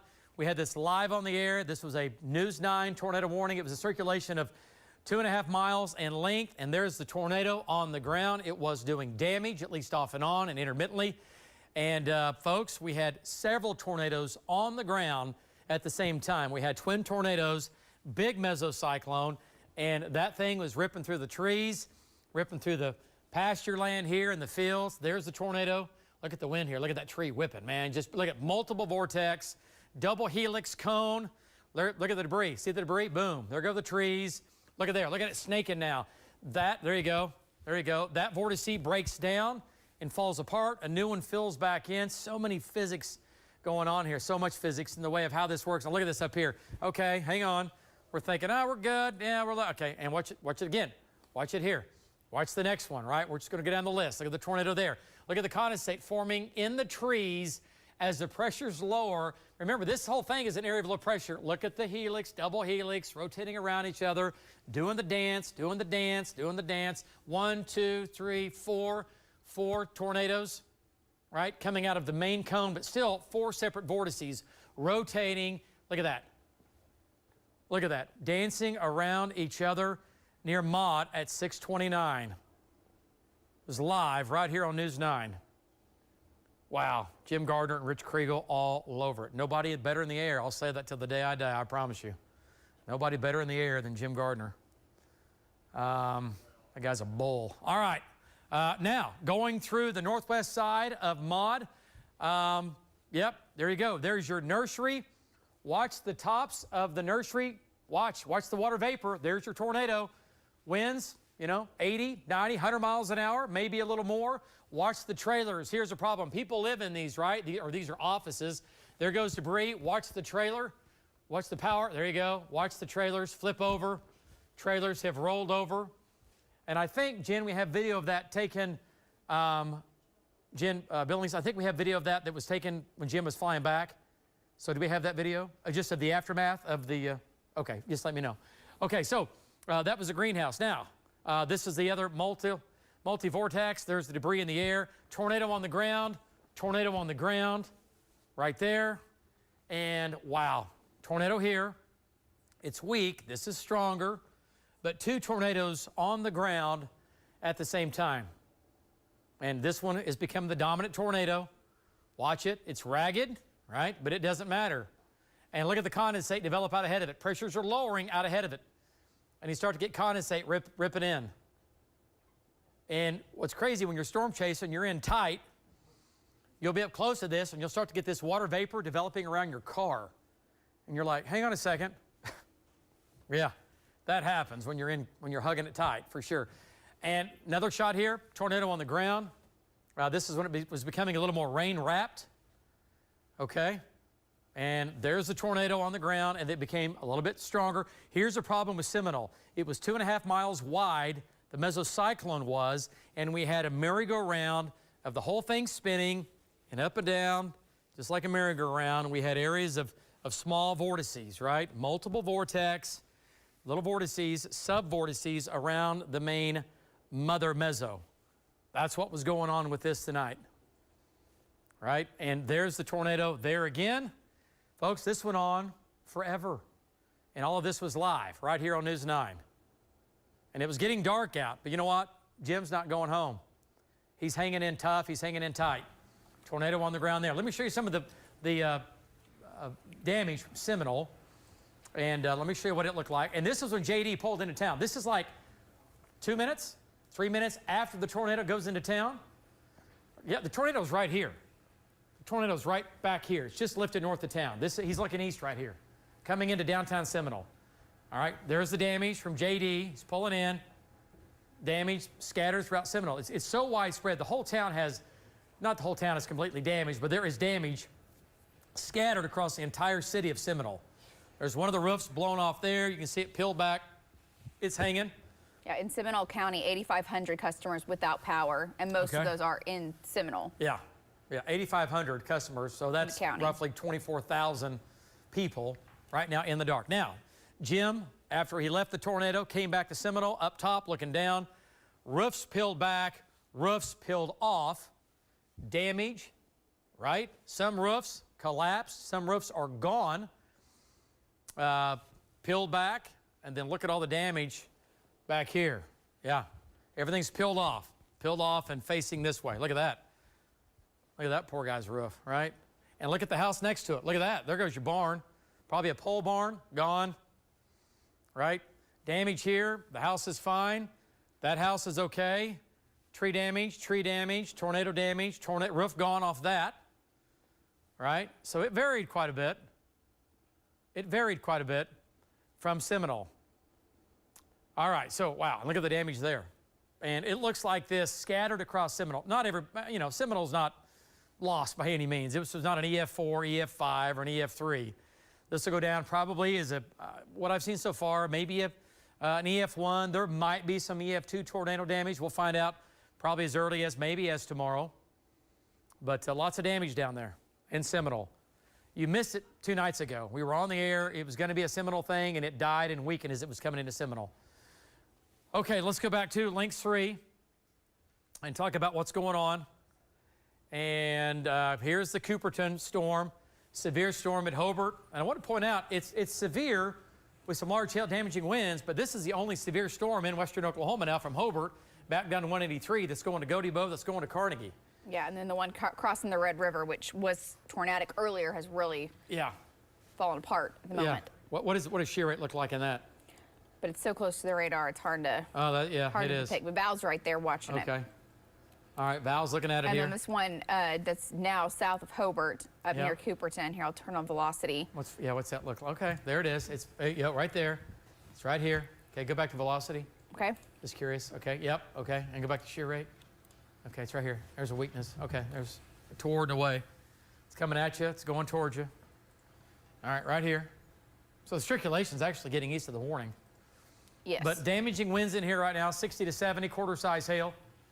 And that's going to, we'll do a storm track, Carnegie, Fort Cobb, Lake, Pine Ridge. Brandon's on the east side of that. Let's go to Links 4, doing a storm track. And Cooperton, 958, Godebo, 1004, Mountain View, 1017, Fort Cobb, 1045, Fort Cobb Lake, 1046, Anadarko, 1102, Gracemont, 1105, and Verdon at 1117, Chickasha at 1129 in Chickasha. It is not tornadic. It has a mesocyclone with it, and it is spinning, okay? Lace, take that just for a second here. Let me step off. All right, so we're watching that storm in the southwest. That's the severe storm. Nothing along the line on Links 3 is severe. So if you look at downtown Oklahoma City, the rain coming in, we have heavy rain and storms in Canadian County, and I'll turn on the lightning. You can see they're still very electric, heavy rain. This goes up to Fairview, all the way up to Enid. Still could have some small hail. And then further up towards the east, not severe, Stillwater, Cushing down into Lincoln County. And then we still have the storm that is still rotating, although it has become much more broad throughout the lightning here. There's a lot going on there in Okfuskee County. So there's been a couple of different areas that we've been watching over the last 10 minutes or so. The one again south of Cromwell, David was talking about this, had the area of circulation south of Cromwell, kind of a new hook forming, not spinning enough that it's imminent as far as a tornado is concerned, and been looking for any debris over in Okfuskee County. Not seeing any of that. But this is the storm that had produced multiple tornadoes from south of Tecumseh back up to Earlsboro, and now near the Cromwell area, all across really northern Seminole County, and then back up towards Okemah. So what we'll do is we'll take a look here, another look on radar, and look for any what the rotation actually looks like with this, because the hook went south of Okemah. It's now pushing up towards Waleetka. And then we're watching the second area back to the west, is what I was pointing out, David. It went over Cromwell again, or south of Cromwell. Yeah. No tornado there, but it's just another hook that's developed and another area spin. Yeah, it's crazy. I mean, this has been a breeding ground for tornadoes this evening. We had warm, moist air in here. We've got a boundary, warm front draped in here, and man, it's all about low-level shear. And you get a boundary, you get a southeast wind, and you get a jet stream overhead, and it's May 4th. What is today, May 4th? Yes. Yeah, of course it is. Yeah, and that's really the height of circulation there is what's moving into Mulgee County, northeast of Henrietta. Yeah, so that's moving away from us. Okay. All right, so that tornado warning will move into and north of Henrietta. This will be out of our viewing area. Okemah, nothing crazy for you except more rain, wind, and some hail. Okay, let's come back to central Oklahoma here. So that tornado warning is going to leave Okfuskee County. And then we have rain and storms in Chandler. We have rain in the southeast metro, but let's go back to the west metro here. Okay. And I just want to show, here comes this big wave of heavy rain. And this is good news. This is just rain. And it's going to rain a lot. And we could have some flooding developing, so we have to watch that. And we still could see more severe weather. But I like the fact that I don't see anything that's cranking up really scary right now, just a lot of rain coming into the metro. We have to watch that, and we will watch that carefully. So, guys, it has been a long afternoon and evening. We have lots of video to cover, and we will give an update on how much more rain and storms we see overnight tonight. Now back to you guys at the news desk. You're absolutely right, David. Thank you so much, and thank you for joining us in our continuous breaking news coverage.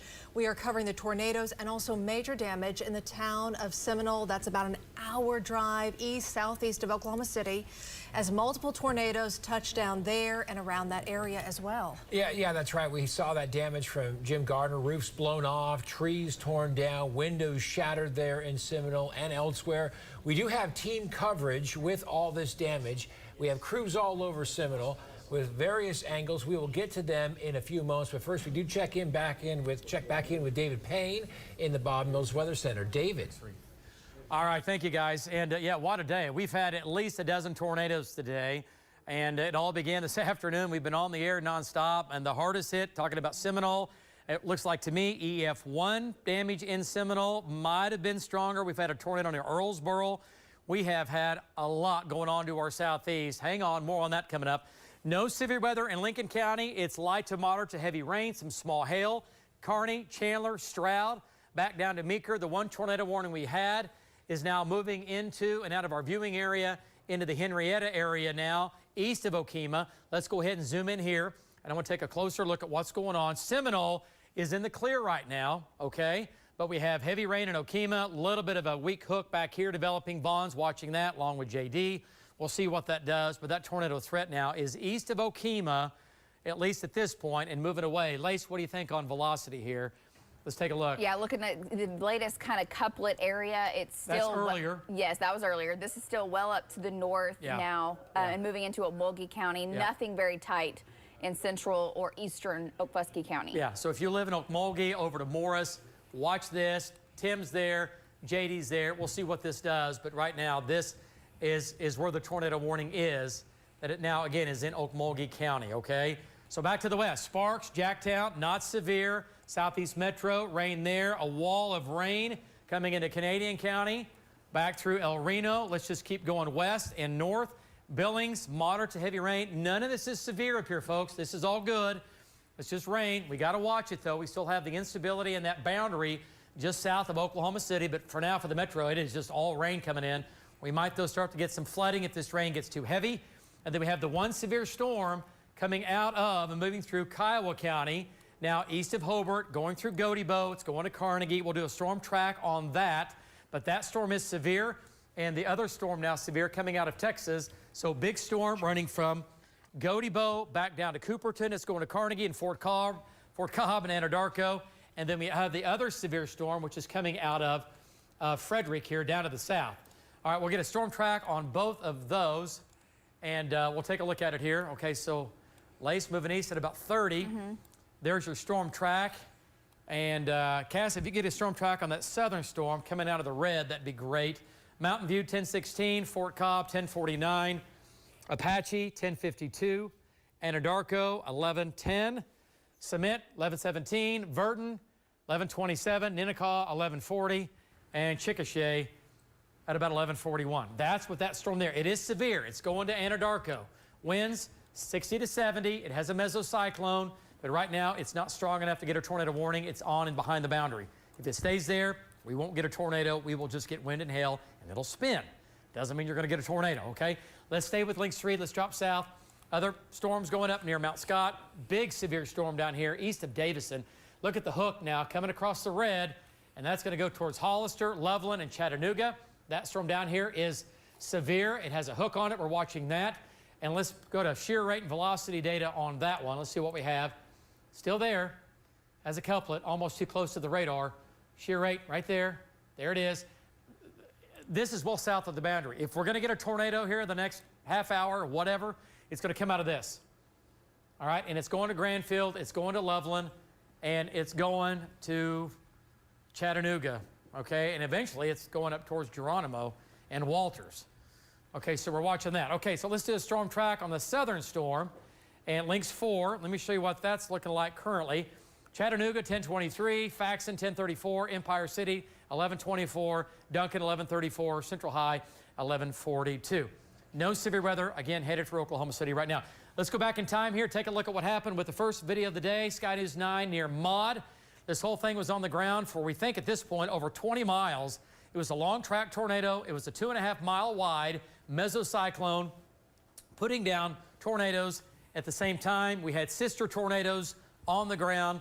That was a double helix tornado doing damage near Maud. It was headed to Maud. It went on the north side of Maud, but that was from Jim Gardner in Bob Mill Sky News 9. That was live on News 9. And again, that tornado was moving east. And there it is. And you can see the debris. You'll start to see debris pick up, so it hit something.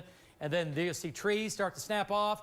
Condensate goes all the way to the ground. Look at the helix on the backside. Look at the vorticity tube form and wrap around. And watch it break down. One vorticity tube breaks down. It reorganizes.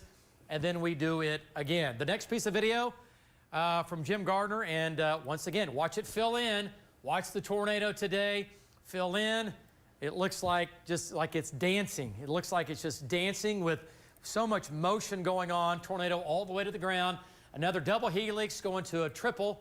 All right, and then we end up with 4 vortices in here at the same time. One main area, but we still have several vortices rotating around. Jim Gardner and Rich Kriegel. Another tornado here coming in. Another one, 1, 2, 3. They're forming right before your eyes. Boom, boom, boom. Moving from left to right. This was live on News 9. Look how fast it weakens. Still on the ground. Condensate, right? It's wet over here. That's not dust you're looking at. That is condensate on the ground. Look at it going through the greenhouse. Watch the greenhouse get shredded. Here comes the tornado doing damage in and through the greenhouse. Watch the trailers flip. We're going to flip these trailers. People live in these, on these greenhouses. They live in these greenhouses, and watch the tornado hit these trailers right here, folks. Watch. From Jim Gardner in Bob Mill Sky News 9. Boom, boom, boom, hit the trailers, and then the tornado continues to push on to the east. So what a wild day. And of course, let's do one more piece of video. Let me show you Seminole from the air. When Jim was look at the debris in the air. Look how high the debris is, 1,000 feet up. Look at the tornado still on the ground. And then Jim over Seminole. Seminole had a 2.5 mile wide area of circulation go right over town and put down multiple small tornadoes in the city of Seminole. And there's a lot of damage over there. And it's going to be days, if not weeks before they put it all back together. So guys, a wild day, at least a dozen tornadoes. We're talking about more rain, more severe weather, and more flooding overnight. Another update coming up in about 10 minutes. Guys, back to you. And we do want to take a closer look now at Seminole. We have crews set up all over Seminole, getting a first-hand look at the damage on the ground. Our Barry Mangold has been going through the neighborhoods, and he starts our coverage there in Seminole. Barry, you are at the area of North Highland Street and West Osage Avenue. Give us an update there. Yeah, Amanda, Carl, this is a neighborhood just off of 270 and 377. Trees have been uprooted and slammed onto the roads. This road, Highland Street, has been blocked in 2 different locations. You can see this tree completely uprooted from the ground. And if we pan over to the left, you'll just see the entire roadway is blocked. And it is just between boards of wood, parts of homes in the mix of this. There's just a lot to look at. But if you also come back over here, we do want to show you the other side of the street, just down the road. Same situation. It's blocked. If you're noticing that it's dark, we also notice that there is not a single light on other than our cars, the lights that we brought with us, and maybe a battery-powered light on a home or two. Otherwise, the homes here, this is actually, I believe there's one home that is trapped or that is enclosed in these 2 different road closures by itself. I spoke to that family earlier, and they said that they were in the center of the house. They didn't really expect to have to go to their safe spot during this. They huddled into the middle, and while they were in the center of the home, they felt the entire house shake. One of the rooms on the outside of the house actually ripped off. Another woman on the other side of that tree blockage told me that her light bulbs exploded at some point, and the sheds in the backyard were picked up and thrown by this wind. And if you just go about half a mile over, quarter mile down the road to 377, you'll see a line of police cars, different blockages. They're trying to direct traffic away from power lines that have been downed in the middle of the highway. Earlier when we were here, we were in Seminole, and we moved south for that second round of storms, and then we moved back in. Getting south on 377 was a mess. There was just closures all over the place, and honestly, I'm just impressed that we were able to get back in pretty smoothly. Safe to say that emergency responders are doing a lot of work here. We're going to be continuing to talk to people and get video of the damage in here. But for now, reporting live in Seminole, Barry Mangold, Oklahoma's Own, News 9. Barry, great work out there. Let me just say, too, for anybody who needs to clean up, the Oklahoma Baptist Disaster Relief, they are going to be coming there to the Seminole area tomorrow. They're always helping out, so look for them. They will be out with chainsaws for sure. Our News 9's Felice Romero is also in downtown Seminole. Felice, give us an update there. Amanda, there's a significant amount of damage here in downtown Seminole. The tornado ripping through this area, taking trees, power poles, and roofs with it. I'm going to have my photographer pan for me. Now, as you can see, the whole roof from this building is completely in the street. First responders tell me that they are going to come here in the next few moments and try and clear this up. A woman I spoke to says she works in downtown and was closing her shop as the second tornado warning was coming in. 2 minutes later, we're told, we don't know what to do. We have no shelter at the apartments. So we go to the laundry room and we kind of just waited out. We watched a tree snap in front of us, and then we're watching tin fly from buildings right in front of us and everything. And I'm like, holy cow, we're in a tornado. Now, because the power was out, first responders were really just going down the streets with their sirens and intercoms warning people. Now, as you can see behind me, OHP is posted up and will still be out here for quite some time, helping clean up and checking on residents. For now, reporting live in Seminole, Felice Romero, Oklahoma Zone, News 9. All right, good job, Felice. We are live at the Bob Mills Weather Center. The severe weather continues. The rain continues. It's going to be a loud night and a rowdy night. Will we see that tornado threat continuing overnight? How much rain will fall? That's going to be a problem. And more crazy, wild tornado video from today. What about Mother's Day weekend? Your forecast coming up after the break. Also ahead here on News 9, tornadoes ravaging parts of Oklahoma. Our team coverage continues with the damage left behind in the town of Seminole right after the break. Wake up with News 9 tomorrow morning. We're tracking more rain and storms overnight that could create a risk for flooding and impact your Thursday morning.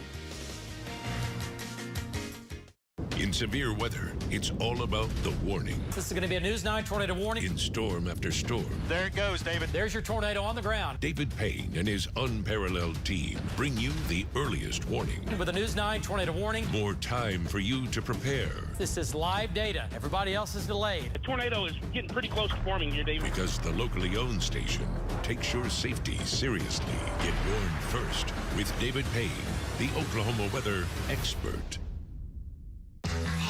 David Stanley Chevrolet. Great news. Okay, let me get an update because I think. All right, so we're on Highway 70. That would be. That's like a donut hole or something. Well, that's exactly where we're looking, but I just don't. Yeah, I need you to let that car pass. Okay. That's a good spot.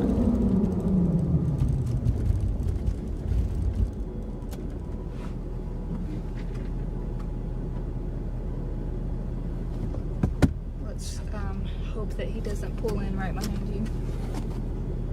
Yeah. All right. Now we can see.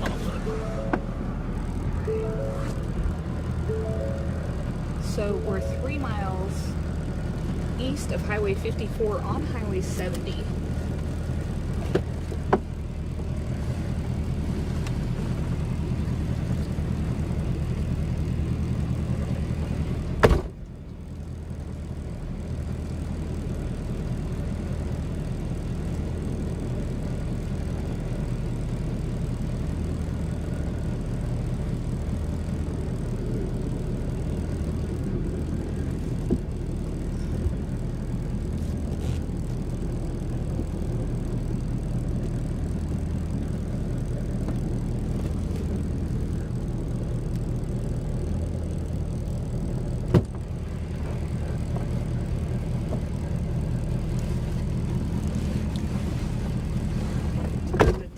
Keep looking west because there's something weird going on back there. Yeah. Just let it. See all that? Yeah. That looks like. Watch that close. Looks like wall cloud stuff. What was that right there?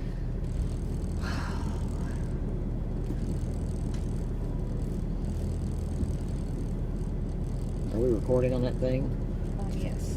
Oh, let me hit the record button. Here we go. Now we are. You want me to face that direction?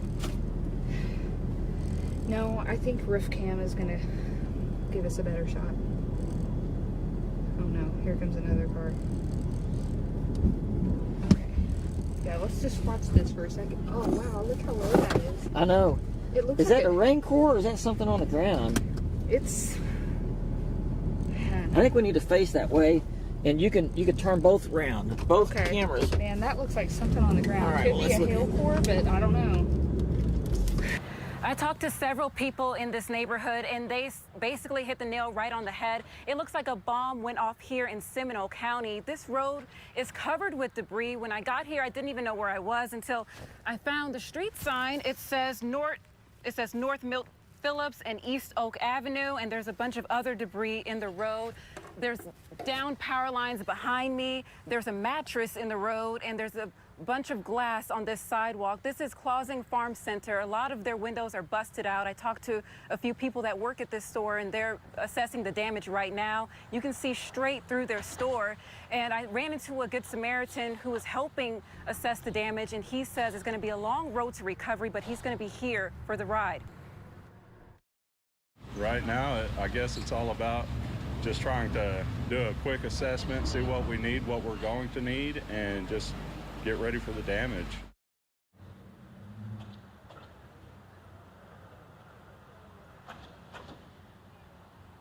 Brody says it's probably going to take weeks to get Seminole back on its feet, but he's going to be here tomorrow to help. Live in Seminole, Angelicia Bruton, Oklahoma Zone, News 9. Angelicia, you mentioned the power poles down. We are keeping an eye on those outage numbers. Want to give you a quick update right now. 9,669 customers with OG&E are without power. About half of those are in Seminole.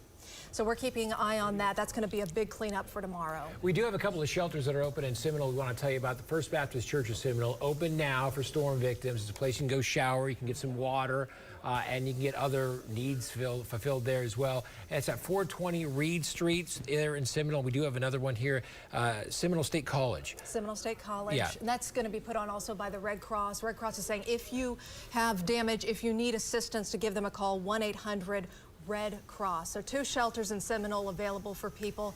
We want to go ahead and send it back over to David Payne in the Bob Mills Weather Center with From the very Bob latest. Mills Weather Center, the Oklahoma weather expert, David Payne. Were you going to say something there? Didn't mean to cut you off. Go ahead. The big voice took care of it for me. The big voice. You know, we have not met the big voice yet, by the way. We don't know who it is. We think it's Carl. All right, here we go. Hey, we're talking about this was what was going on today. We're going through some of the video here. And once again, that's what was happening with that. Let's go back to, I'll tell you what, control room, before we do this, let's go back to radar. Let's go back to links 3, and then we'll do some video here. Here's the big view, okay? The overview is that severe weather is now out of our viewing area. It's in the Tulsa viewing area, south and east of Tulsa. Let's take a zoom in here to Lincoln County and Payne County. Lots of rain. This could give us some flooding. Val has a funnel down south of Lawton. And more rain in the north and west, and then back out to the west of El Reno here. Heavy rain coming in, and heavy rain now from Oklahoma County into Logan County. All right, none of this is severe, though. Let's go back to where it's severe. Let's go to southwest Oklahoma, check in with Val Castor. He is on that. And Val, you say you've got a funnel. Storm is rotating. Go ahead, Val. I think it's David, on the ground. David, look, there's a funnel 3/4 of the way to the ground. I guarantee it's on the ground, David. Okay, this is 7 miles west of Grandfield. 7 miles west of Grandfield. We're on the highway. On Highway 70, we're looking west-southwest. Oh, my goodness. Okay, get on it right there. Okay, there it is. It's a lot closer to us than we thought. Oh, man, David. You can see it in the lightning. Right here. Wow. It's getting bigger. It is getting bigger. It's right there in front of us. Okay, tornado on the ground. This is going to be west of Grandfield, 7 miles on Highway 70. West of Grandfield. West of Grandfield on Highway 70 in southwest Oklahoma. Val, take it. What do you think? Go ahead. It looks like it's going to miss Grandfield, though, is it not? No. It's not going to hit Grandfield. It's 7 miles west-southwest of Grandfield. I mean, it's got a long time before it gets to Grandfield. And it's a pretty large funnel right there. And I would say it's maybe a mile, but I know in the dark things look a lot further away than they are. They're actually a lot closer. So we're recording with both cameras. I know you guys are recording, but the funnel looks like it has lifted just a little bit from what it was. Now it's to our southwest, and the funnel is about halfway to the ground there. It's really so dark I can't really tell if there's debris on the ground still like there was before, but this thing definitely touched down. and we could tell this thing was ramping up in the last 10 minutes or so because our winds pretty much came strong out of the east once we got out of the core.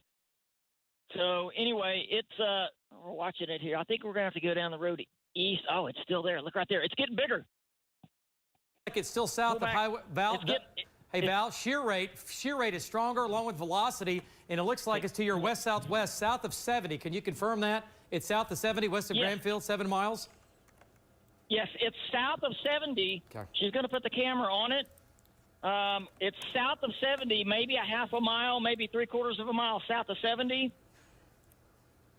Okay. It's hard to find this thing, and we'll find. There it is, right there. There it is. Okay, hang on a second. All right, so it's right behind us, and I really think it's going to cross Highway 70. Right. Here in just a minute, but it's the way it's moving east northeast. Yeah. And it's probably going to be on the highway for a little while. Yes, it is. It still looks like right now, unless it does something nutty, it will miss Granfield, but not by much. So if you live, Val, we're going to come back to you here in just a second. Let's go to Links 3 and talk about where this thing is. Here's Granfield. This is Lovent. There's the tornado.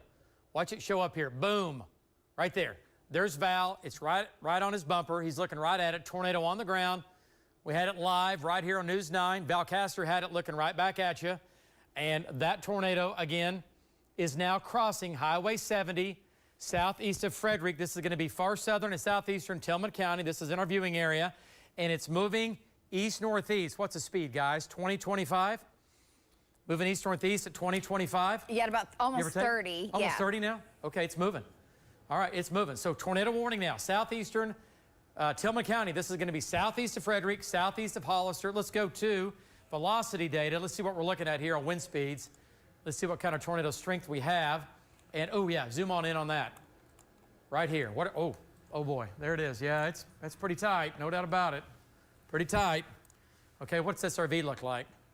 That's SRV. Okay, I'm sorry, base, my bad. Yeah, and then there's base. They're very similar. That's right by the airport, right by the side of the radar. Sure, we're good. Okay, so there's the tornado. It's going to cross 70 right on top of Val. And it's right here. You're thinking, that thing? Look at this. Look at the hook. The storm, the hail is up here. Look at the hook. The hook, the tornado is 1, 2, 3, 4, 5 miles southeast of the main core. It is so tilted. It is so tilted over in the sky that the tube, the updraft, is here and coming back from the north back down to the south.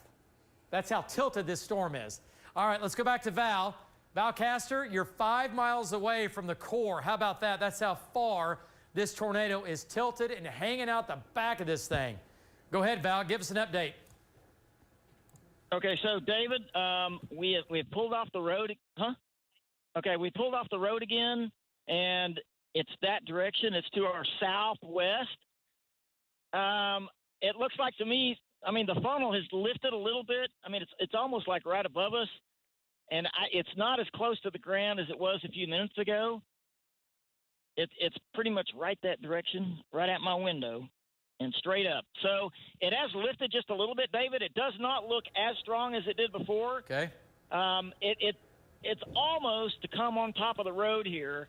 So and I really think unless the storm changes directions or maybe starts to occlude or something like that, it's going to miss Granfield to the north a little bit. Yes, it is. So, but even still, people need to take their precautions just in case something happens. Yeah, I agree. Here's the deal, Val. The max rot and the max rotation and the shear rate has just about maxed out. Let's go back to Links 3. Tornado warning now. This is for southeastern Tillman County. Is that it right there? There's your tornado. There's your tornado crossing Highway 70. Right? Here's Granfield. You folks in Granfield, it would have to do something really nutty here, like go north and east and then back down to the southeast or make a hard right turn and move east-southeast. That's not going to happen right now. Okay? Can it happen? Absolutely. So Granfield, if I live in Granfield, I'm watching this carefully. I'm thinking about where to go. And if I live north and west of Granfield, we got to keep an eye on this. It's just to the west of the bend, west of town. Been through there a bazillion times. And that is the tornado. That's the tornado. Let's go back to reflectivity. Take a look at it. And again, look at the hook hanging down. We were talking about this earlier. We were saying all these cities several hours ago. As these storms come out of Texas, they are in an environment to produce tornadoes, and that's exactly what this monster is doing. This is a big storm, Screaming Eagle. Wings, wings, Screaming Eagle, boom. A little more inverted, a little like this, but that is man, that's a big storm. Okay, nothing tornadic down here, Olusty. This is nothing. This is just rain. This is rain. Severe storm to the north, okay? Severe storm up here, going to Carnegie, going to Fort Cobb, going to Anadarko.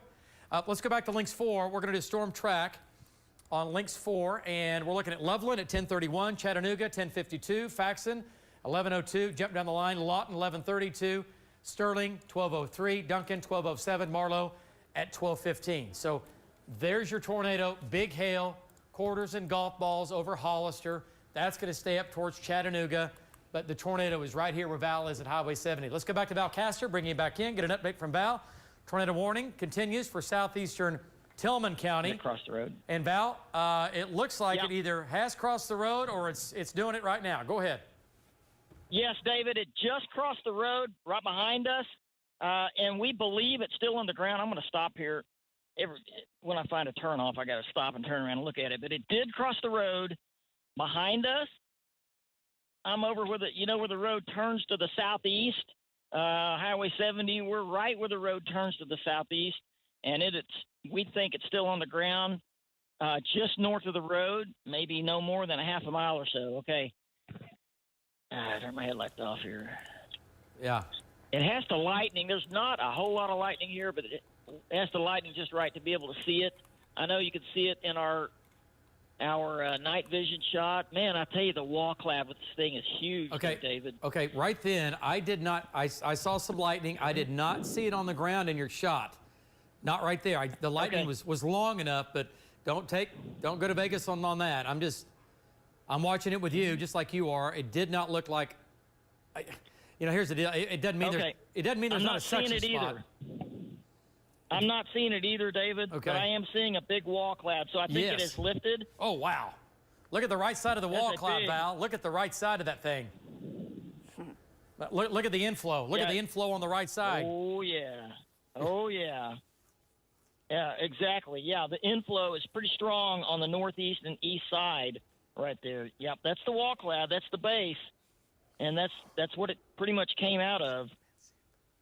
So right now, I don't think it's on the ground at the moment, but that wall cloud is there. It's probably, I know it looks further away in the shot, but the wall cloud is about a mile to our west-northwest. Yeah. And okay, Val. We'll move into the east-northeast. Yes. Okay, radar has it now, almost a half mile north of you, almost due north of you now. Okay. I mean, that would make sense. Yeah, it's like it's lifting. It is lifting to your north for sure. So you've got some good roads down there, Val. You've got great roads. You got a little hiccup where you are to get back north, but you're on the bend. If you take that 2350 road and head north, you'll be in good shape. Or whatever. You know what you're doing. I'm just saying there are some good roads down there for you to be able to peel back north. This is going to Loveland. This is going to try to go to Loveland. Let's go back to shear rate, then we'll come back. Oh, Val, hey, hang on. Wow. Okay, so here it is, going to Loveland. If you folks live in Loveland, little small farm community down here, lots of wheat down here. We have cotton, we have wheat, lots of farming down here, lots of farms, big ranches. Coming into Loveland right now, tornado is on the ground, at least it has been, crossing Highway 70, headed up towards Loveland. Okay, so that's what's going on with that. There's the tornado right there. There it is right there, moving off to the northeast at about 25 to 30 miles per hour. Up in here is all big wind, big rain, and hail. The tornado is, again, right here. And do we see any?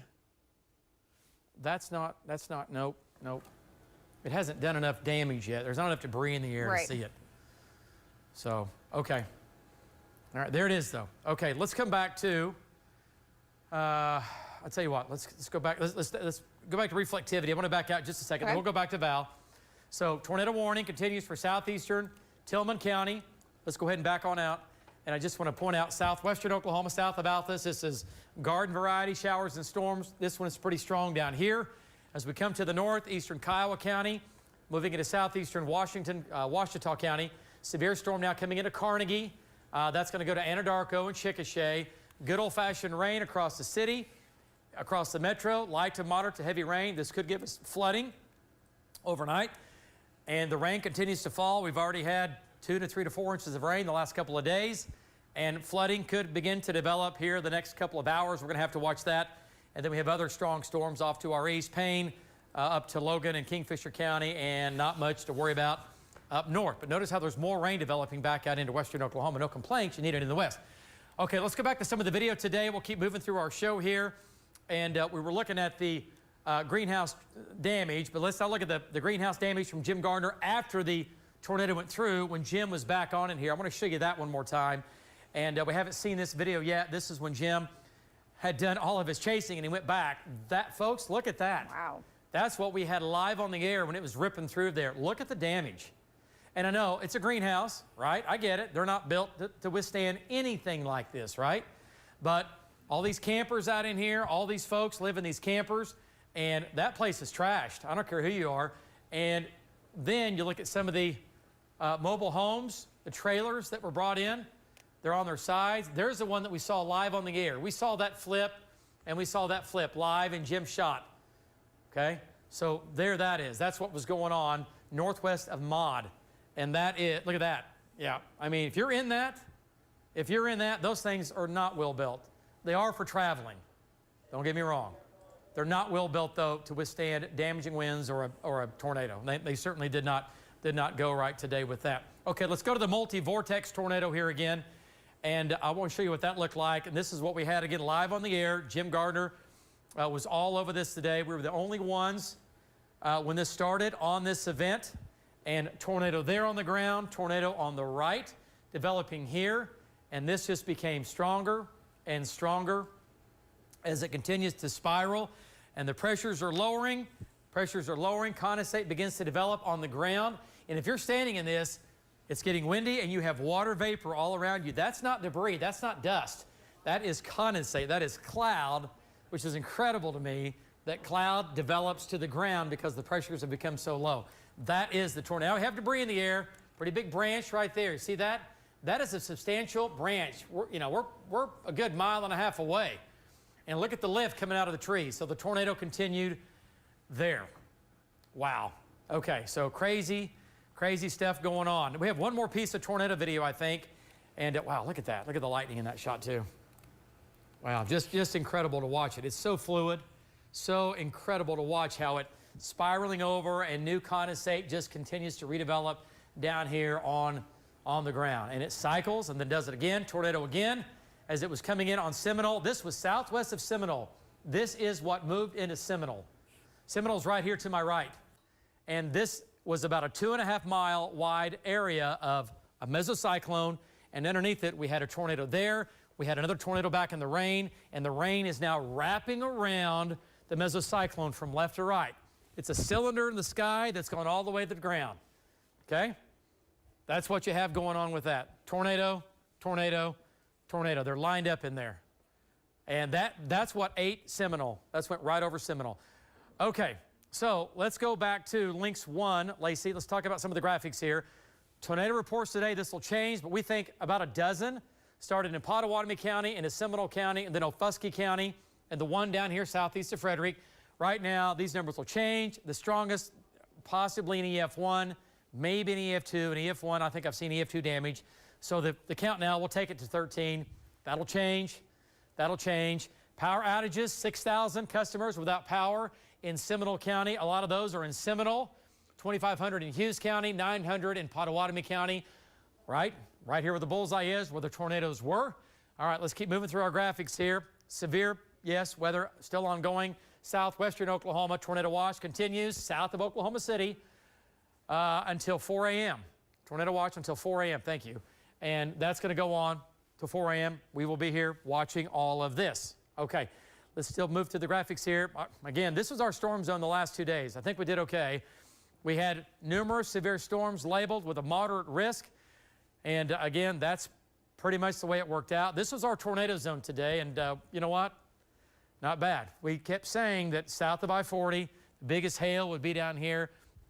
And we've had some big hail. Have we had tennis ball size? I don't think we've had. I haven't seen a report of tennis ball. I know we've had golf balls. No. I know our trackers were in golf balls, so that was in the orange. Yep. Lots of golf balls. Winds, we've had winds, pockets of 65 to 75 miles per hour. Okay, let's keep moving through. Now, this is future radar, okay?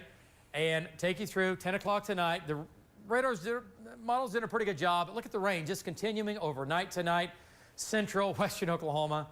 I know, it's just going to keep raining. That's why we're worried about the flooding threat overnight tonight and into tomorrow morning.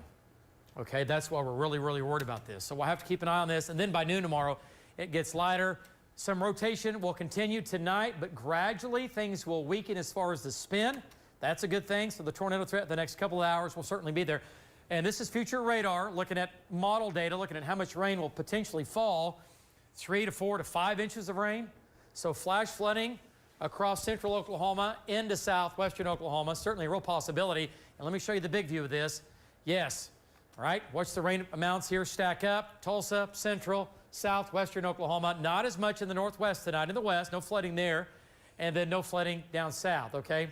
It's going to be a southwest, a central, and eastern Oklahoma. An additional 3 to 6 inches. The counties flashing are already flash flood warnings in effect currently. All right, so here's your forecast map. Let's get to it here for tonight. 58 degrees in Oklahoma City. We have a north wind. That'll keep that tornado threat out of the metro. Rain and storms continue overnight, 100% chance. Overnight and tomorrow morning, it'll rain in the city in the morning, and then it will gradually come to an end mid to late morning in the metro. It'll come to an end. Highs tomorrow back to the 60s. North winds will be windy. 9-day forecast, we're going to get a nice break. We've earned it in Seminole, Earlsboro. You have earned it, my friends. You're going to have some great looking weather to clean up. 60s, 70s, and 80s. Next week might see more severe weather. Monday, Tuesday, Wednesday, Thursday of next week. We are tracking that. Guys, back to you. No, you are, David. Thank you. And we're going to be checking back in with you if anything changes here in the next couple of minutes. We are monitoring a news conference that's about to start by OHP Trooper Foster to give us an update on what they're doing to keep residents safe and just whatever information we need to pass along to viewers. I'm making sure that hasn't started yet. Yeah. Okay. Let's go live to make Seminole sure that there's no one out there that needs help that we don't know about yet. So that will take quite some time because it is spread out in a rural area. There's so many different agencies out here. That is a great thing. We have a lot of people here as far as heavy equipment and fire, and ODOT is here, lots of different people. And so we're grateful to be able to say that we're working together to try to make sure that everybody is safe. There were two tornadoes that came through this town and around about Seminole. And so there's a large path of damage. There are power lines down. There are reports of gas leaks, things like that. So there's a lot of things that we have to look over and check for.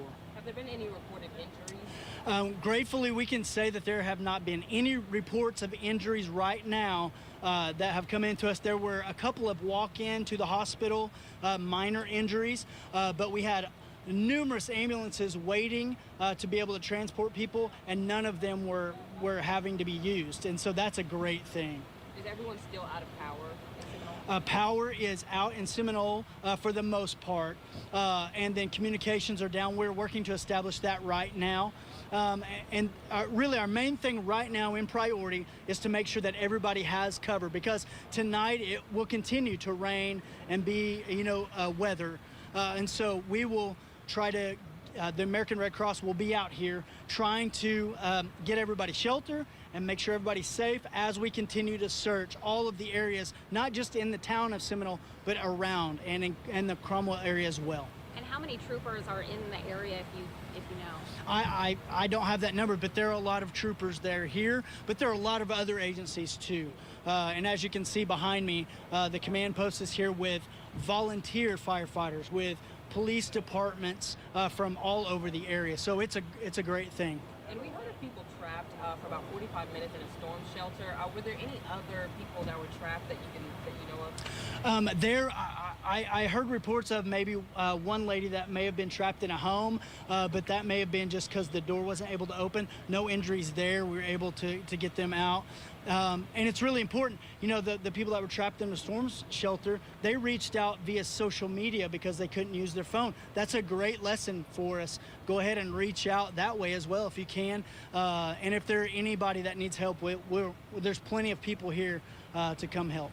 And can you tell us more about that gas leak on University Drive? What's the update on that? Crews are working on that right now. Obviously, that's a priority to get that taken care of. And so all of those things, any kind of storm like this, you're going to have all of your utilities are going to be knocked down, and it's a significant problem. And so all of those crews are here. They're working on those right now. We have power lines that are down on the roadway, and they're looking to secure those as well. The other thing I would like to mention is security for this scene. If you don't have to be down here, please don't come down here. We're trying to help people that need to be helped, number one, and then number two, secure locations that need to be secured, that have people's valuables in them. And so there's a heavy law enforcement presence as well as emergency responders to try to make sure that everybody's things are safe as well. And so talking about that damage, what is some of the damage that you've been seeing today? Just the typical tornado damage. When you go into the town and even outside the town, you can tell that there were high winds, that there were tornadoes around. Roofs were taken off and parts of structures are down. And so we're seeing that all over. That creates another hazard for people being out and about. Even driving through, there's a lot of debris and flood waters as well. So it is dangerous for everybody, working out here and for people, just coming. Please stay away from the area. And do you have any information on the damage in Earlsboro? So Earlsboro right now, I don't have information. We have troopers that are in that area as well, helping and assisting with that grid search. I haven't been to that location, so I'm not quite sure. Pottawatomie County Sheriff's Office will have more information for Earlsboro, but I can speak to Seminole and Cromwell and the damage that is there and then the equipment that's being used there. And my last question, who are the responding agencies out here? They're too numerous to mention. I've walked through here, and every time I walk through, I see a different agency, and that's a great thing. They're volunteer. There are police departments, small police departments. There are state agencies down here. There's a lot of different people that mobilize immediately to be able to, use any asset that they have to help. Thank you. All right, thank you. Our thanks to Trooper Eric Foster for taking the time out to tell us and you at home what's going on in the Seminole area right now. I do want to let you know, if you go to school in Seminole Public Schools, Earlsboro Public Schools, also Butner Public Schools, which is Cromwell, those classes have all been canceled for tomorrow. And the big thing to come out of that, obviously, no injuries, no significant injuries. There were some minor injuries, people showing up to the hospital, but nothing major there. Also, the power's still out in Seminole, and the bottom line from troopers out there is don't come to Seminole if you don't have to. Exactly. Because there's crews coming in that will be able to help, but they don't need to be putting up with people that are just kind of there to see the damage. They don't need any of that right now. So we'll be checking with our crews and also getting another check with our chief meteorologist, David Payne, after we take this short break. One of the classrooms. We're going to look right into one of the classrooms that's had a wall ripped off. Jim Gardner flew over the school earlier this evening right after that first tornado hit, and we saw that several structures were damaged. There's actually one of these modulars stacked on top of the one that you're looking at right now. There's lots of debris in this area. The power is still out. It's very dark. We're seeing, lots of 2x4s. There's debris from the school. There's insulation, and traffic is moving very slowly through this area. We're on the south side of Seminole. The Academy of Seminole saying tonight they actually had staff here on site when the tornado struck. They were safe. They rode out the tornado in a vault, but there will be no classes here until further notice. Seminole Public Schools also received some damage today. They're more on the eastern side of town. They're not going to have any class for the rest of the week. The superintendent saying he hopes they're back in class on Monday when the power's back on. Live in Seminole, Augusta McDonald for Oklahoma's Own News 9. Augusta, thank you. All right, so thankful that there was a storm shelter there. They could be in that vault right there. Right, so, and as of right now, no loss of life, which is so important to stress. We want to go right back over to our chief meteorologist, David Payne. David, also hearing the city manager in Seminole telling our crews that a water rescue's in progress. Yeah, they've had all the rain over there. I mean, yeah, flash flooding is still ongoing. And here's the problem with Seminole, right? Okay, let's take a look at it here. Here's Seminole. The rain is just now leaving, okay? That's kind of the whole thing of today. That's kind of the backside, but look at the rain now. Look at the wall of water coming in through the metro. So this wall of water is going to limp through Oklahoma City overnight, give us some flooding overnight, and then move into Seminole. And they're going to have more flooding over there tonight. So, folks, we're talking about some places picking up over a half a foot of rain. It's what we've been saying here the last couple of days. We've already picked up 2 to 4 inches. You add another half a foot in some of those areas. Now, we're not going to have every county underwater, but we are certainly going to go to bed and wake up with roads underwater. And more than likely, if folks are not careful and are not thinking correctly, we're going to have some water rescues if people try to drive into water and things like that. Do not drive into water. If you got to, go to work, I get it. You got to get up, go to school, go to work in the morning. If you see water over the road, turn around, don't drown. Don't be that guy. Again, we don't want to put you on TV. We like you, but we don't want to put you on TV. All right, so severe storm again over east of Stroud, going into Creek County and just northwest of Okemah, coming into Welty. Going to have some nickel and dime, quarter-size hail, winds 50 to 60 with that.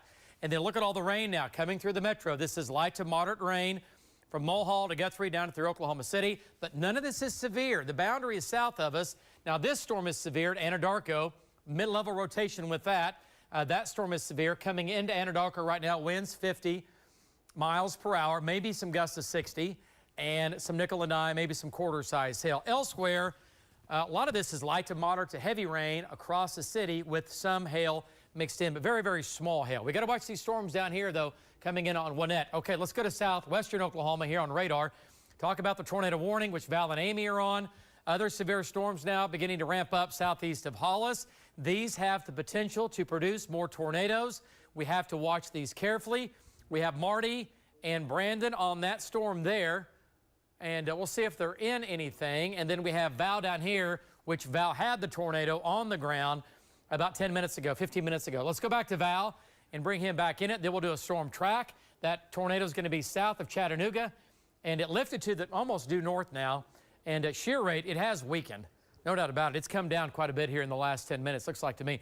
Let's go to Val and get an update. Val, rotation is still there, just not quite as strong as what it was. Not quite as ominous as what it was about 10 to 20 minutes ago. Go ahead.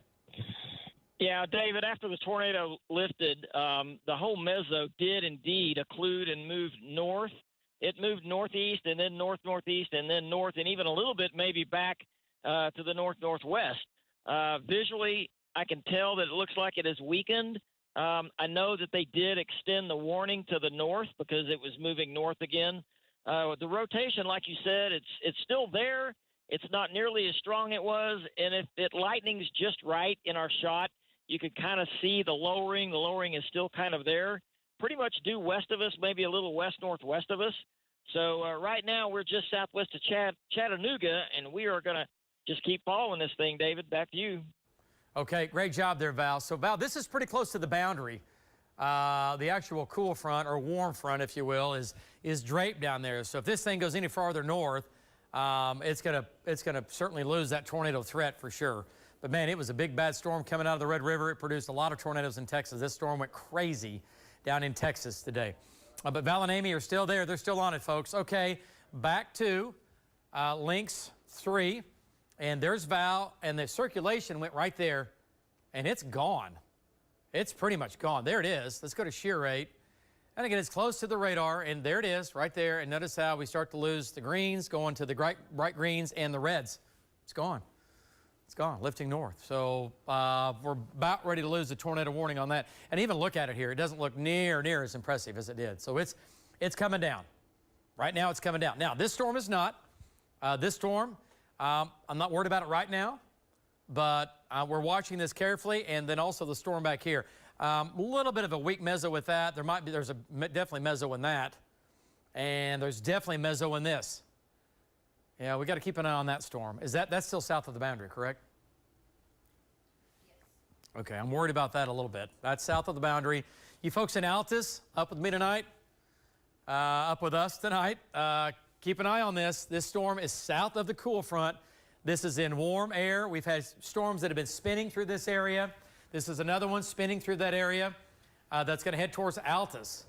So if you know anybody that lives in Altus and you think, oh, they go to bed early, give them a text, give them a call. The storm is severe, and it's going to Altus, and it's also developing a hook on it right along the Red River. And that hook's going to pass pretty close to Altus here in the next half hour to 45 minutes. Okay? So we cannot keep, can't keep our eye off that. We got to watch that one carefully here. Okay, so Chattanooga, severe storm for you, no longer tornadic. That continues to lose that tornado threat. Big storm south of Ryan. We have what we call an MCV now developing right here. The whole area is becoming a low pressure area that's going to produce more heavy rain over Hilton and Ardmore and Tishomingo. Big ball of energy coming out. Still a tornado threat down here on these southern fringes. Little pendies are sticking off right there. Yeah, you got to watch that, and that'll come into southern Oklahoma. Okay, so let's come back north here. Talk about what's going on in Oklahoma City. I want to point out nothing severe in the north, but notice the rain and storms redeveloping in the northwest. Fine. Lightning, thunder, yes, but we're not going to have any tornadoes in the northwest. So the boundary now, does it not run like right in here and then like this? If you want to go to links 1, I've got it for you, Okay. just temperature-wise, so you can see. There's your boundary. Yeah. Okay, where you see the low 70s, this is where the tornado threat's going to be overnight tonight. Yeah, north wind in Norman right Yeah. now. So, right, McAllister, Holdenville, Seminole, down to Purcell, down to Ninnekah and Elgin, right? Mount Scott, Lawton, and then back down to Altus. There's your warm front. Where you see the 50s and low 60s, we're out of it. We're out of it. Here in Oklahoma City, we have a north wind. We're going to get rain overnight. Might have some small hail and gusty winds, but the tornado threat is going to be where you see the upper 60s and low to mid 70s down south overnight tonight. We'll have to watch those carefully, okay?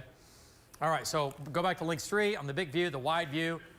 Rain increasing across the northwest some, a little bit of lightning and thunder up here, but nothing weird. Rain in the north, heavy rain now coming into Stillwater and Perry. And heavy rain now coming into the metro, which is enhancing. If the rain moves out, we won't have, again, if it moves out quickly, well, obviously our flooding will be less. But if this slows down and some of the model data keeps this on top of us too long, and we start to get problems. But right now, the only severe storm that we have 3. We have Caddo County. Let's go ahead and take a look at that one more time. Okay. And that is going to be now coming into Gracemont and Anadarko. This is next year live, our 1 million watt radar. From there, it's going to Hank, it's going to Tuttle, it's going to Minko, and right here. And that's going to be moving east-northeast. So again, heavy rain, small hail, gusty winds, but not tornadic. We're watching it. Nothing tornadic here to worry about with this. It does have a mesocyclone in it down here south of Anadarko, right there. But nothing crazy. You see Val's shot down there. You see what's left of the wall cloud, and now it's just a big base. We're watching that though. So let's go to the southwest here. So that storm is severe in Caddo County, down into Tillman County, coming into Cotton County. The tornado warnings, I think, will be dropped here shortly. All right, but we got to watch these little storms like this that are on the boundary. That's behind the boundary, is it not? Which one are you I'm sorry, at? the one near Cache. Near Cache, yeah. So Medicine Park has a north wind. Okay, that's Yeah. great. But down here, we still have a south wind, right? Yes. Okay, so this has a tornado threat. Hollis has an east wind. Altus has a southeast wind. Okay. You folks in Altus, I'm telling you, you got to watch this storm. We're watching it. There's a chance this could spin coming up and get tight. And if it tightens up and the meso gets deeper, starts to wrap, we might have problems, okay?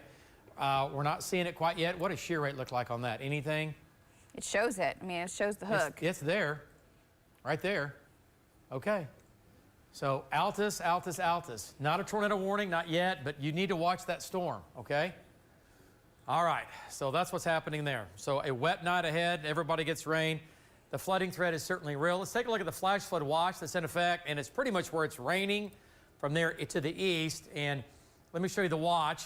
And additional 3 to 6 inches of rain. Now the counties flashing: Creek, Lincoln, Okfuskee, Okmulgee, Pottawatomie, northern Seminole County. Flash flood warnings. Okay, it's east of Oklahoma City, but it won't take much for us to start to see flash flooding in Oklahoma City. And that'll be the next several hours into the overnight hours, possibly into tomorrow morning, if the rain does not move out of here fast enough. And again, so flood watch with a flash flood warning and a big one going on from Lincoln, Pott, Seminole County, from there up south and east of Tulsa. Western Oklahoma, you're not going to have any flooding tonight, okay? But Oklahoma City, we are still under the gun for sure, okay? All right, so wow. All right, rainfall amounts, links 3 so far. What we've seen is this, how many hours you got here? That's taking you 24, so taking you through the rain this morning. Yeah, and 4.6 in Little. So yes, we've had, again, water rescues going on from Little up to Okemah. We've already had 5 inches of rain here, pretty close to it.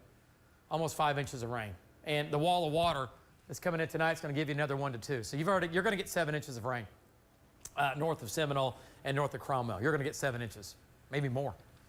So your drought pretty much over with. We're going to fill the ponds up and raise the lake levels, all right? But it's dangerous, right? Driving into water is dangerous for sure. Okay, guys, let's go back to Links 3. I'll tell you what, control room one more time. Let's take a look at the tornado video again from near Maud today. And this is when it was west of Maud. We had this live on News 9. There's your tornado.